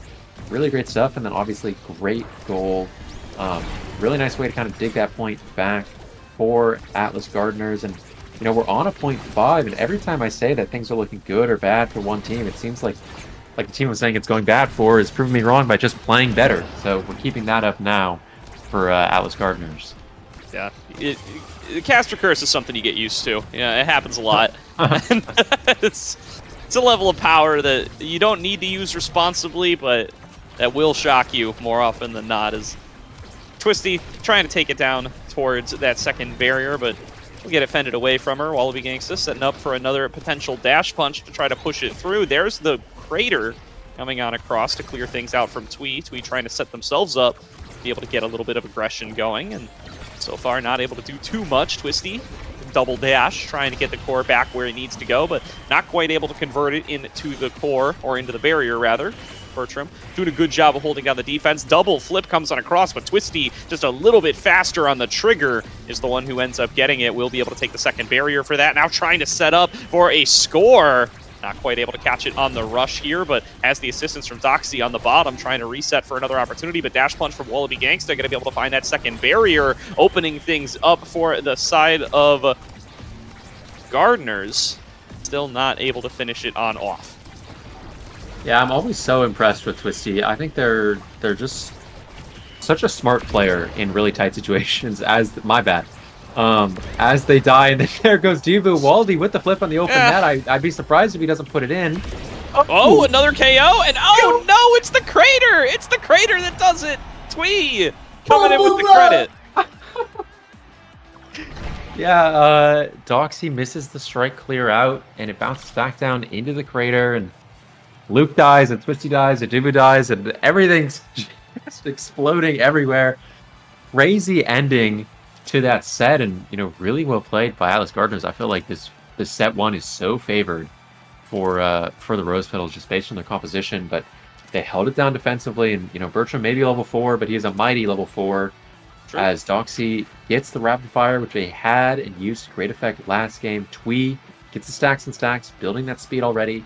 But Atlas with the twin drive and Centauro with the prime time. I think I would have liked to see Centauro take the stagger swagger, but Twisty, I think, feels that they're just not quite having enough primaries probably in these open nets to mix up Bertram as much as they'd like. They take a great double barrier with that primary from their prime time. So, yeah, I think they're going to be looking for a little bit, like a few more mix-ups, if they can find them in the open net to try and get the goal. Absolutely here. Wallaby taking things up towards the top here, going to be able to guide it on through. Twee really doing a good job of landing these mid-boost strikes to be able to keep the core exactly where Atlas's Gardeners want it. But as I say that, Twisty finally able to connect one of these big rush plays and does come up with the goal for her side. Yeah, Bertram was kind of put in the mind melter there. He knew he couldn't clear down, but then didn't quite have an angle to clear up, and because he couldn't find the right choice in time, the ball just kind of slides right through him. But it was a really, really difficult situation anyways, and great KO from Twisty to generate a power play. We're going to need some heroics from Wallaby to keep things going. But yeah, I just think, great play by Twisty in the open net there. Yeah, really good stuff, and going to need to keep that going as you find yourself down a set here in a very important match. You really want to be able to get yourself into those grand finals, and this is your last chance to do so. Twisty going to take the fight further up against Wallaby, but Wallaby able to go elusive and keep themselves safe. Another Oni's Blade has to be blown from Twisty to get outside of the Crater. return fire back over to Wallaby when the opportunity does arise. Nice strike war there from Twee to keep things in on towards that barrier. But Luke able to continue to fend it on away. And there's the drum coming up with a KO there. I think Twisty will end up with the credit on that one. And she and Doxy with a shot to be able to get onto this barrier and really be able to take a lead in the set, but still not able to do it here. Going to be able to buy enough time for the respawn are Atlas's Gardeners, and not too worse for wear for it. Bertram finally going to have to use that core flip to be able to get on out of danger, and Twisty going to be able to find a corner of her own to be able to take the second barrier and be able to open on up the goal. Now a chance to be able to score. Doxy with access to the flip as well. Going to be cleared back out by Luke yet again. Twisty waiting for it, and the rush is perfectly positioned. Twee does not get their hands on it, and Twisty pushes it through. I mean, that's basically a replica of the last goal of send it to Bertram in that tight corner up the top and dash under to catch that cross clear. And, you know, Bertram not quite able to find the answer to that twice in a row now. Probably going to be able to adapt to it. I'd be surprised to see it happen to him a third time, but paying a lot of dividends in this particular set for the Rose Petals as they head into a pivotal next draft, especially with hotshots still available. Yeah, knocked away by Luke. Doxy waiting up on the top side, and there's going to be that Blobo to be able to take another core, or another barrier, rather. Just interchangeable Omega Strikers terms, as Doxy going to be knocking on away. Wallaby sent back in towards the goal, nearly gets a punch in to sneak in a goal, but Wallaby will not have it in time. Really good patience there from Doxy, holding on to the flip, not activating it too quickly. Will come up with a KO and with a power play for it. A chance to be able to score. Sent back up by Luke. Doxy waiting for it. Wallaby already respawned though, and Twisty not able to get involved and actually KO'd by the soup there. Bertram with a really nicely placed Tofu Fortress, finding a KO and creating a scoring opportunity for Atlas's Gardeners. So Twisty got pushed into the center drum by the soup, and then was accelerated so quickly off the drum downwards towards the wall to be pushed into the soup for a second time and die. That sounds right. Yeah, love me some Taiko Temple. It's a good map. There's a reason, and hey, you know, you can't be, this is the choice of the Rose Petals. You can't be mad as a Rose Petals player if the drums betray you like that. No, they chose this. They chose it last game too, or last series at least. Yeah, they won on it there. See if they'll be able to turn things around this time. Yeah, the drums giveth and the drums taketh. I'll say that much. Absolutely. Well, so far, not a bad set for the Rose Petals, even though they do end up giving up that point. They are still one goal away from being able to take the lead. Oh, Twisty trying for a cute little mix-up there as she dashes on through with the slice and dice going, but doesn't quite catch it at the right angle, and there's going to be a KO found. So now power play here for Atlas's Gardeners as they look to take this to 0.5 and pull this set back into their favor. This time the KO comes through, though. It's on the other side. Twee can't convert and find the point, so now it's a power play here for the Rose Petals. Will they be able to find the goal, though? They can't even find the barrier. Wallaby's already back out and onto the field, and Twisty trying to push for more, but Twee and Bertram, so many resources available with all of the flips they could need. Luke can't save it. It bounces back and forth, and it will go on into the goal. We're going to 0.5. Yeah, a little bit of a drift there for General Twee. I mean, that was an awesome play. He's been going for that a lot today. You know, we've seen him. He did it last game as well in Outlab, where he shoots it into the corner where no one is, and then he plays Luna and is able to convert off of it. And Luke just, you know, like a frame too slow on saving Doxy there, and that's 2 Doxy KOs in a row now that have been absolutely pivotal for the side of Atlas Gardeners. Yeah, they lose a barrier for it, but Doxy now back and available, only down the energy that she lost in going down. As Luke not going to be able to hold on to this barrier, though, and Twee already in position to try to take the point. Not going to be able to get it. They get it on the correct side of the crater, so they are able to save the point for now, but they've got to turn this one back around. Twisty coming up with the KO as Rose Petals, they do not want to let this set go. They were up 2-0, and if they lose out on the point here, they're going to have let this one slip by, and they are going to be down 0-2 in game number 2, and it's going to look like a game 3.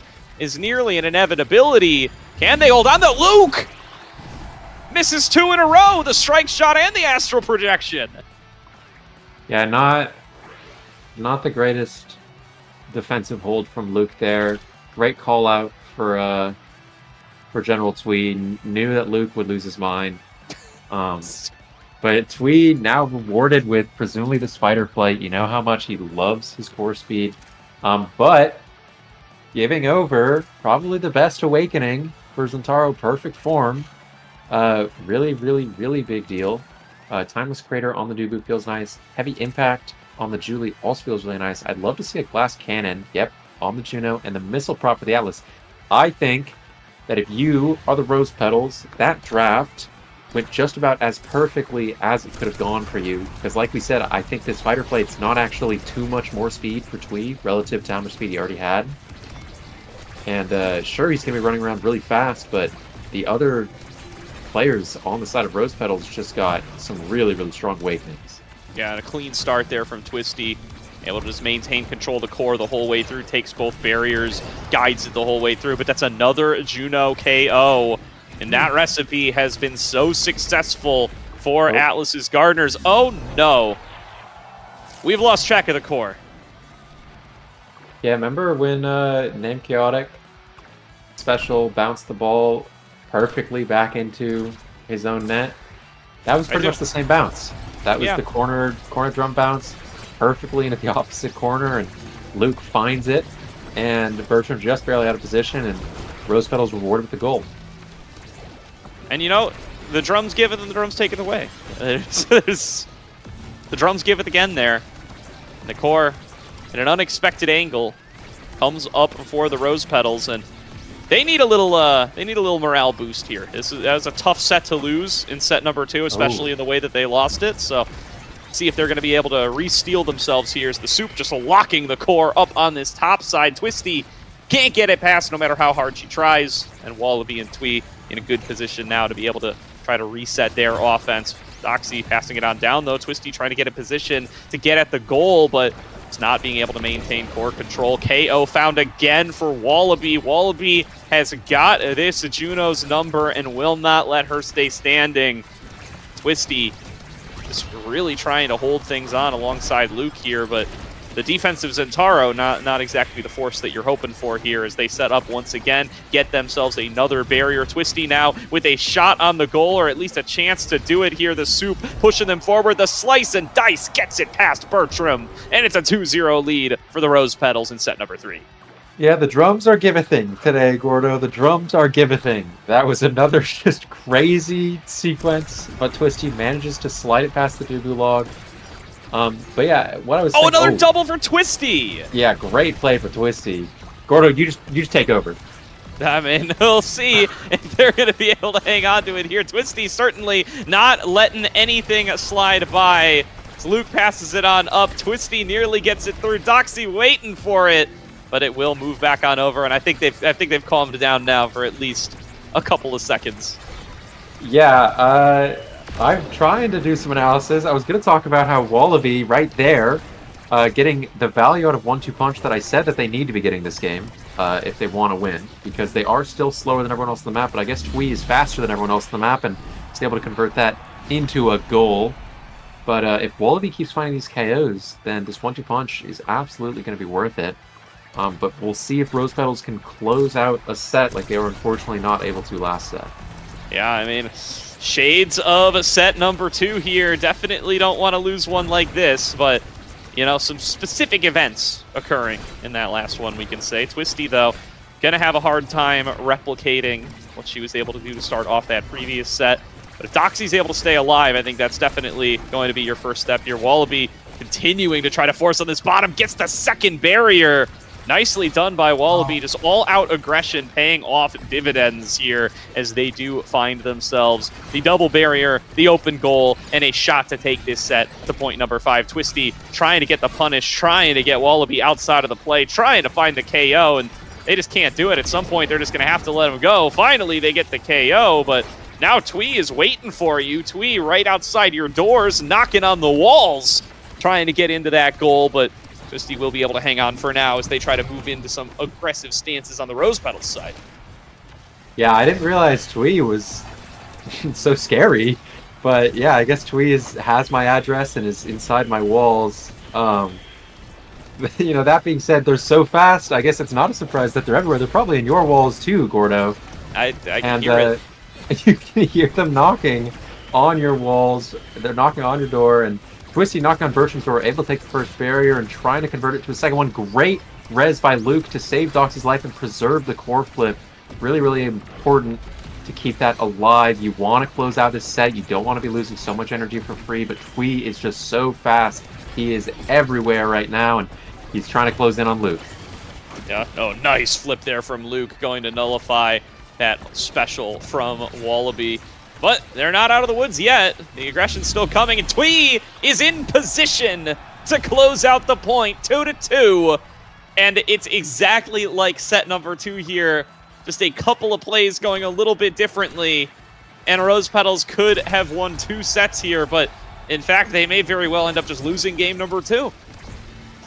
Yeah, I don't know. Twee just came crawling out of the attic there to take the strike war with Doxy after taking the strike war with her in a completely different spot of the map. Because he's just flying around so fast.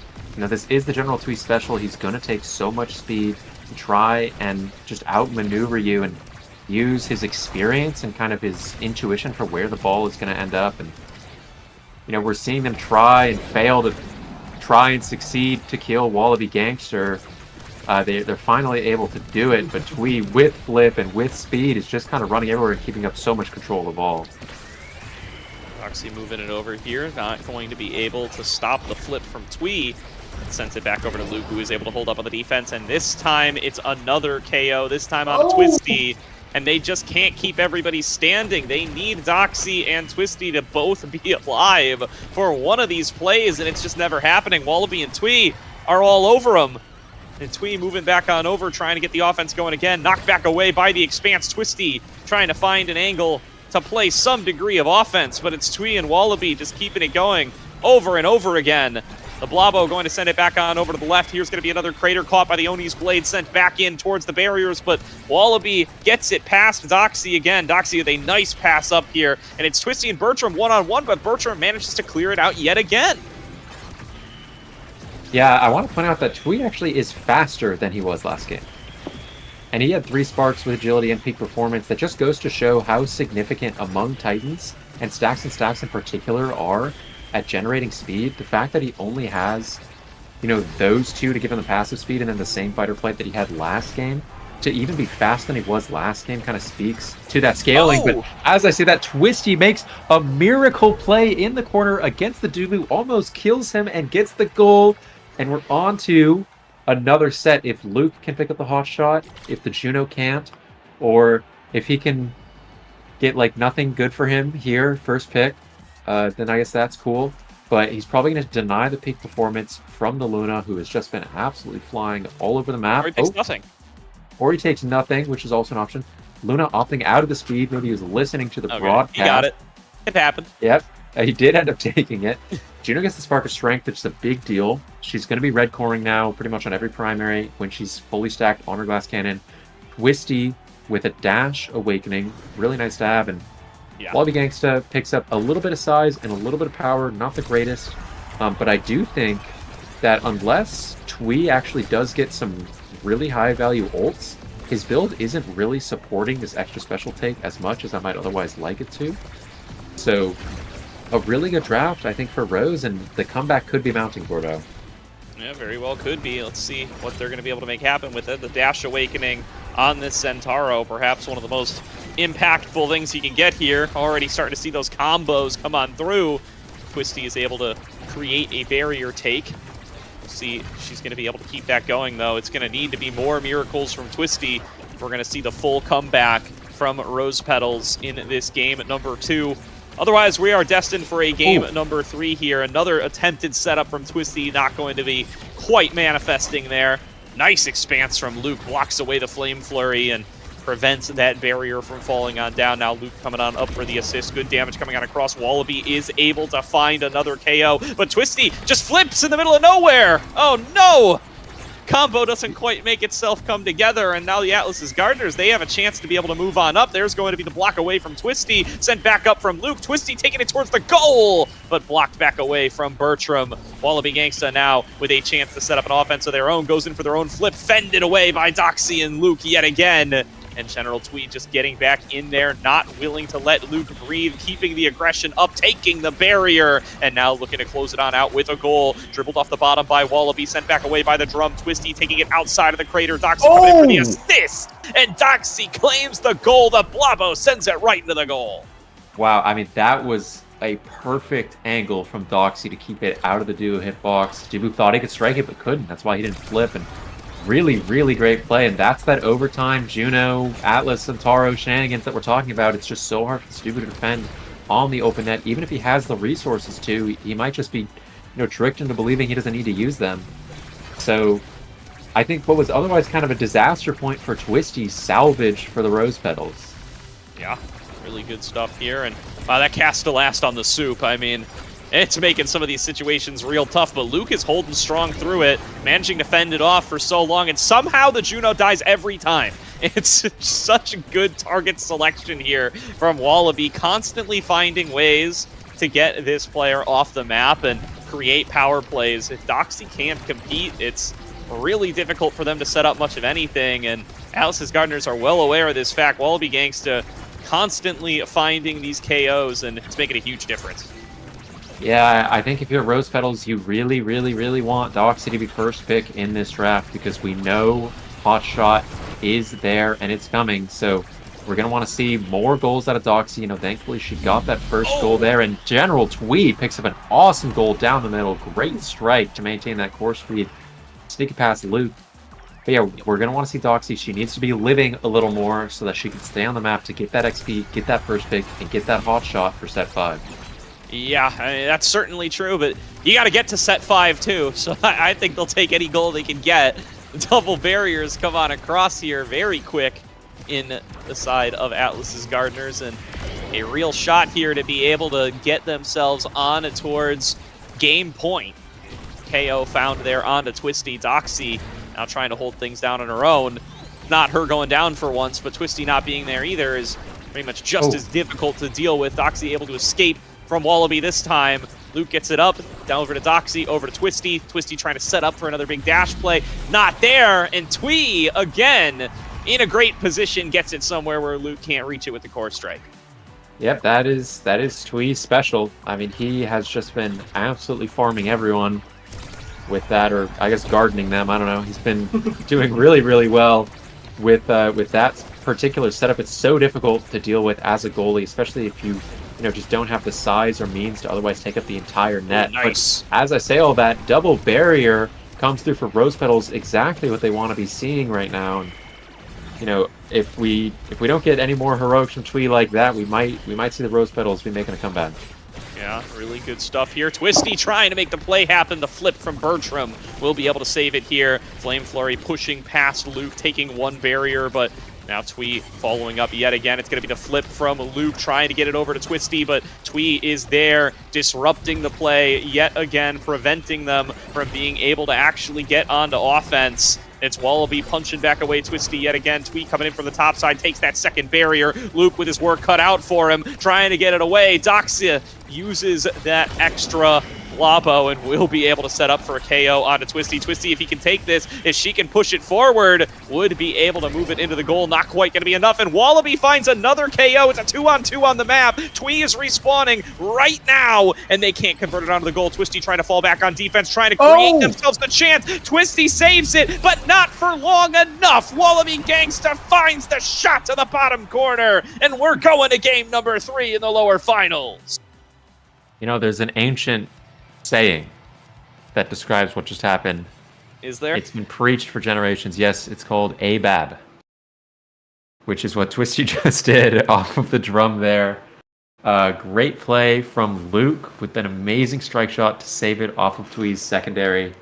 A really great game. Twee with 434 redirects and 8 goals, and also 40k damage and 160 shots. Completely padded the stat sheet. I would argue a 1v9 performance there for General T. Really, really impressive stuff. Speed build maybe pays a little bit more dividends when you're able to start an extra 15%. And now we're headed to night market. And the main thing that I'm going to be looking for on this map is if Doxy can stay alive, because this map is super claustrophobic, and those KOs that lead into the wall, we saw them a lot that game. Wallaby with 11.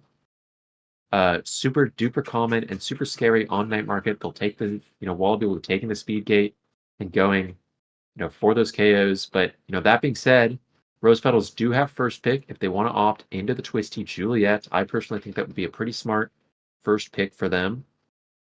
But yeah, just great game for specifically General Twee there. Such an impressive performance, and we're headed into a well-deserved game 3.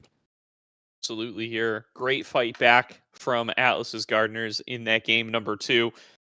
Really, really close in multiple sets there, but pulling out and clutching it out both times and coming up with the win. Now going to be one final draft here. Does look like it's going to be a perfect form in aerials. So got the Dash Awakening right from the start.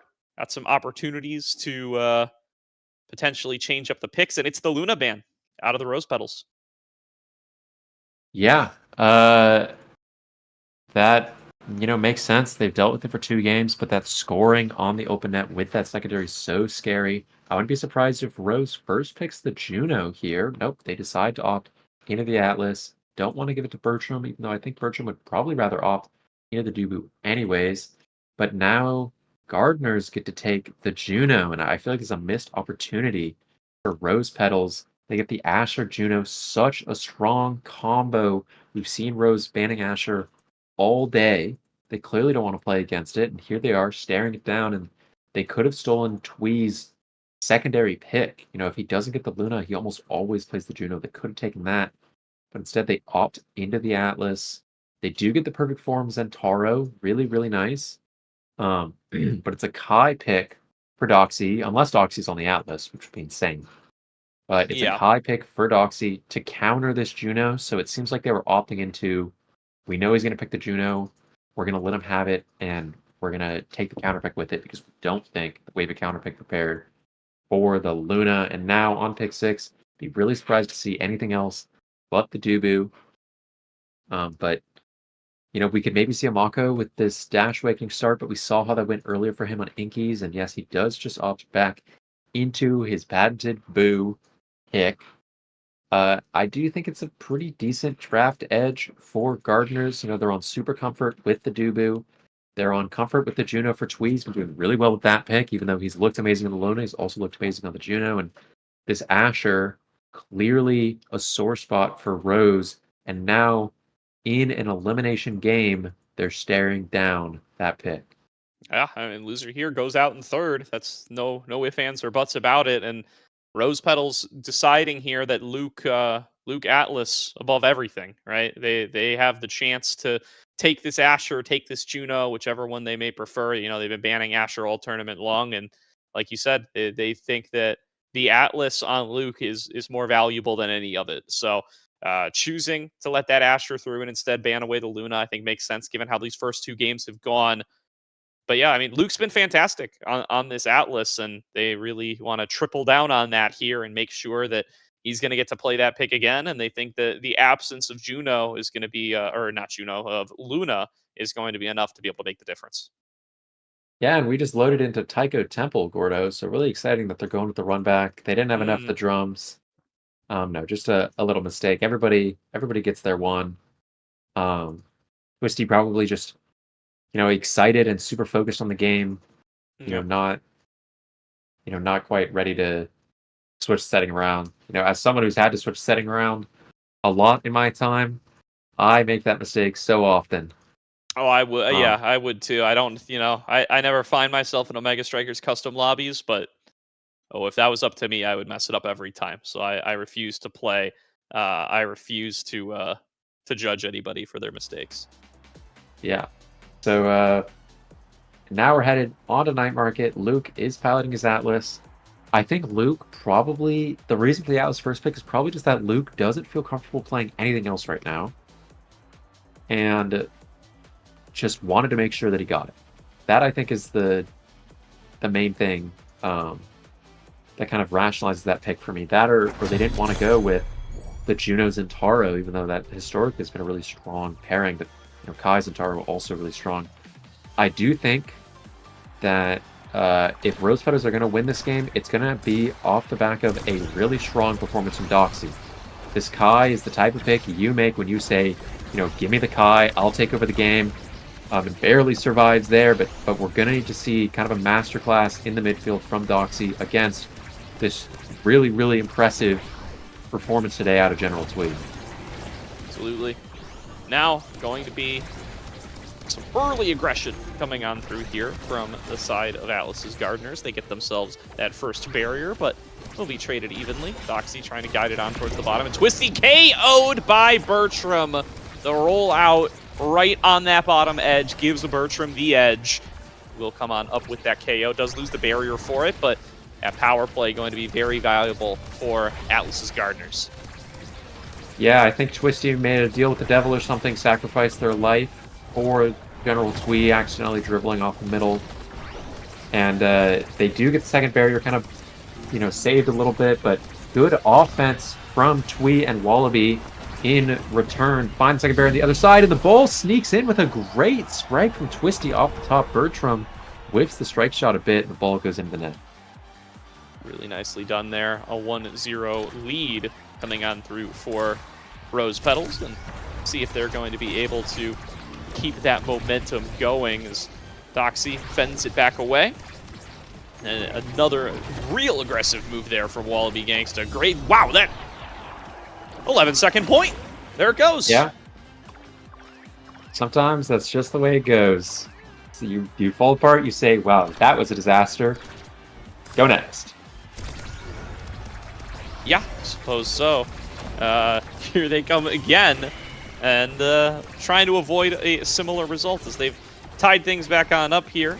And it does look like the Rose Petals will be able to hold on for more than 11 seconds this time around. Wallaby Gangsta, though, showing why this Asher has been so highly prized and why it's been banned so frequently by the Rose Petals there, is it just has these explosive offensive starts that just completely close out the point. And another opportunity to have one of those goals come through here as they take both barriers very early, and Wallaby still hanging on despite being staggered.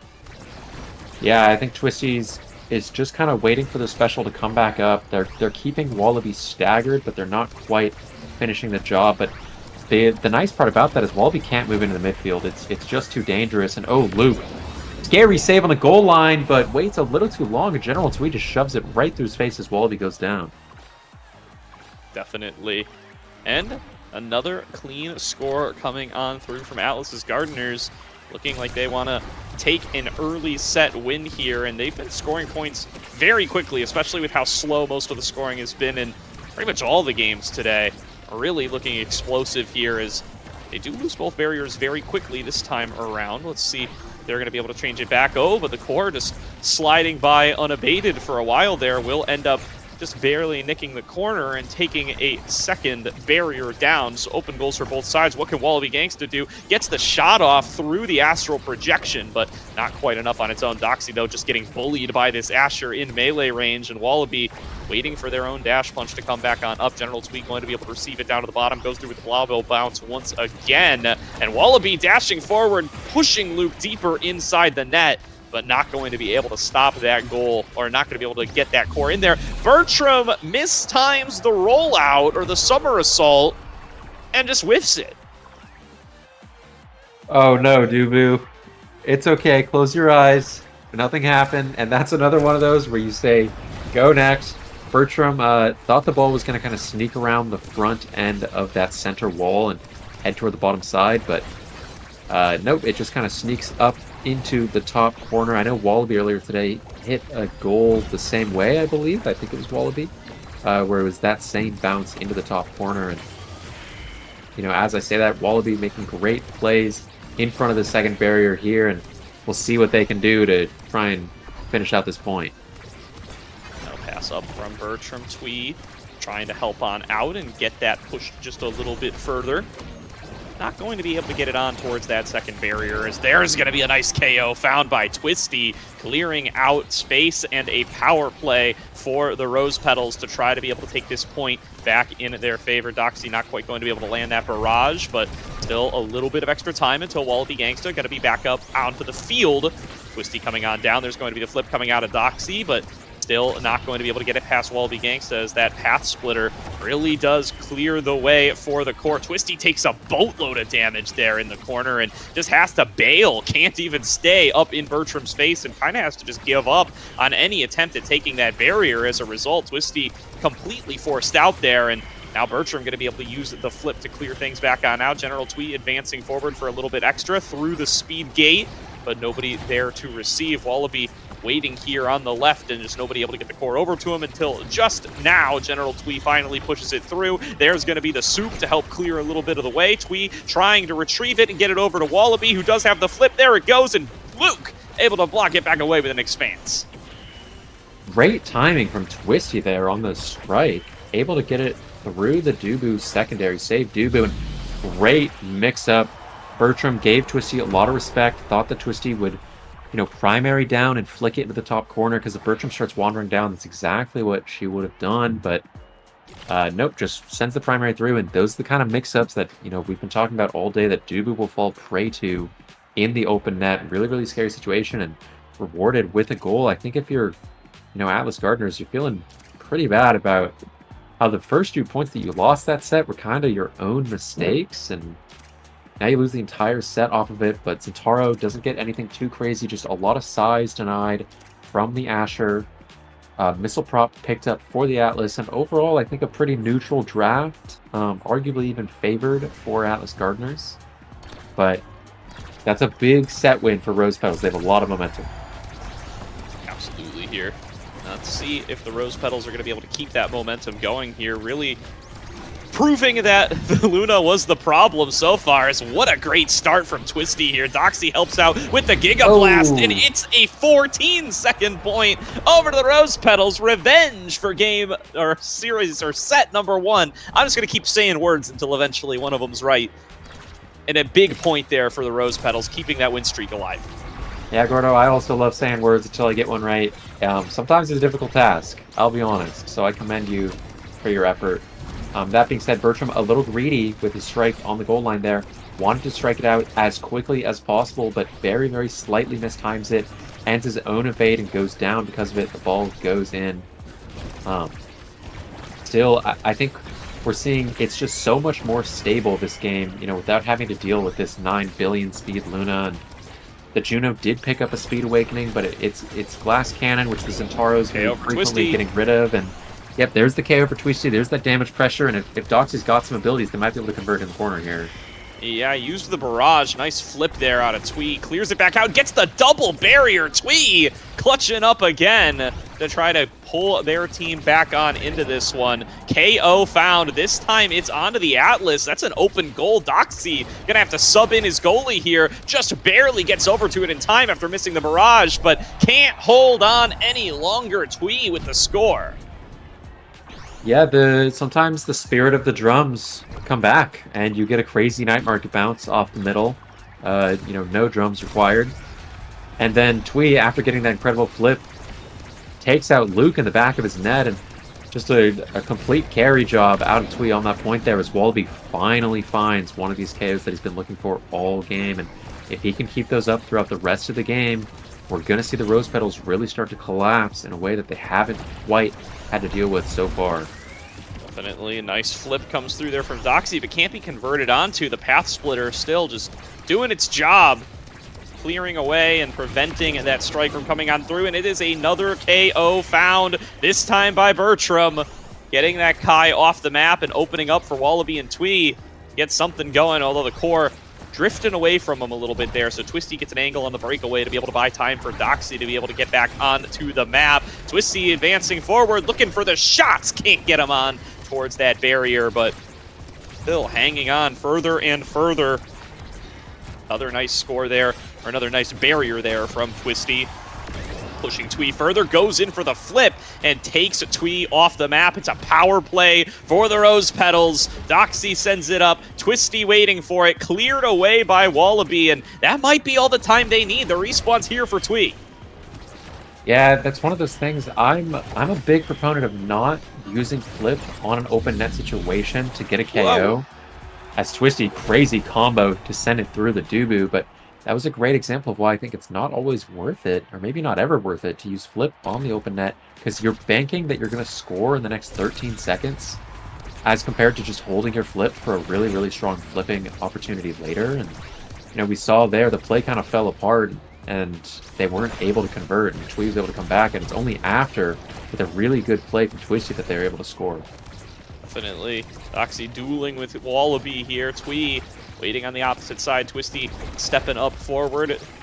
There's going to be some dribbling up and down, but still not able to get it on past. Bertram not going to be able to save that bottom barrier. Sticking to the top as their actual defensible one. It's going to be Twisty finding their way here. Nice flip, nice double hit stun, nice slashing strike. Finds everything, finds it all. Twisty takes the set win for the Rose Petals.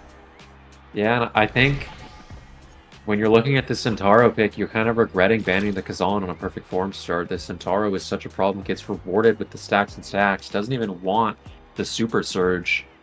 Just wants to have as much maneuverability as possible, not gated by their cooldowns. But that being said, General Twee's going to pick up either the Fight or Flight or the 1-2 punch here.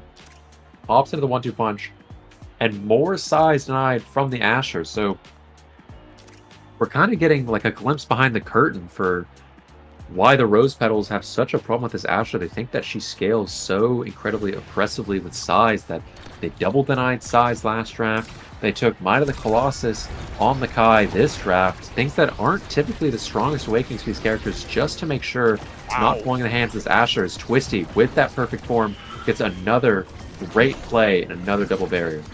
Twisty playing so well on this Centauro here in this game number 3.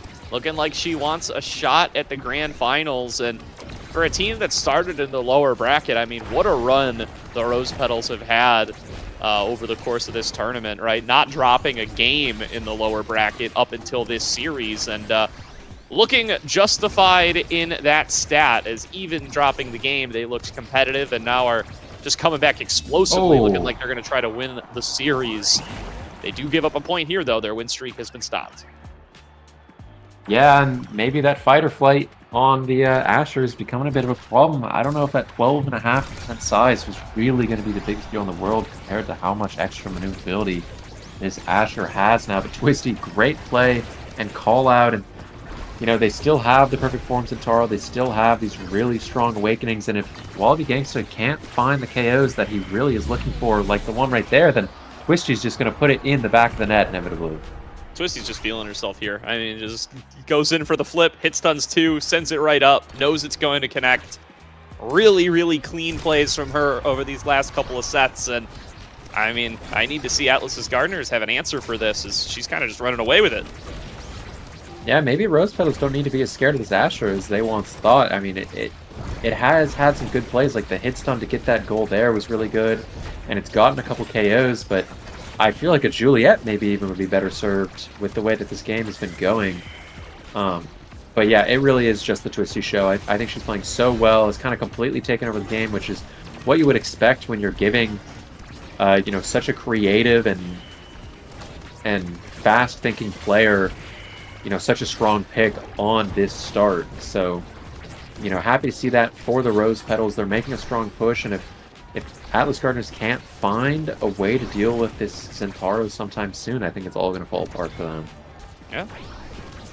Gonna be qualifier season soon. Looking to make a showing here is everybody, and really impressive performance here from both of these squads throughout the tournament, but Twisty really showing up when it matters here towards the end. Very impressive stuff, very good trades.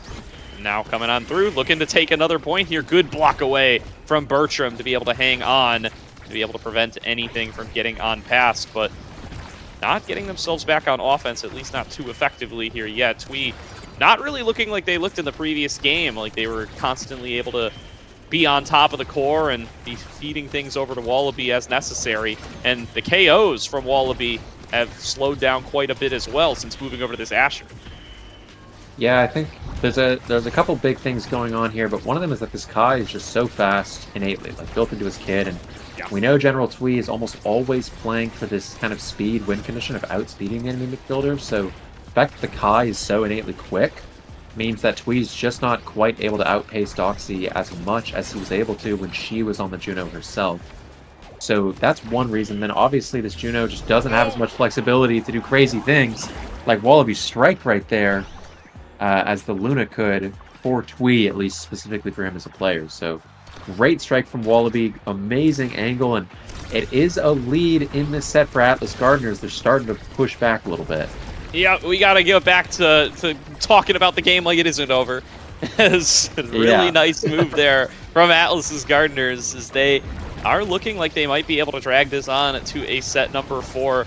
Good performance here in set number 3 so far, and a fantastic angle, like you said, from Wallaby. Going to need to find some more of those here, but nice defense of that top barrier from Bertram, able to fend it back away. I thought for sure that one was going down, but an equally good defense from Luke on the opposite side has Doxy at his back to keep up the defense, fending things away with the barrage.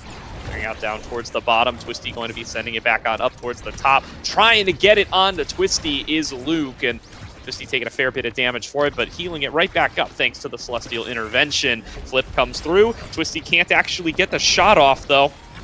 Wallaby right in front of her, disrupting anything that she goes for, but the Oni's blade pushes it that last bit through. Bertram gets the flip, but not before the barrier falls, and it is an open goal now for the Rose Petals. Bertram gets it up to Twee, fended around by Luke. Doxy looking to push forward. She has access to a flip of her own as well, and she will flip it, send it forward. Bertram blocks it away and hangs onto the point for a little bit longer.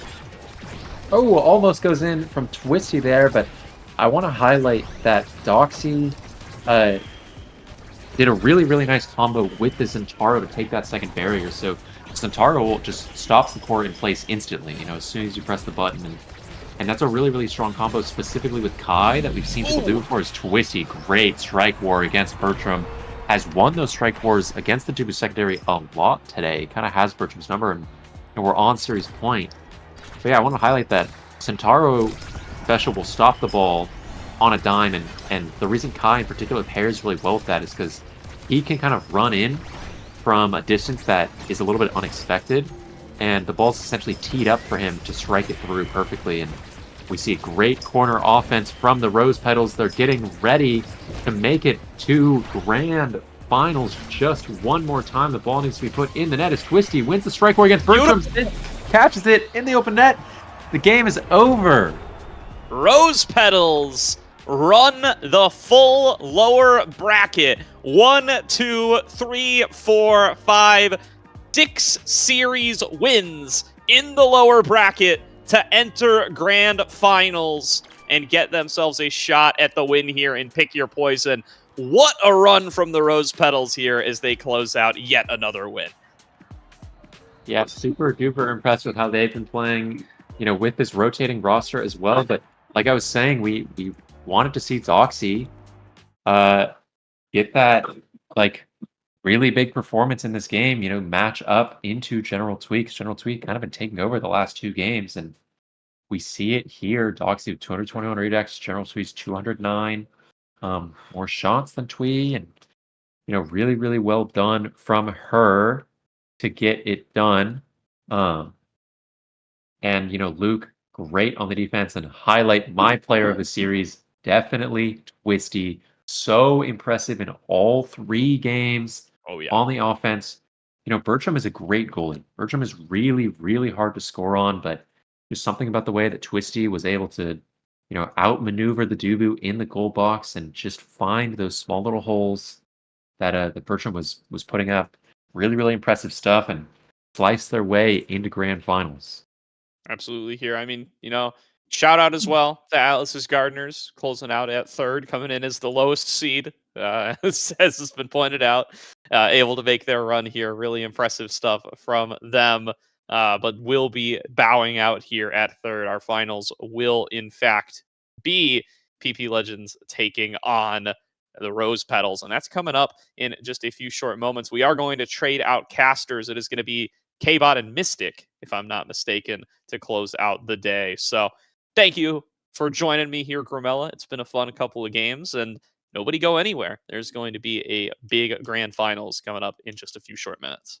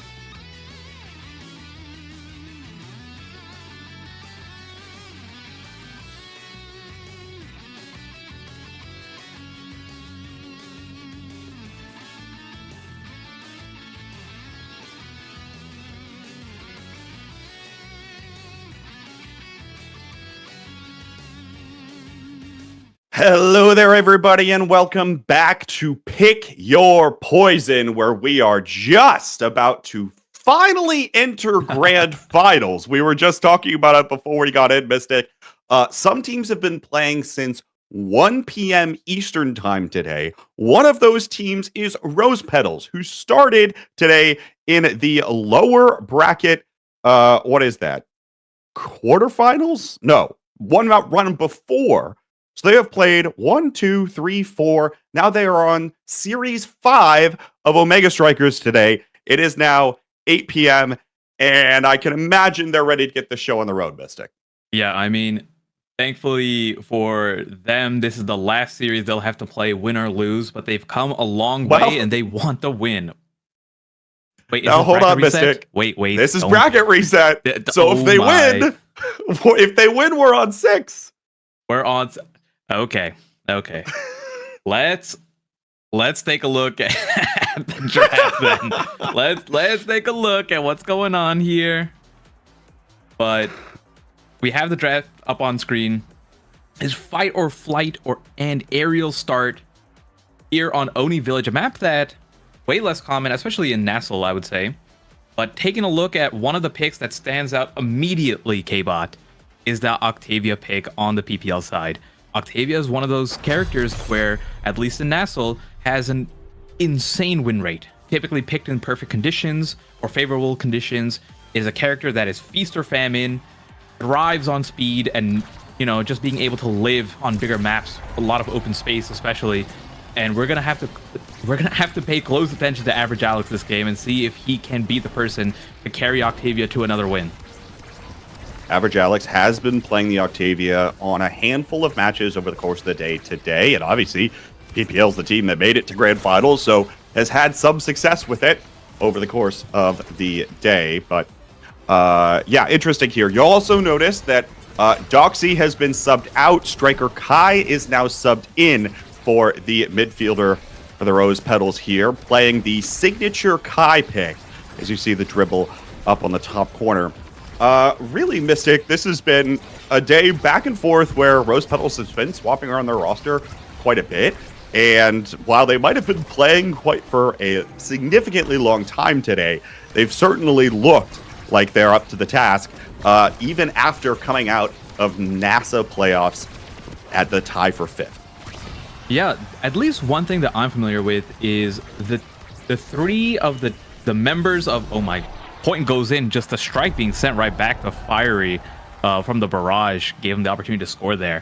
But continuing my point, the 3 members of Rose Petals, the ones on the screen right now, have played together before, or at least have scrimmed together. So there is some inherent synergy there, and it looks like Striker Kai being on a signature pick, Twisty as well being on their signature pick, and then Luke on a melee goalie. Luke originally hit rank 1 playing Dubu way back when we had Dubu on ice, the Mom Boost Glass Cannon thriving meta at a simpler time, K-Bot, at a beautiful time of the game. And these are some really good players, and I want to give a big shout out to Twisty, who has gotten immensely better over the course of OS's timeline, and we've seen that from their performance in Nassau as well. But getting back into the game, enough of the back and forth here, or the extra commentary. KOs are happening left and right. We have 2 members gone immediately. One person coming back, that is Twisty on the Zentaro, as the Juliet has another 5 seconds left. But a good amount of stalling gets... Oh, almost got the last barrier, but we are back to a neutral position here, as flying core flips do not connect. Giga Blast come out. Luke sends the donut forward. But on a map like this, K-Bot, it is so hard to break through unless you get the perfect synergy of abilities usually. And that's probably exactly why PPL are looking to take this, right? They're probably trusting Bloom on the melee goalie to just hold it down, and then having the perfect combination of Fiery and Average Alex, who have constantly been playing together, obviously for the whole season, last season in North American Strikers Academy, and now coming through with it here. Twisty looks for a little flick play, but Bloom's going to core flip it away. So the core will go back out, and once again, welcome to Oni Village. It's been so long since I think I was just thinking about it earlier today, Mystic, and I don't know. You mentioned like a good Giga Blast here from Striker Kai, to be expected. But I was just thinking, I don't know when the last time I've watched a competitive game of Omega Strikers take place on OD Village. It's been in the map pool for the last little bit here, but it does feel like those old times you mentioned. Yeah, and it feels nice. I think a lot of it just has fallen out of flavor with the introduction of Clarion being a more popular pick in the player, or at least for the players in general.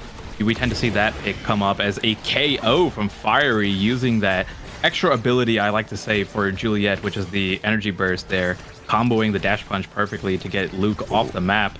Ultimate comes out from Maloom, trying to heal up the team. Average Alex looking to get a play onto the net, decides to go for the shot instead of the pass to Fiery. Going for a play, Fiery's looking low, gets taken out by Twisty, and now we have an offensive play coming out from Rose Petals, but they're still down the barrier. Still down the barrier, but it does look like they have possession at the moment. Twisty starts wandering a little bit too far away, and Striker Kai will lose it. I think Average Alex hasn't used the flow state in a little while, so that cooldown might be coming back online. Luke very carefully is going to have to get that one out of there before Fiery comes back. Oni's Blade still sent away by Bloom, who also does have an energy burst still. Average Alex in the flow state now. Fiery on the dribble, pass back and forth between the two. Striker Kai going to dump it out to that bottom corner, and the flow state will dissipate. Good strike shot, keeping the play alive here. And again, probably we're at that phase where it's just waiting for cooldowns to come back online. You mentioned it, Mystic, where it's going to take a little bit here for that barrier to come through, but now KO happens. Striker Kai take it off the pitch. Fiery and Average Alex might have a chance here, but Luke is going to be able to find the clear once. Average Alex again looking to keep it in the corner, but the primary comes up just short. Fiery just had to try to play the mind games here. Now it goes off the corner again. Can't find the angle to get it into goal. Twisty now, here's the energy burst, finds the barrier despite that expanse going out, and Striker Kai is just going to find the speed lane with the core down on that bottom side. That's going to be Rose Petals taking the lead in set one. I mean, that was a great play from Twisty, starting all the way from the net on the bottom side there, holding it down. We have a saying in the community, K-Bot, and that is forwards in the net, and Twisty was not a forward in the net today. That point was definitely a goalie in the net in that moment, and Taro holding it down, and then the play to break through Maloom's, all of their abilities on Atlas, which is very, very frustrating and not as easy as it seems if you've been playing in the queues. So a phenomenal play to get through that last barrier, and then when Striker Kai came up, allowed them to score the shot on the bottom here. But another quick start in terms of barriers deleted or depleted here on the side of Rose Petals. But this happened last point as well. Not sure how things are going to go through, but Fiery, I'm just taking a look at that energy burst available. We see the Tofu Fortress drop where the donuts come through, and that is a really long cooldown and a strong defensive ability here. So with that gone, but Fiery opting to use it as a KO tool once again. Oh my goodness, I did not expect that to KO. Average Alex using the primary with the extended range on the... Oh, didn't even have the aerials there, instead had the fight or flight. I honestly surprised that KO'd, but a double KO from the forwards of PPL leads to a 2v1 on the net situation and ties things up. Well done to find a combination of plays. You know, in Omega Strikers, there is so often a lot of things that could potentially happen to any given point. It's a matter of finding the right winning combination. Sometimes it's as simple as a tight little passing play that's going to mix up your opponent. Sometimes it's just KO them, as it was there for PPL. You know, there's been a surprising amount of KOs so far this one, but now double barriers taken. Average Alex still has the flow state online. Striker Kai has to try to get this one away from Average Alex, and now that flow state will dissipate as Fiery loses the core. Bloom dribbled to themselves. Fiery looking for it. Luke core flips at the last possible moment to dig that one away. And Twisty's just going to primary it dead to the south side of the pitch. Maybe a possession opportunity here in a moment, but it's about to hit overtime. Average Alex now in the flow state. Fiery, top corner, is going to be able to just guide that core in, stopping it with the Fiery Flurry, and will guarantee the set for PPL. Yeah, I'm not sure if Fiery even used the punch there, and I think just went into the ultimate to prevent any opportunity from Striker Kai to barrage the core through. I may have seen that incorrectly, but either way, a great sequence from Fiery there allows them to get PPL the set number 1 advantage with Fiery in the lead. And I say this on every cast that I'm in, and I emphasize it as much as possible, but the best stat in Omega Strikers is speed, and Fiery picking up the premier speed awakening stacks on stacks here with only a few left in the draft and none in this particular awakening draft means that Fiery once getting those pancakes stacked up will be eating good for breakfast and maybe every other meal of the day, because that speed on Juliet is going to be phenomenal. Taking a look at everything else here, nothing too particularly crazy. A lot of good awakenings, but on the wrong or not the ideal striker in general. But one particular thing that I noticed that will be a big help is the missile prop on the Atlas. Just something that makes the strike shot a lot further. It pretty much allows you to strike and participate in the offense from nearly your third of the map, and at the same time that primary reaching so far away. But it looks like K-Bot, we're gonna have plenty of time to discuss whatever we want on this Oni Village game, because these barriers and goals are taking quite some time. It's a melee goalie meta, everybody, and you're seeing why here. The ability usage continues to come out, but I think PPL probably comes away with that draft most happy, given, as you mentioned, with the extended projectile range and the extra speed on the Juliet, keeping up with average Alex. But now KO happens. Power play opportunity. That one goes right to the hands of Striker Kai. Now keeps up the pressure towards Bloom. Expanse is burned once. Luke doesn't get the strike back up in time, and now is looking to just keep possession. We'll dump it off to Striker Kai, but Fiery gets in the way.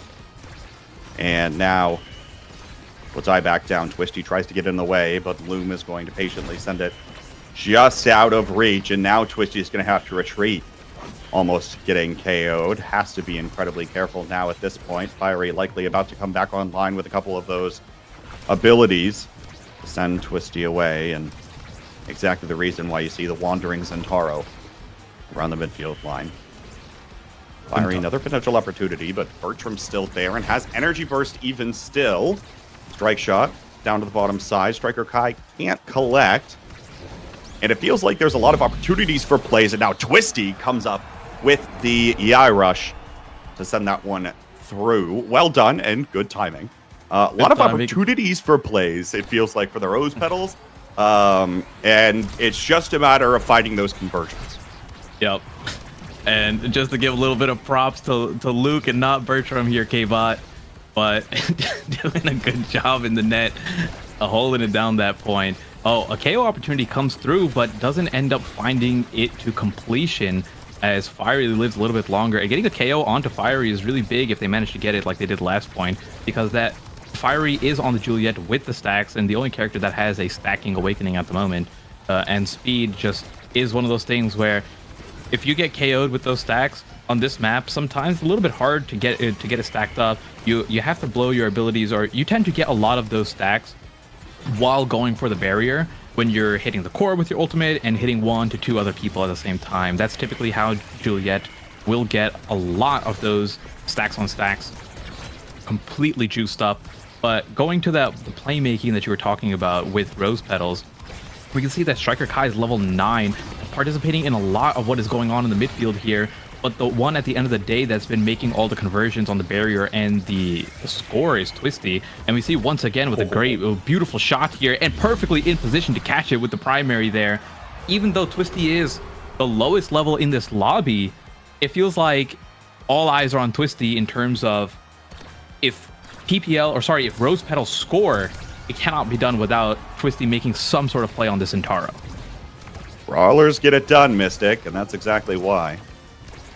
All a matter of more of those opportunities for Twisty to make an impact. And the reality right now is that Twisty's the slowest striker in the lobby, really relying on those dashes to get around. As you see, that exact play takes that bottom barrier, and an opportunity is made. Of course, both the last barrier is the one that's the trickiest to take on Oni Village, given by the fact that your melee goalie can just sit right on top of it. But now Tofu Fortress comes up with a Teo. Twisty on another power play opportunity finds the barrier, and now Dumps it up to the top Ooh, good side. catch. Now catches it with the Odie's blade, preventing that barrier from going down and covering for the teammate. There's another opportunity, and Striker Kai puts a beautiful timer out there for Twisty to just unleash all of the dashes on. Well done to her, but it will be Striker Kai picking up the MVP for the set and the pick of the litter on this Awakenings draft. Yeah, I mean, one thing that I underestimated myself is the value of Hotshot on Twisty there. It has a similar effect to how Estelle uses her primary to kind of force a shot through the goalie and have the core go so fast that it allows the core to go through while in hit stun. And Twisty is using it in a very similar fashion with that Zentaro rush, the secondary. Coming in, locking down Maloom for a second, and then because of that Hotshot's core speed paired with it, the core is getting past Maloom before he has an opportunity to defend properly. And that has led to multiple points and multiple barriers. Oh, a great strike shot from Luke. Gotta give him props there. But taking a look at what was drafted here in set number 2, going into set number 3, we have Size going over to Twisty with the Big Fish. Heavy impact on Maloom, not really the best thing that you want to see. And oh my goodness, a quick point there. Things are going the way of Rose Petals. We might not get enough time to talk about some other stuff. What? Mystic, I thought you just said we'd have all the time in the world, as much as we would have wanted. You know, I'm kind of glad it's speeding up, K-Bot, because I'd much rather see a little bit more action coming down on an Only Village game than me ramble on about Awakening statistics and play styles and everything. But if that's what the people are gonna give me with Oni Village, and that's what I'm gonna do. Well, but at least oh my goodness, you know what? Back to the game. I've talked enough.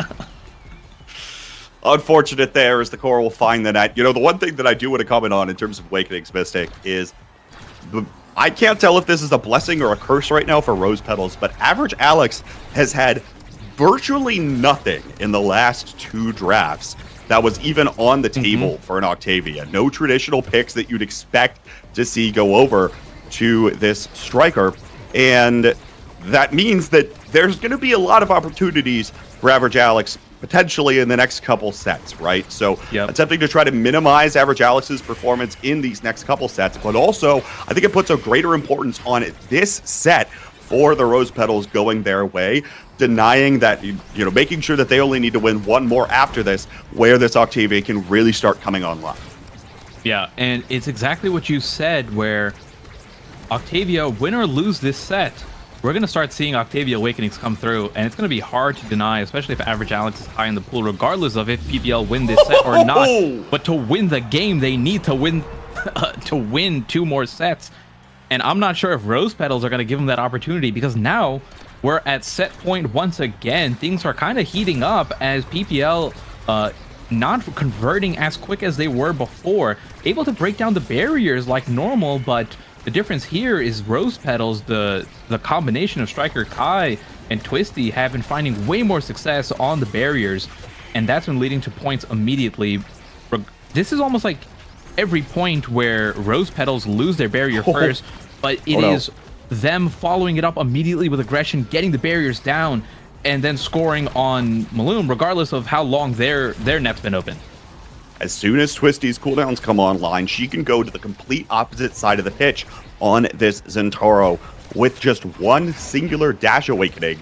And it means that those breakaway plays can turn around in an instant, assuming that the Zentaro has those cooldowns online. Fiery with the dribble play. Luke has seen that one a million times over and won't be phased. Striker Kai trying to get this one down to the bottom corner. And Twisty hanging around that midfield line for the little bit of an extra speed boost that she can receive. Overtime now. Gigablast comes out. Twisty comes up just a little bit shy. Wasn't calculating for the transition into overtime there. Strike shot as Luke tries to keep it away, and now trying to collect. Good pass. Trying to keep possession here for the Rose Petals, but it is incredibly difficult. Now, here's another opportunity. Twisty, though. Nice Oni's Blade. Again, used on the defensive side, but what other cooldowns does this team have available, especially with Fiery breathing down their necks? Don't have anything there, as finally Fiery will come in with the dash, and we're heading to point 10 this set. Yeah, and Striker Kai just barely missing the Giga Blast there. it doesn't even confirm that it would have stopped firing in that opportunity. But regardless, Fiery finding the angle, finding the way through, and scoring onto Striker Kai, trying to get it from the opposite side of Luke as much as possible there. And we can see Fiery is close to that energy burst once again. And with the way he's been using it as a method of KOing, that might be what PPL needs. But this is the first time in a while that the net of PPL has dropped before Rose Petals, and a good save from Malum keeps it alive here. But now it is looking tough, and the Dubu rollout goes down to the midfield, or goes down to the middle of the goal, opening up the path for Fiery. Unable to stun it, tries to probably stun it on the spot here, or expecting a instant shot off the flip. Predicted wrong, unfortunately, and now Octavia is up first. Taking a look here, it's not really Octavia awakenings regardless, but the Super Surge is a secondary awakening here that the Octavia can take, and that is 70% faster Octavia, right? Or is it 75% of faster Octavia now, which is something that Average Alex has got to be happy with.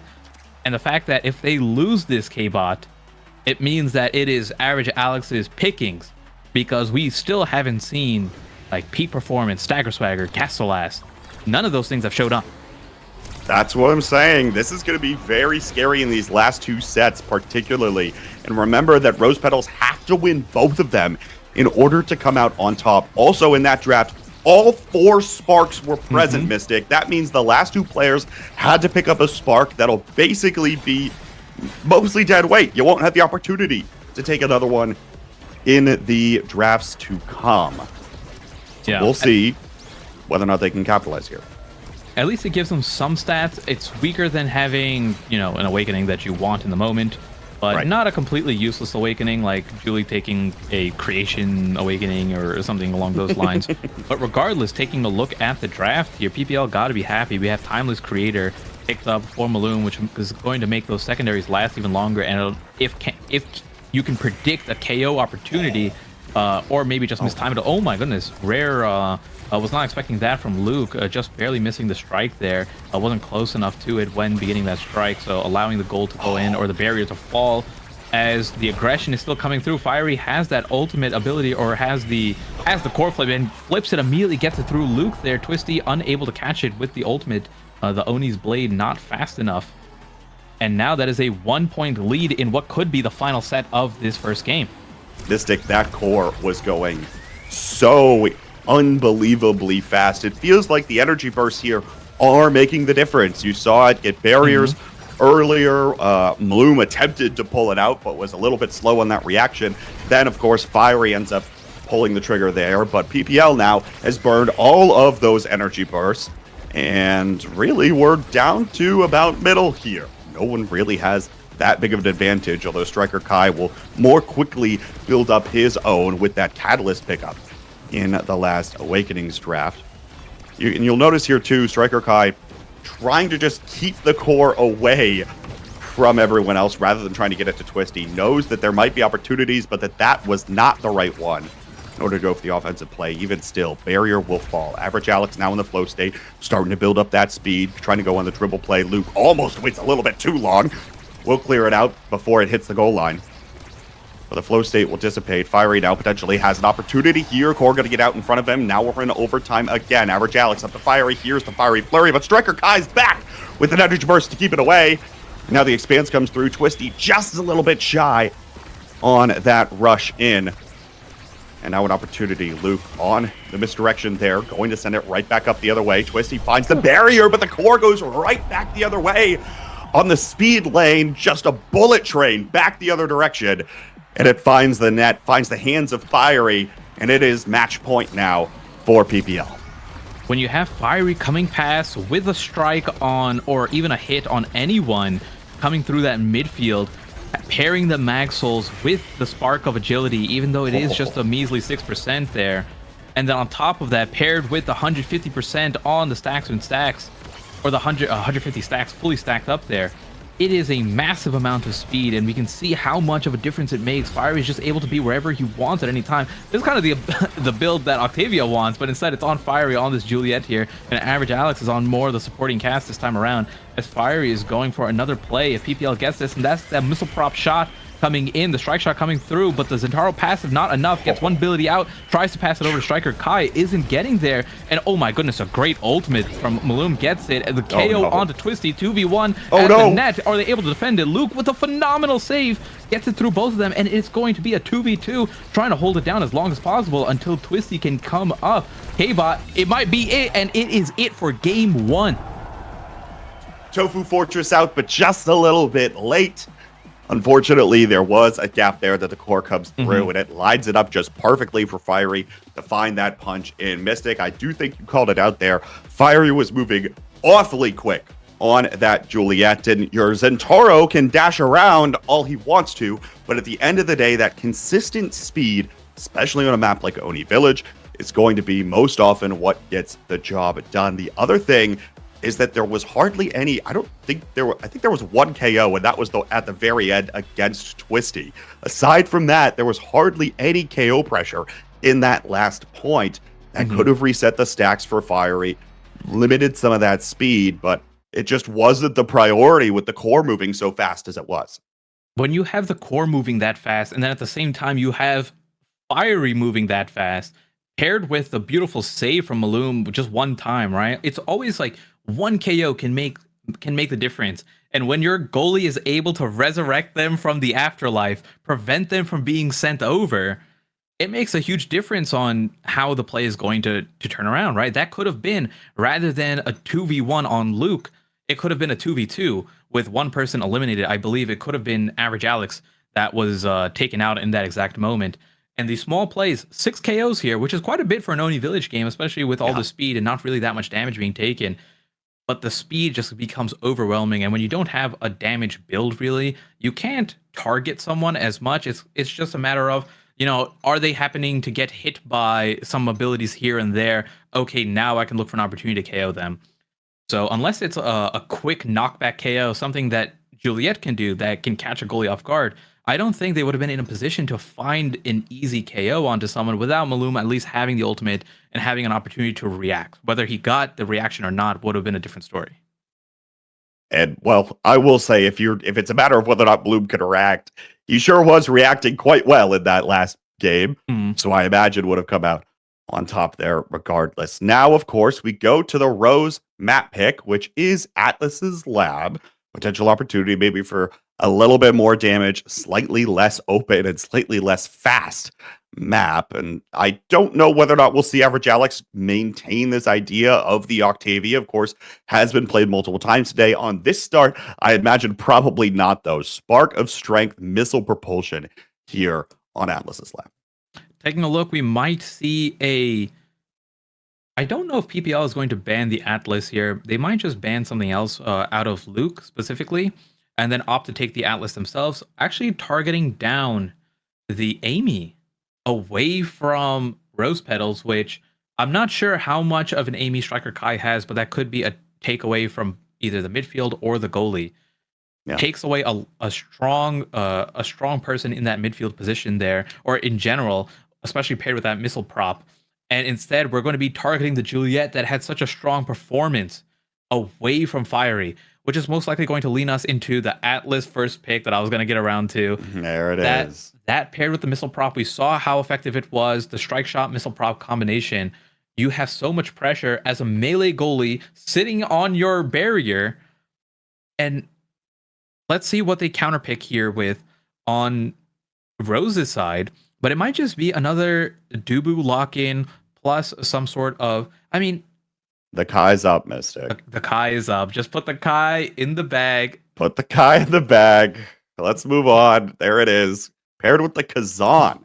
This time, though, very likely for Twisty here. Similar idea, even still, right? Maybe, I don't know, is Kazan a better Spark user than Zentaro? I don't think it makes that big of a difference. I guess maybe with the... If you get Spark of Focus, right, with the cooldowns. It's interesting. I don't know if this is just a preference pick here. I think the Zentaro was doing really well. It just came down to that final set, or just these like small interactions, Fiery getting a little bit out of hand with the speed. But I don't think Rose Petals were playing poorly enough to justify the swap off, or this being such a better opportunity for Kazan. I don't think Kazan is bad here at all. But I thought Twisty was playing really, really well. And I'm surprised to see them swap off in this particular situation. And we have the Mako picked up last. No Dubu instead, just going with one of the two stronger characters in that melee lockdown role, being the Mako and the Atlas. And since the Atlas is on PPL's side, it's going to be Rose Petals taking the Mako. And I think maybe that in particular is what's going to make it slightly better for the Kazan, pairing it with the Mako. Yeah. We'll see, of course, whether or not that's going to come through. I mean, the other thing that I want to talk about here, Average Alex now on this rune in the midfield. Of course, we've seen the rune come up. It had actually a very strong presence a couple of weeks ago, it felt like. And it kind of died off in popularity. Or I don't know, maybe it was like 2 months ago and I'm just blurring my time together. Died off a little bit in popularity, but this pick is still incredibly strong. Interesting to see it, I guess, in this draft. Maybe you go missile propulsion for the banish, maybe. So as someone who has lost many games of Rune and have put in my time into the blender to get at least some amount of mastery over this character, I do think the Spark is a better choice. Spark Rune is one of those characters where he can get really out of hand. The stats that Rune likes is essentially every single Spark. Rune likes power because it leads into the pillars or the anomalies shooting the core back fast, right? It has that hot shot sort of effect when you build a lot of power. When you have the Monu and the Siege Machine and some power here and there, you can get a similar red core reaction without having the hot shot. Rune wants CDR. Rune absolutely loves prime time and rapid fire and perfect form and things like that, even heavy impact. And then Rune loves speed too. One of Rune's biggest weaknesses prior to his popularity was not having enough speed to compete with all the midfield characters who were really fast, like the Kai. But Rune did end up getting that speed buff, and Kai got that speed nerf. And now we're in a situation where Rune can compete, has some damage here. Actually, taking a look, let me double check. He took that, and oh my goodness, yeah, took the spark, got the KO, got the double kill, and now this is a Rune sweep coming through for PPL. The extra damage coming through. The Fiery actually isn't going to be able to put the core away. Luke sends it away, looking for maybe another KO. The second the Twisty comes back up. But no, not this time. And the double power play will not be converted this time around. Now the passing play comes through. Good placement from both Alex and Fiery to put that one through. Yeah, and these drafts are going to get really snowbally depending on who has the advantage in the pick order because of the 4 spark start on these forwards here. So let's see if Rose Petal can manage to get a high placement in the draft, even if it means... The thing that is always sucks when you're in one of these Awakening drafts with a spark, oh my goodness, getting around and getting it through the Mako secondary there. But it always, oh my goodness, the missile prop KO. Let me finish my point. These guys are going You're not crazy. allowed. I'm not allowed. But you know what? I'll wait till next point. I'll wait the next point. Good start by Fiery. Makes that one very difficult for Luke. Still has the energy burst online. We're going to need to see a lot more of a presence out of the forwards here on Rose Petals for this one to go the other way, and we find it immediately here at this point. Twisty finds both barriers. Now Striker Kai looking to set it up, but Average Alex actually going to shadow swap up to the top side. Luke still has this energy burst online here as well. Will be forced to use it as the strike shot comes in from Maloom from the other side of the pitch. Average Alex tries to help out here with those anomalies. And Twisty tries to dive into this play, but it feels like right now, just a little bit slow on the side of the Rose Petals. Banish comes through. Average Alex looks to try to send this one through. Fiery, though. Good to use the primary ahead of using the strike, and we'll be able to set it through both defenders on the goal line. That's a 3-0 sweep for PPL up first. And taking a look, there is a spark here, and it's in the perfect situation where it is just one spark available. It means you still have access on Fiery to get 2 more sparks. That means no one on Rose Petals is getting another spark on this particular draft. Taking a look at everything else here, not really sure what Striker Kai wants in this situation. Rapid Fire going over to Maloom. I think Primetime also would have been a great pick. Honestly, I think Primetime would have been a slightly better pick. And then leaving up the Rapid Fire for the Rune instead. But we have the Aerials picked up. Size going over to Kazan. I think everyone is particularly happy. The rune aerials gets value out of every part of the stat, but it's just one of those things where definitely not the best awakening. We talked about a little bit earlier, the missile prop working on the banish there, so it will help the banish reach further. Oh my goodness, not reacting fast enough to get that KO or to get the res there, which means we're going to have 8 more seconds of a 2v3 if Striker Kai plus Twisty are enough to get this. Break the middle. Twisty's looking low, but has to fall back, or I should say fall forward, to get that health pack on the enemy side behind enemy lines. Going for the play, unable to reach it with the crooked leverage, comes down, finally gets it through. I think it's been quite some time since we saw the goal gates open, and a nice Giga from Striker Kai sends it, or blasts it, right into the net. Gets the job done, and that's the thing you've got to look out for with those errant Giga blasts. You think they're unassuming, and then the core just happens to hit it, and it sends it right towards the goal box, the exact angle you didn't want. Good banish on the core is going to convert the first barrier here for the Rose Petals as well. Striker Kai does have an energy burst. Again, looking to try to keep the core away. And now Twisty also joins the party. One barrier will fall. Fiery tries to collapse on this incredibly well. Energy burst will be forced out of Striker Kai, who will send it into the gravity well. Crooked leverage pulls it back to Luke. Possession, though, is lost by the Rose Petals, and we're back as our melee goalies defend one barrier on each side. The melee goalies doing what they do best. Oh, what a great crooked leverage. Pulls it out of Maloom's grasp. Manages to get the final barrier here, and now we have another opportunity for Rose Petals. The Fiery trying to come up and get that opportunity on the net here. A good dash, crooked leverage combo, gets another attempt, but it's not enough as PPL still able to hold it down here. Luke going for the flip, gets it from downtown. The perfect line, getting the shot right. It's like pixel perfect, as Maloom's expanse does not contact with it whatsoever, and that is a 2-0 lead. It's tangential. That is, we're using math. I'm an engineer, and I don't use that word in my daily life, K-Bot. Well, I feel like that's a Common Core high school word, though. Yeah, right? well, I graduated in 2015, so.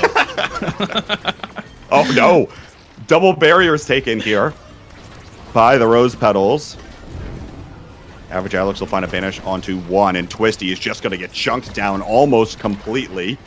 Has to play this one incredibly carefully now, but pulls it back with a crooked leverage. Now dumps it back out to Striker Kai, who now is the other one that is low. Has to be careful. Gets KO'd to the corner. Taken down there. Fiery will have the strike to send it into the energy burst. Or it's going to get out away from him as Luke continues to keep up this projectile game quite well. Striker Kai back online, will be able to bail the core out. Here comes Twisty up to the top side. Crooked leverage. No, just hits that corner. And Bloom's got the energy burst to send it away as well. Oh, no, it just drifts away just out of reach to the other goal. And so no PPL will shot. find one. No strike shot. Yeah, available there for Luke. Bringing things back just slightly now. A 1-2 set score. But we are seeing a KO immediately come out here. And I think that was the Atlas that got well, it was a combination of both Fiery and the Atlas. Getting both primaries off from each character, combining. Oh, I like the play that Average Alex goes for, trying to get a little bit of an angle shot there with the rebound from, or I should say the playmaking ability from the pillar. But as I say that, the goalie is gone, and now we have forwards in the net. But I know both of these people play a little bit of goalie, but it's not enough to hold it down against the barrage of Striker Kai and Twisty, as they find the path through, getting them their first set score on this game. And things have been going quite back and forth, right? Like set one was very PPL advantage and dominant, and now a big turnaround as Rose Petals looking immediately better here on set number 2. That's the second Size Awakening going over to Twisty, and Hotshot picked up for Maloom, which is going to be a phenomenal pickup there regardless. Another spark goes over, and that is a spark denied from Fiery. Fiery will no longer be able to get 4 sparks this game, and now we have 2 sparks apiece on each side, or I should say a striker with 2 sparks apiece on each side. Second Dash Awakening for Average Alex, picking up the explosive entrance, although there wasn't much up by the time that it got to the end. Also, Fiery going for the heavy impact for even more damage, I assume, I guess, numbers-wise, in comparison to Might of the Colossus, which would have been a little bit of extra size on the Asher, maybe looking for something else later. But of course, with 3 Size Awakenings already out of the pool, difficult to buy in for Might of the Colossus. And Fari looks plenty healthy now in terms of stagger after that Spark of Resilience pickup previously. We'll see where this one goes here, especially with Mloom picking up that hot shot too, right? Missile propulsion, hot shot Atlas means that he can have an incredibly strong impact on the offensive side of the pitch, despite that being something you don't necessarily think of from this Atlas.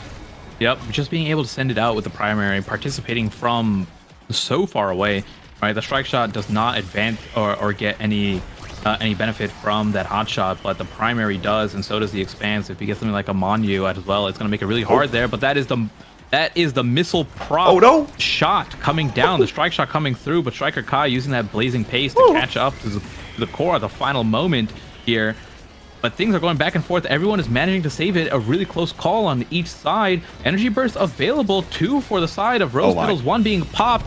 And a quick back and forth Twisty advantage in this situation as Mloom tries to send it down there. But the way Kazan works with that very unique strike hitbox, the vertical length of it is just so long that you are able to reach way further than any other striker in this game, especially paired with two additional Size Awakenings. Good use of that. Press the point. Now, though, the double barrier is actually taken despite being a Kai down for the Rose Petals. Luke tries to get it up to Twisty, but loses both barriers in the process. Crooked leverage for Twisty. He's going to try to send this back to the midfield, as now the gravity will explode. Striker Kai's got to be careful, otherwise he's going to get taken down yet again. The energy burst use comes out, but it doesn't find the core. Twisty now tries to pull it back in. The expanse has already been burned. Looks for the shot, but doesn't find it. It's still stuck there in the corner. Striker Kai collects with the barrage. Can't find it. Now the gravity well comes out, stuns Twisty there for a second, and now tries to get this one through the corner again. Sent away by Mloom. Strike shot usage. Here comes the banish. KO potentially coming out. Pat Splitter burned out of Fiery even. Looking for that one and providing even more trouble for this Kazan. But there's the crooked leverage to pull it down to the bottom corner. Well done by Twisty and the Rose Petals here. They're on set point and could take the lead here on the next one. Yeah, potentially bringing things to game 3 and potentially another series all over if things go that way. And if PPL don't want to keep playing the games, they're going to have to step up. They were looking really strong here in set number 1, but as set number 2 and 3 come through, it is a pedal-dominated performance coming between Striker Kai, Twisty. I think one of those things where Kazan just gets out of hand when you get one more Size Awakening. Each Size Awakening is just exponentially more frustrating to play with. We saw the way the crooked leverage just reaches out of Maloom's grasp, and oh my goodness, a nice barrier take there. A good set of strikes between Average Alex and Fiery managed to find their way onto the net as Twisty gets the KO. That Size helping once again with the top spin. And now we have the barrage coming through as the expanse closes ever so slightly, opening the gap. And that is another set going to Rose Petals. One thing that the Rose Petals forwards are doing exceptionally well are they are punishing Mloom when those expanses are burned. The second that there is an opening after that expanse, they are so good at capitalizing on it. What do we see here? Spark of Focus is up. It actually is going to get taken by Striker Kai, who's the one that has 3 sparks now. Spark of Focus being that last one. So all of those are out of the pool. And what did I just call out, Mystic? It's already answered with the Twin Drive pickup from Loom. Right, and what you were just mentioning that, or how you were saying the way Rose Petals are taking advantage of the expanse being on cooldown. Well, how do you help that out? Having 2 expanses. So now maybe things ease up a little bit, but Striker Kai is feeling great after this draft, has 3 of the sparks as long as they can live. As I say, that gets taken out from the banish combo with the anomaly paired out for the knockback. But one of the things that is nice is the damage coming through, at least the raw damage coming through from PPL isn't that high, so Striker Kai definitely isn't too worried. Oh my goodness, Striker Kai, stop going off the map when I'm talking about the strengths of your character and your build, okay? I was gonna say that not having a lot of stagger doesn't matter that much because the other 3 stats are more important, and PPL aren't getting stagger KOs, but they keep getting the knockback KOs, and that's the thing that Striker Kai needs to. Oh my goodness! I think that was like a self-report there from Striker Kai as the gravity well exploded and sent the core backwards. Either way, with all the KOs that are happening and everything that it just went through, it is an even playing field at the moment. And open nets on both sides, but Fiery will come up with a denial with that Asher primary. It sure does feel like this is still anyone's game. We've seen PPL come back to take games much like this one, especially when the wind is in their sails. They've got 2, nearly 3 energy bursts online for this next point. There it is. The third one comes through. Twisty taken down to no stagger. He'll have to retreat to pick up this orb, and that's just going to mean possession can be maintained for PPL, but Striker Kai might have something to say for that. Will start trying to push the issue. Won't find a barrier for the trouble this time, though. Barrage comes out here. Nice anomaly setup, actually. Is going to send this one to the south side of the pitch. Twisty will collect with the top spin, and the drum and bass from Luke powering up those forwards, but they're both hit with the banish. That provides an opportunity, but Fiery comes up just shy. Doesn't matter. It comes right back to him thanks to the shadow swap, and the Pat Splitter drives right on through on that airship. We could be going to a set 5 here soon, Mystic. Yeah, and if it does go to a set 5 here, and for example, if Fiery, who has a lot of staggered because of the 2 sparks, manages to get something like the peak performance, it can end up going really favorable for them. But as I say that, before I get to finish the sentence, both barriers drop as Twisty looks for the score with the crooked leverage, isn't able to connect here, but a great flip, managed to get it through, stop the expanse perfectly in time, and then the strike shot timing, plus, or just the strike timing in general, just off for Maloom, but understandably so, in the face of a of a powerful energy burst coming through, as Striker Kai starting this point off really aggressively, coming through with the banish, or I should say the barrage, a KO onto Twisty there, gone. Pancakes reset as well, which is a really big thing here. Let's see if PPL can take advantage of this, K-Bot.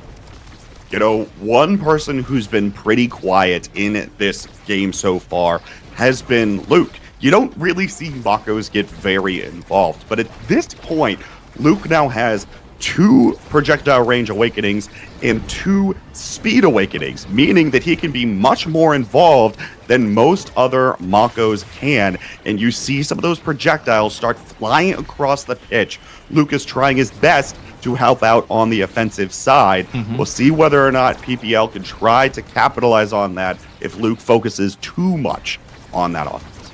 Yeah, and one of the benefits of having all that extra missile distance or projectile range is Mako can just, doesn't need to do damage, but Mako can just be really annoying by sending out projectiles over and hit stunning the goalie at, you know, premier times when they're trying to defend, and just small hit stuns here and there end up being plenty to help break the barriers, to help score the goal. As a denied energy burst comes through from Twisty, the pillars, the anomalies coming back and forth as the Astra secondary tries to redirect it over to Average Alex. The banish comes through, paired with that extra special, isn't able to get it. Gravity well exploded. A nice primary there to stop the strike shot from sending it past through Fiery. And in overtime, it's not like Oni Village here. Things will happen, barriers will fall, but it's going to be a matter of time between, or it's going to be a matter of time before we see either a barrier fall or a goal gets scored right now.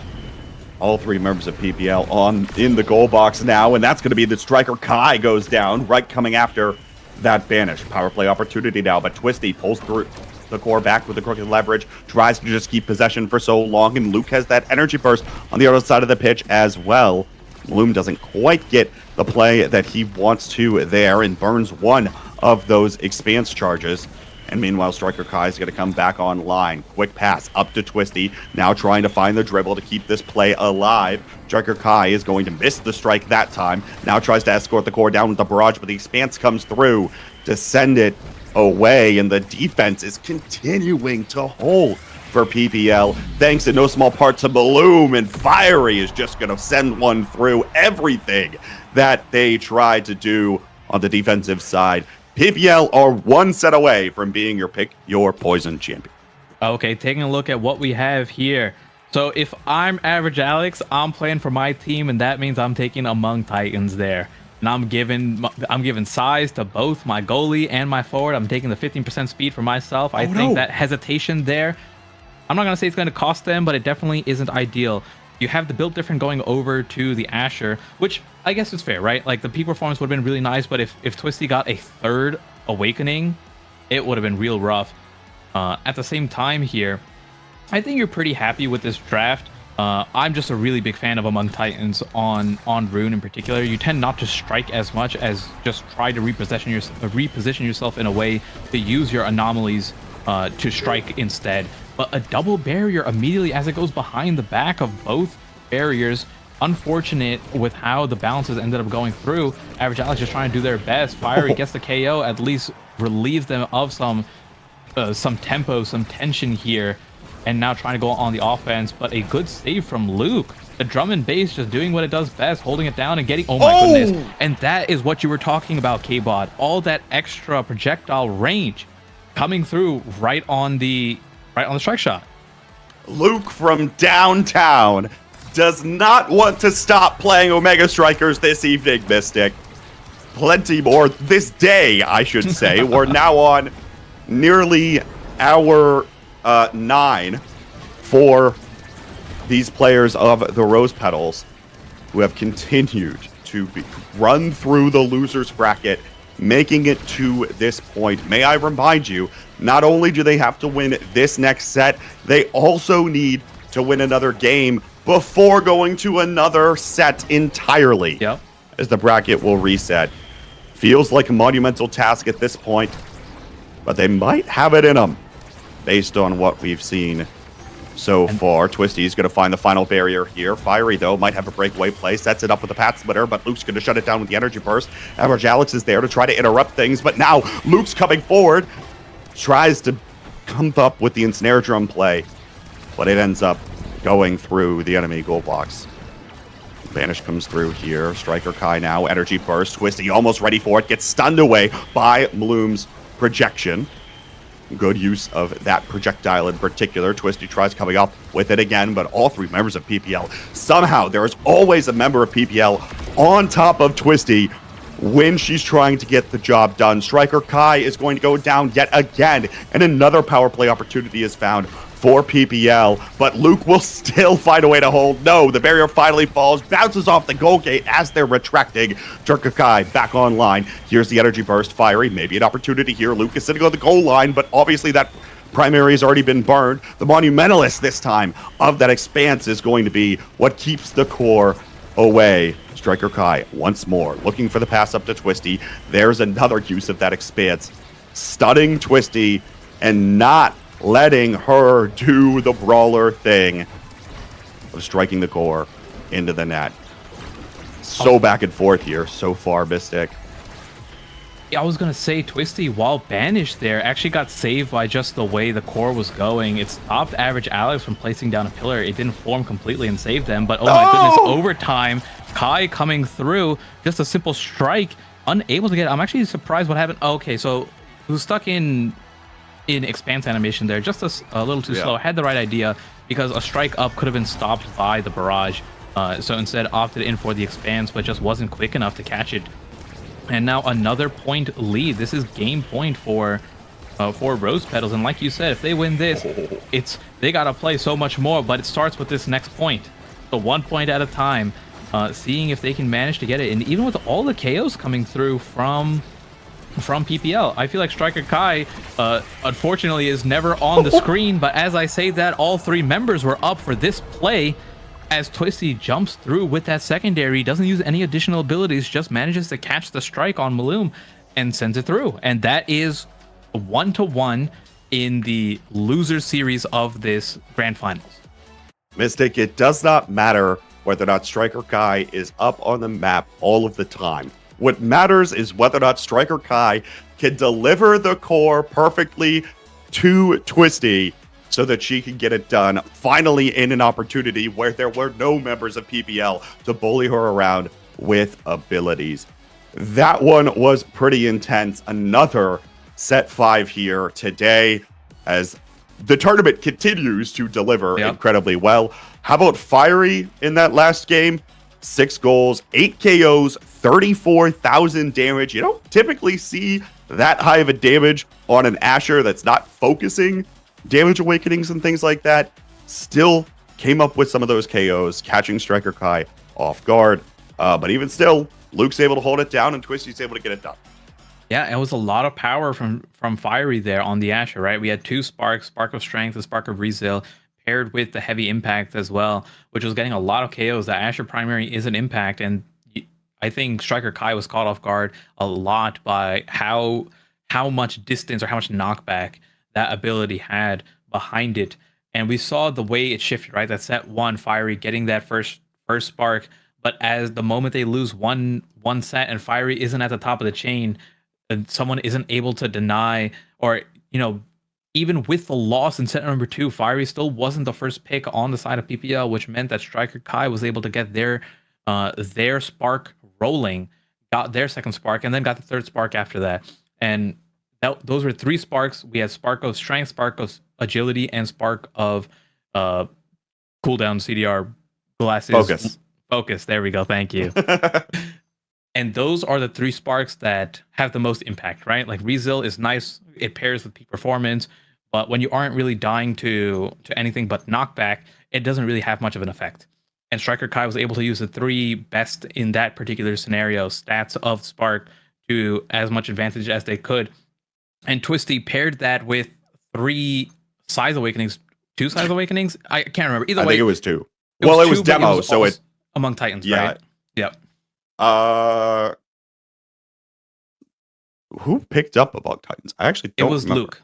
So was it Luke? It was Average Alex who had first pick opportunity to take it. Instead, opted in for the peak performance. Luke got the Among Titans, and then Fiery picked up the build difference. I think it was still, it's all hindsight and it's all these small things. I'm still a fan of Average Alex in that moment, taking the Among Titans, and then Fiery still taking the build difference. I think Asher is also one of those characters similar to Kazan that benefits exponentially with each Size Awakening.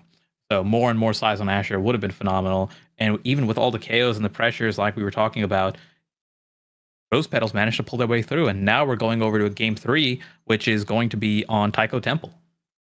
Taiko Temple, a map where these creation characters that PPL were playing obviously have notoriously tended to rule in terms of priority picks. You think about the Rune, you think about Asher, and those sorts of things. Whether or not Striker Kai is going to maintain the Kai, I mean, like, it's in the name, so you would think, right? But even still, right, there's potential opportunities here for things to be more easily shut down with that permanent center drum on one side of the map or the other, just with a simple creation. So could see some potential mix-ups here, Mystic. What do you think, though, if you're Rose Petals, right? Not only have you been playing for 9 hours today, but now you have to think about how to win this next game so that you can get yourself to a 6th potential set of competitive Omega Strikers today. What are you thinking about in order to get there? One game at a time, K-Bot, and I think that's the mentality you got to go with. Just focus on the game at hand, and they're very, very clearly in it to win it, right? They haven't lost the steam. We've seen them. They just performed amazing in this game number 2 here, and even in game number 1 was a close game. So if the momentum is going their way, game number 3 is going to be, in their favor to take it. And PPL are going to have to put the brakes on right now if they want to stop the avalanche from starting. Have to be careful now as we get into Striker Select. It's Asher, and this time the Atlas ban that you were thinking about last time. Potentially there, Mystic, for PPL. That means that most likely Luke is going to be on this Mako, locking it in as the first pick overall. And now we've got this Now and X combination for PPL. Yeah, seeing with how blue side, red side plays out, this time PPL don't have the blue side advantage, so instead opting in to ban away the Atlas and then going to choose something else. We have the Now X pair, most likely going to be Average Alex on that Now, and then X for Fiery here. And the goalie pick, honestly, with Mako and Mako, Atlas, and Asher out of the pool, I think Dubu looks pretty good in this particular situation, but can also go for no, it is the Dubu. So Dubu locked in for PPL. We're going to see Maloom on that. And instead, we do see for Rose Petal, surprisingly enough, an Octavia pickup. Yeah. I just looked at that with like a really? So Striker Kai now going over to this Octavia again. Very high win rate for the players in these leagues that know how to play this striker. And I mean, hey, Mystic, pretty good start for Octavia. Not like best in the world, but like you either take stacks here for the little bit of extra speed, or you take Twin Drive, more opportunities to build up that speed even more, right? And almost always be in that flow state. Yeah, this is the map where it might be a little bit tricky to get those stacks up. I don't think getting stacks is wrong, but like you said, having multiple ability usages of the secondary there of the flow state might be handy. You just kind of get in these situations where in that exact moment you want a flow state, and it'd be nice if you had an extra one charging up in the back. So let's see if they end up opting in for the pancakes start instead. But regardless, we have a speed start with most likely the goalies taking the twin drive in this situation and everyone else taking pancakes. Now, Mystic, we haven't seen a lot of it today, but last week we saw a decent chunk of X played in the brawler position over the course of the day for Nassel playoffs. And what I was always saying in the behind-the-scenes calls is, gang, it is set 1X. It is set 2X. This is a brawler that is not going to pick up the pace early on, and especially paired with a midfielder like now, I could very much see a possibility here where it's going to be very rose-sided for first early sets, and whether or not they can fully capitalize on that while this X is in a weaker state before some of those really impactful awakenings come online, that will definitely be a key to victory here for the Rose Petals. Yeah, and we've said it in our groups as well, K-Bot. Set 1X, X is online now after getting 1, 2, 3 awakenings and then having that speed paired with the now. But one of the things that X does best is the stuffing pressure you have when paired with the X Maximus, the Bull Rush, and then also the Bell Ringer, right? All these abilities that work really well when paired with speed and size that cover a lot of area, a lot of surface area of this map. But one thing that I'll give you a little bit of, I guess, opinion from Barcode. He is actually a big fan of Mako into X and thinks that the matchup is very favorable for the Mako compared to other brawlers. Well, interesting tidbit there for Barcode, current Nassel champion, just crowned last week with Showtime. Shout out to them, and reminder that you too can be a part of the league circuit. That's exactly what everyone here is training to be a part of. All of these teams were invited based off of their NASA or NAST appearances, both the Tier 2 and Tier 3 leagues for Omega Strikers. So even if you play the open qualifiers and you do well enough, you can get invited to a league play format. Launchpad will start at the end of March, and there will be 3 tournaments where you'll be able to qualify for the future endeavors of that league. So be sure to sign up, get your team together for Launchpad if you don't currently have a slot in participating in one of these leagues. Fiery looking for the mix-up there, not able to find it, and we'll see where the rest of this comes out, because one of the notes about that in regards to the leagues, right, PPL certainly looking like they can make a run towards Nassel right now, Mystic, even if they let a couple goals go in here early. Yeah, I mean, both of these teams looking really strong, and with Nassel, I'm not going to say anything until the teams themselves make it official, but the rumblings behind the scenes of the change-ups in the rosters or some rosters not playing means there's spots opening up for some of these new, I don't want to call them new players, but some of these teams that haven't really gotten the time to shine yet, that are catching up to the skill level of all the other Nassel teams, and they're looking for their shot to compete with the best.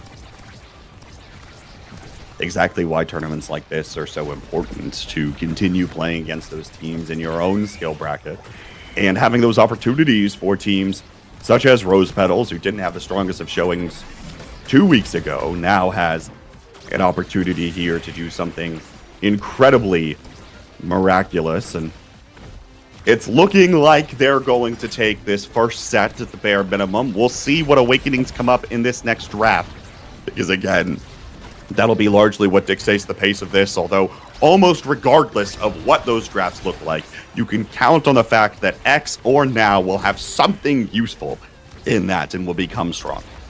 Yeah, X, one of those characters that can take advantage of so many different awakenings. We always say sarcastically, you know, a weak draft for X, or try to deny X challenge, even if they're last pick, because no matter what you take, something is going to go their way.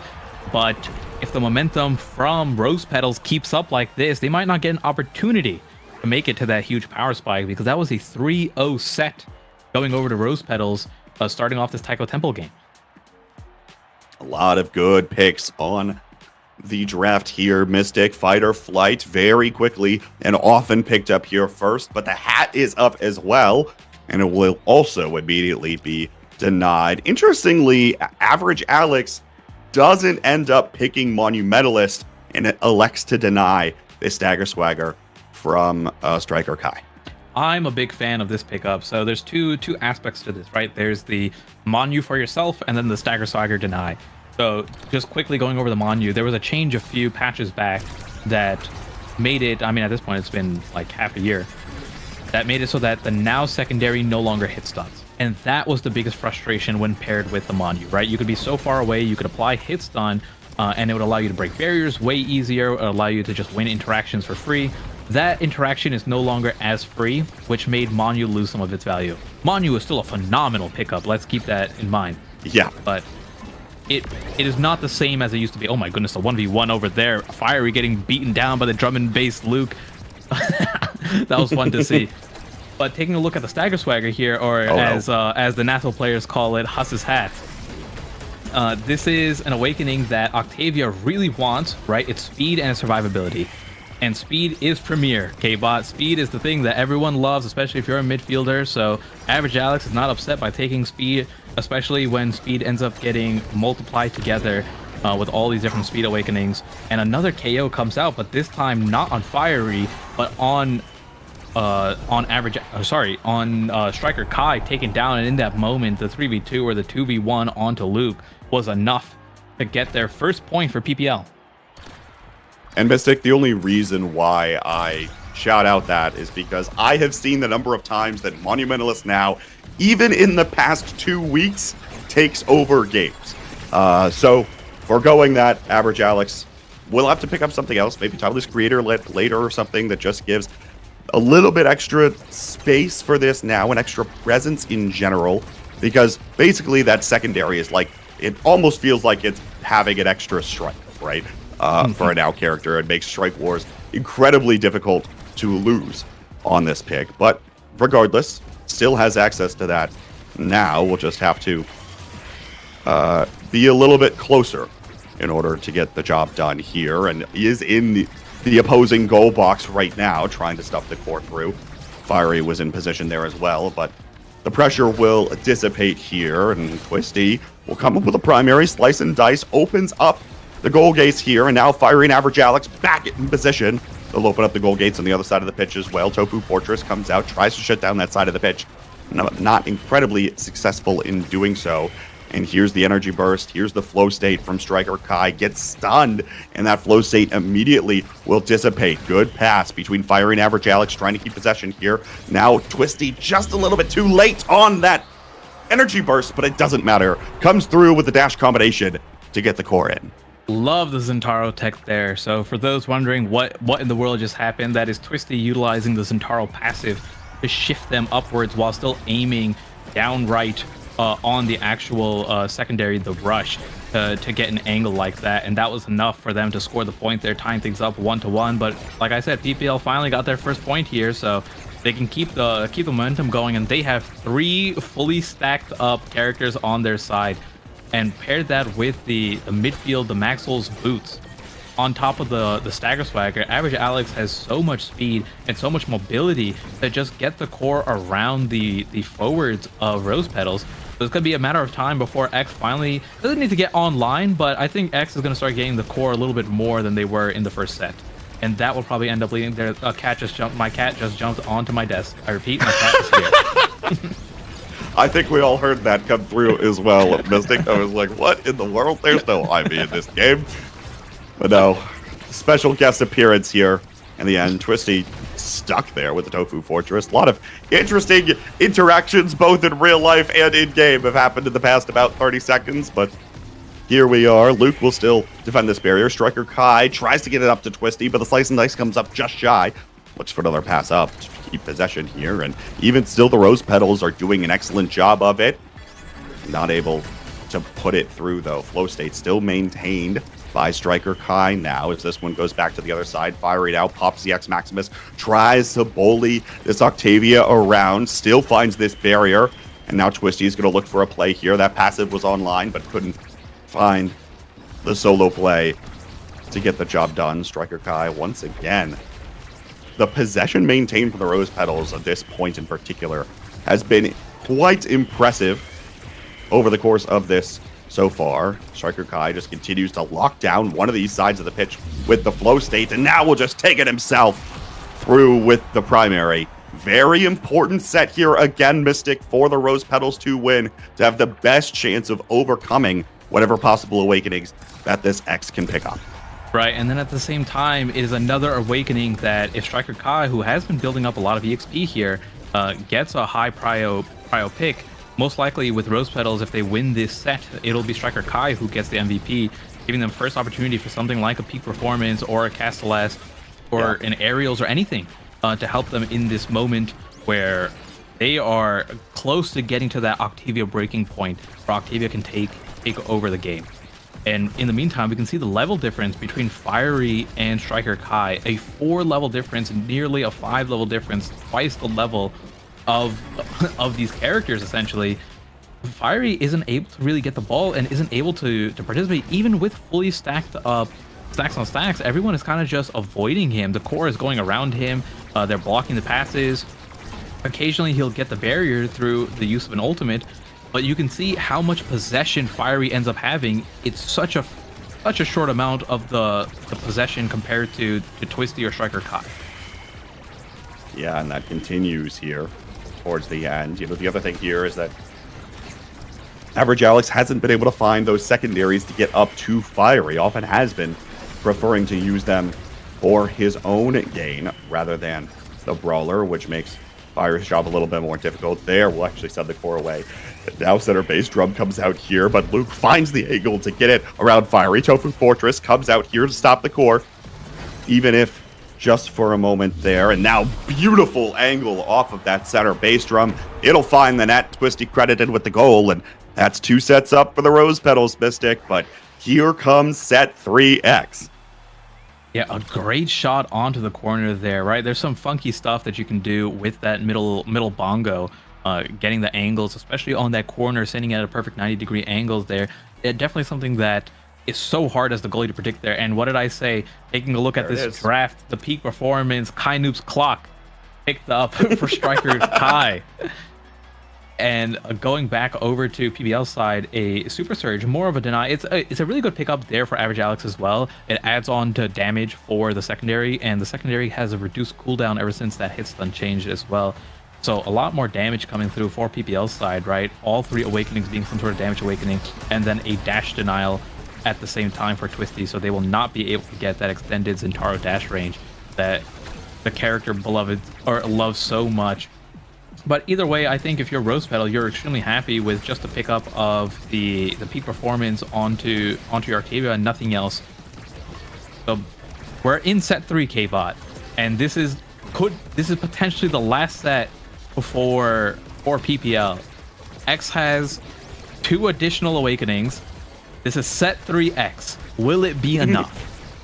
Well, I don't know. I mean, even in the last draft, even with the 6th pick in the draft, 1-2 punch is not a weak awakening here for X, right? Especially when you start stacking that up. Now, of course, that pressure is going to be mitigated by, like you're mentioning, the fact that Striker Kai is able to pick up that peak performance in the last draft. That little bit of extra stagger does make the difference. especially on a striker such as Octavia. Twisty doesn't quite come up with the energy burst there, while Bloom and Average Alex both have theirs, as does Luke on the back line for the Rose Petals here. Possession still looks like it's trying to be maintained. Flow state from Striker Kai. Twisty rather low on stagger. There's the beat drop, but the stun comes through, preventing Striker Kai from actually scoring. Bloom still holds on the goal line here, and is going to be able to do just that. The snare drums come up just shy, but Luke tries to step forward here and actually is looking to follow up the core as well, trying to play offensively. Good denial away by Bloom and company. Here's the Oni's blade. The Tofu Fortress will be met to come out as well. Twisty potentially looking for a play again on that dribble off the side, but not successful this time. The core is picking up speed in overtime here, especially off of that center bass drum. Energy burst from Fiery will thread the needle and get it behind Luke for the open goal gate on that side of the pitch. And maybe an opportunity here, but the snare drums come out. Striker Kai does have that energy burst. The mines are being set up by Average Alex right now, but it's not enough to get the core back up to Fiery. Possession on the other side of the pitch is going to be interrupted. Bull Rush comes out, but Fiery doesn't engage with the dash as well. Now looks again for the shot, but that one goes off the post. Twisty tries to collect. Luke will send it away with the strike shot. In possession here. There's the strike shot right towards Bloom. Set it up to the top corner. The melee goalies continue to hold on both sides of the pitch. The core speed hasn't phased them quite yet, and now the Zentaro passive projectile is what scores that point. And that was a great prediction there from Twisty, right? You're either going up or down for Maloom, and Twisty predicting correctly there on the clear to kind of pre-use that Zentaro passive and catch the core as Maloom goes for the clear onto the top side, but double barrier immediately returned back here for PPL. One thing that I want to point out, though, is we still have such a big EXP deficit onto Fiery, and I don't want to say this is on Fiery to solve. It's just one of those situations where, a little bit of flip and dip.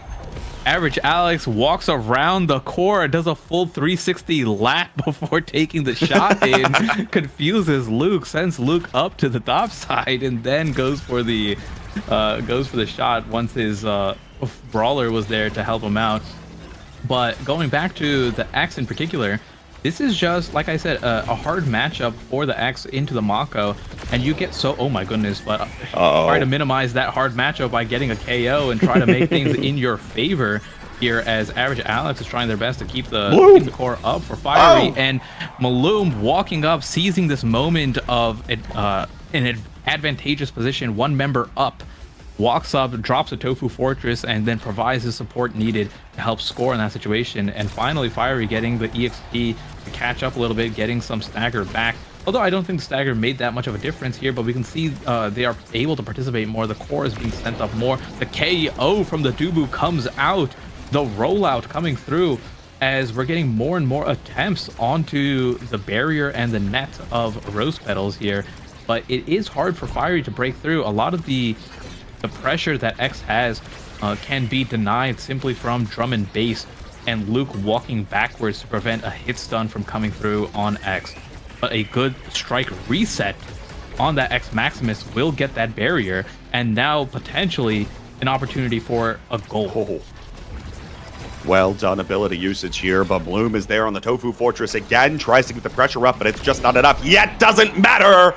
The bell ringer comes through, and Mystic, the X train, has arrived. Fiery put in quite the amount of work in that last one, but Bloom will be first up here.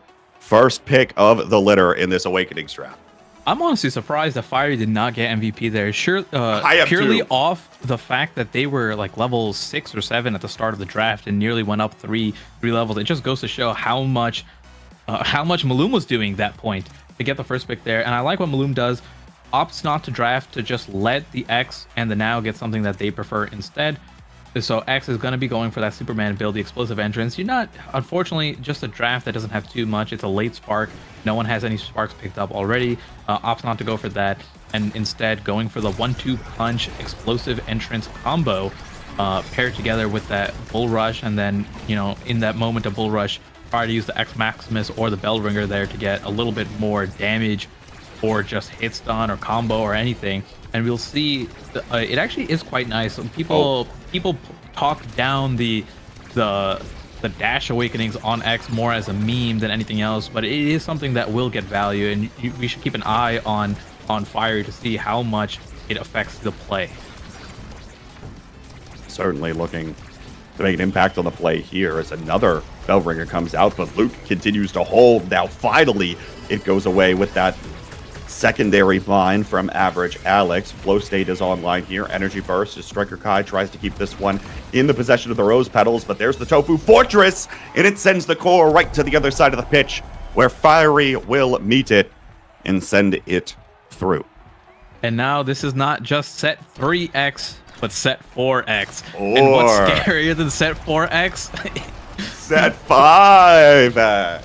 And let's see if we can make it over there. I mean, we have the energy economy looking really well. Average Alex has the energy burst available, trying to set up a play here. Fiery finally in positioning in a way that can hit stun Luke in that drum and bass as well, which has been helping quite a bit here. Twisty trying to find some reversal as the beat drop comes down, or being primed up. The KO comes through from Average Alex on the energy burst flip. You can see the speed coming through, and a good strike into a primary combo gets the shot onto the net. Will be able to get it done here, and now set point for PPL. They have potential to send us to a set 5 and continue to pick up Awakenings, build that momentum, and this could be the game where they win the tournament here. Rose Petals playing with their tournament life and not the position you want to be in, with such an impressive build on Maloom. Strike Shot, Missile Propulsion, Timeless Creator, all online for this Dubu, and again providing that extra offensive support at the midfield line or even further past it for the side of PPL here. And it's been that much more difficult for the Rose Petals to maintain possession that they were doing so well in some of those earlier points, thanks to a lot of that play. Twisty not able to find it on that go around. Here's Dioni's blade, but Bloom's going to find the strike away. Luke will keep up the pressure here, and now the barrier will be taken. Striker Kai almost to an energy burst here. Twisty is as well. Tofu Fortress shuts down the play on the top side. Maybe a possession maintained here. There's the rush. Good prediction for Twisty. Almost collects, but Bloom is there on the Summer Assault to keep the core in place. Average Alex finds one barrier, looks to set up the Now Mine, trying to find the second barrier, but Luke has the energy burst to dig it out. Oh, and finally. Oh, sorry about that. But taking a look at what's happening here, Luke holding down like a masterclass on the Mako. Fiery isn't able to get it. As I say that, a nice combination of the Bell Ringer plus a strike gets it onto the final barrier here. A good dig, almost gets the KO with the Now primary.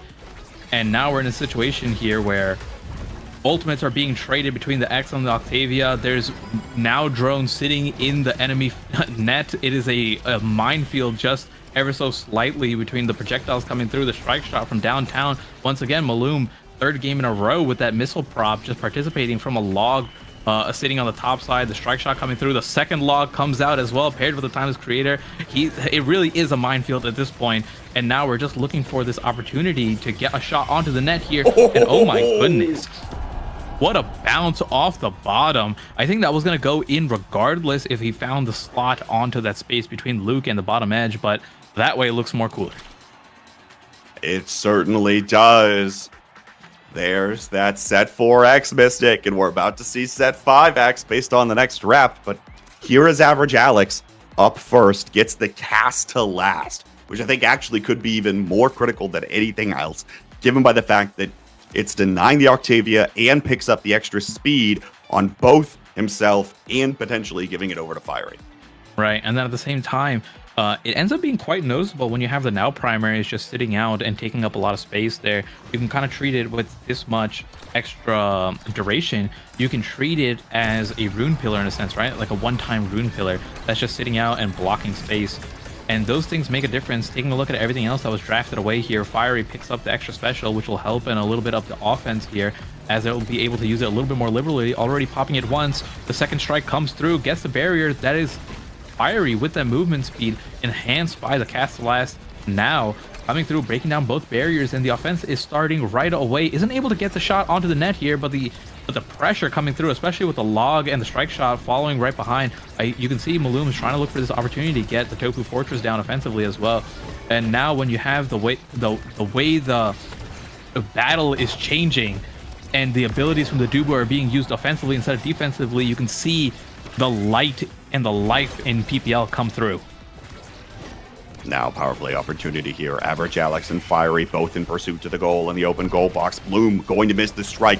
Opens up the goal gates on the other side of the pitch. Striker Kai immediately back online. Has the flow state ready and is looking for Twisty through the Tofu Fortress. The strike comes through, but Bloom is still going to be able to find a way to hold without burning the energy burst. There it is, used to bail out to Fiery. Oh, good hold by Bloom, and oh no! Luke on the other side of the pitch doesn't find it. PBL 2 points away from being tournament champions.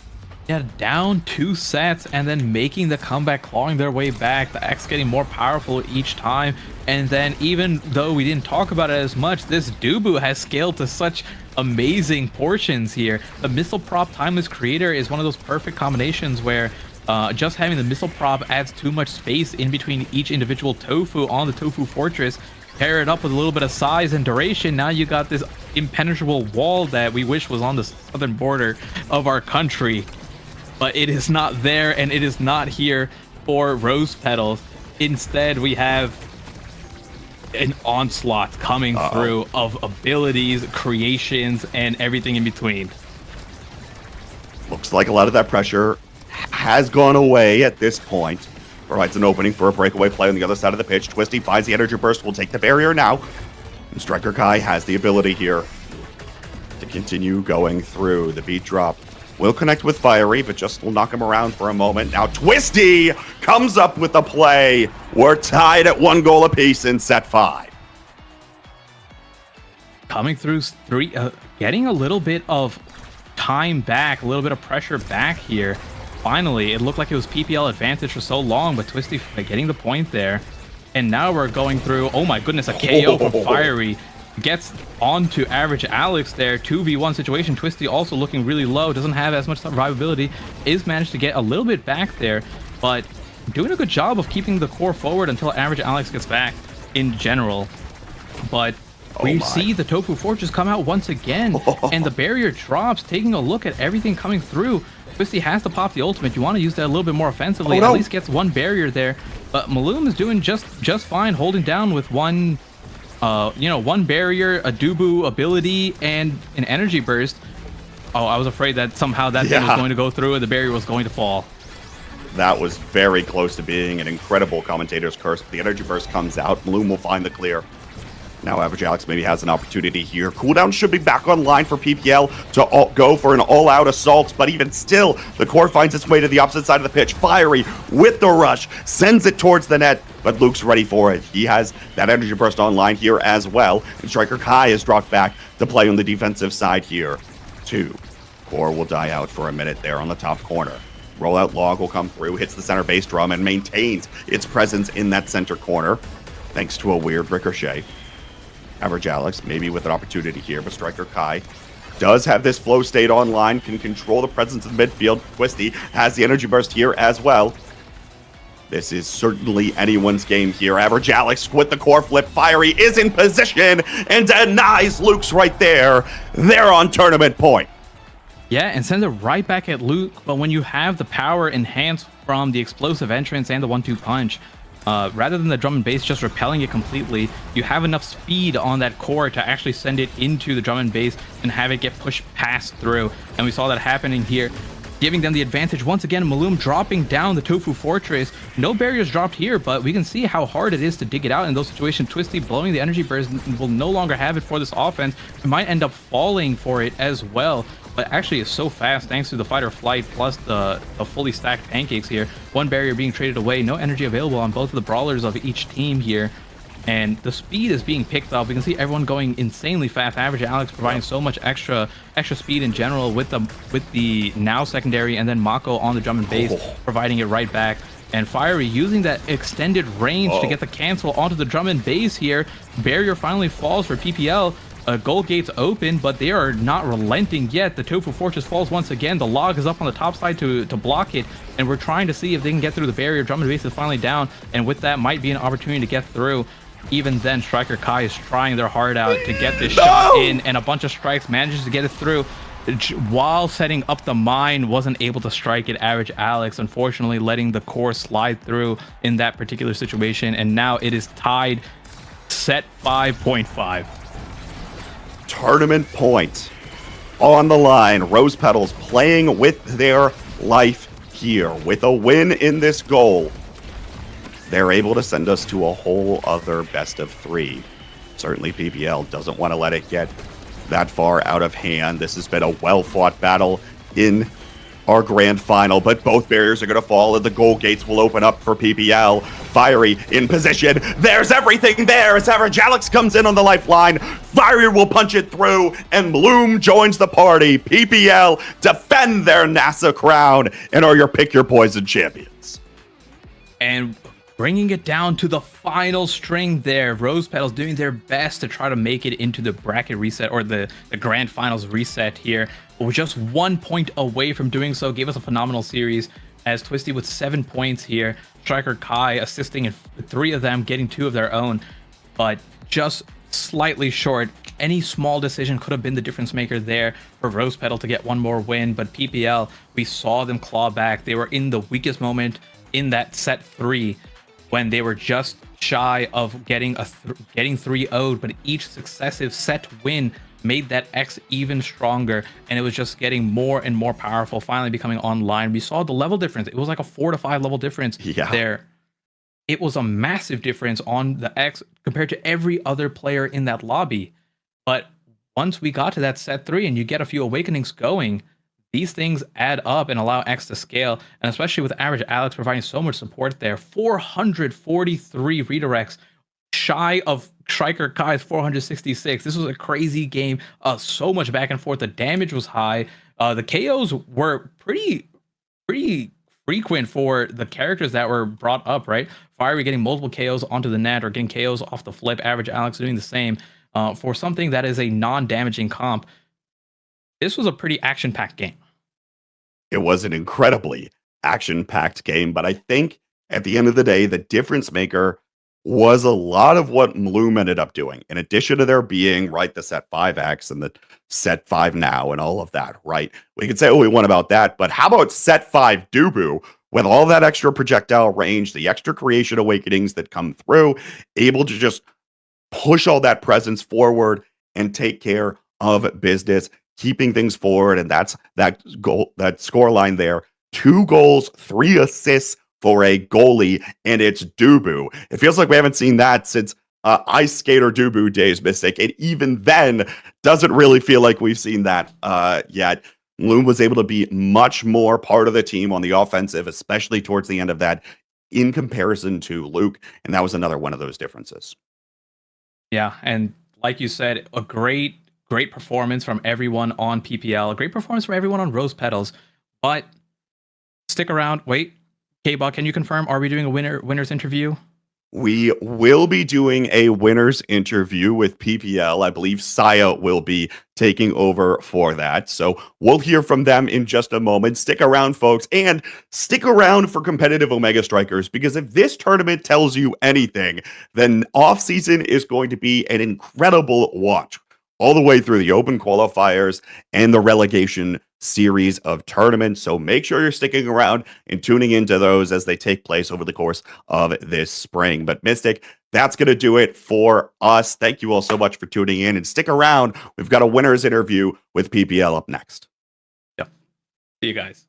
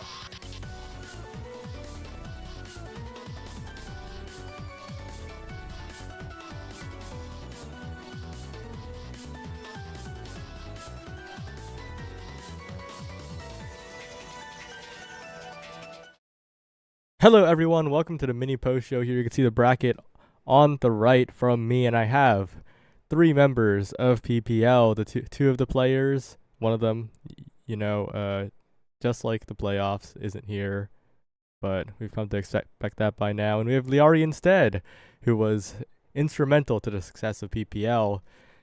First of all, you won NASA, you won Pick Your Poison. I guess. What are your first thoughts? Heck yeah. That is my first thought. I'm so proud of my boys. All right. Well, this format was a little bit strange, and in the group battle, actually, I do have a few questions to ask you because you actually came out of groups in second, right? Cyberswipe, having cleaner wins over the rest of the teams, took that first place spot, dragged Eternal Sovereigns with them up to the upper bracket. What were you kind of expecting? What were you kind of thinking as you were going through the group stage? Well, we were running a secret composition, trying something out that we theory crafted at 5 a.m. Didn't go so well, as you can see. It's probably going to stay a secret. You're probably not going to be hearing from that very much. But we weren't nervous. It was fine. Honestly, it kind of worked out better that we didn't have to play Cyberswipe even earlier. So can't really complain. Yeah, a number of teams making good runs throughout this bracket. Cyberswipe being one of them, Atlas's Gardeners being another, but the Rose Petals all the way from losers, and you were the ones to finally stop them. And having experienced playing against Rose and NASA as well, I guess. What are your thoughts on that team? Pretty good. They're pretty good. Doxy or Striker Kai in this case, kind of a revolving door of a midfield roster there. Yeah, they're a great team for all intensive purposes. Probably also a team that could end up being a candidate for Nassel in the future, I imagine. I think just an unfortunate day for playoffs and NASA for them. Honestly, everybody has their off days. We would know. Oh, we would know. We do that once or twice. Speaking of those situations, perhaps, qualifiers coming up again, right? It's a familiar time for the PP Legends. We already talked about all of this during the NASA interview. We're just repeating things. I'm going to ask something else. Liari, since you're here, how were you and Vaughn instrumental to the success of PPL throughout NASA and throughout Pick Your Poison? Well, we've talked about it here and there in the chats and in the group chats and all that. Fawn and I put 24 hours a day in for our boys. They were so important to us, and we just wanted to see their success. Fiery was on his hands and knees begging us to coach for them. And we just really wanted to do our best for them. And I mean, Vaughn had a 21-page dossier on Rose in this game alone. It was really crazy. Well, seems pretty impressive, as Vaughn is saying. Better question is what you two have not done. And, well, we're going to keep it a little short because the day has gone long. 2 7-hour days. And for Rose, it was an hour and a half on top of that. Wow. That's a lot of Omega Strikers. I'm surprised they played that well, that deep. Yeah, bringing it all the way pretty close. But we're at the end of the interview, end of the stream. Anything you want to say? Anything you want to shout out at the very end? Shout outs to Maddie for not answering his DMs. Very, very classical Maddie move. Shout outs to Bloom. We're going to put him in a straitjacket after that performance. Mental patient. And shout outs to Fiery for hardly saying anything the entire interview. Thank you. Oh, yeah. Shout out Lily Bun. Down for that. Oh, Damn. getting weird now. Anyway, hey, shout out Rose Petals, like high key. They played so good, regardless of like how long they played for. It's actually Oh my god! Happy birthday, John Fortnite! And shout out Monakai. Really? It's John Fortnite's birthday today? It's John Fortnite's birthday today. It is. Oh wow. Yeah. I think he just sent a screenshot of him earlier being at Dave and Buster's. He's having a good old day. We haven't done this in so long. We could sing happy birthday right now. I mean, I don't want to, but I feel obligated to now. Yeah. What have you done to me? You should be obligated to. All right, on 3. 1, 2, 3. Happy birthday to you. Please speed up. Happy birthday to you. Happy birthday, John Fortnite. Oh my god. Happy birthday birthday to you. We were getting zeros on the Auten's Got Talent. I'm sorry. Yeah. All good. I'm sorry. Well, with that, thank you for watching, everyone. Congratulations to PPL for winning. Pick your boys in the first tournament of its kind in the entire world in any said what? game. He's in chat. Sorry. Oh. Well, yeah, that's it. John Fortnite, you heard nothing. Goodbye. Good.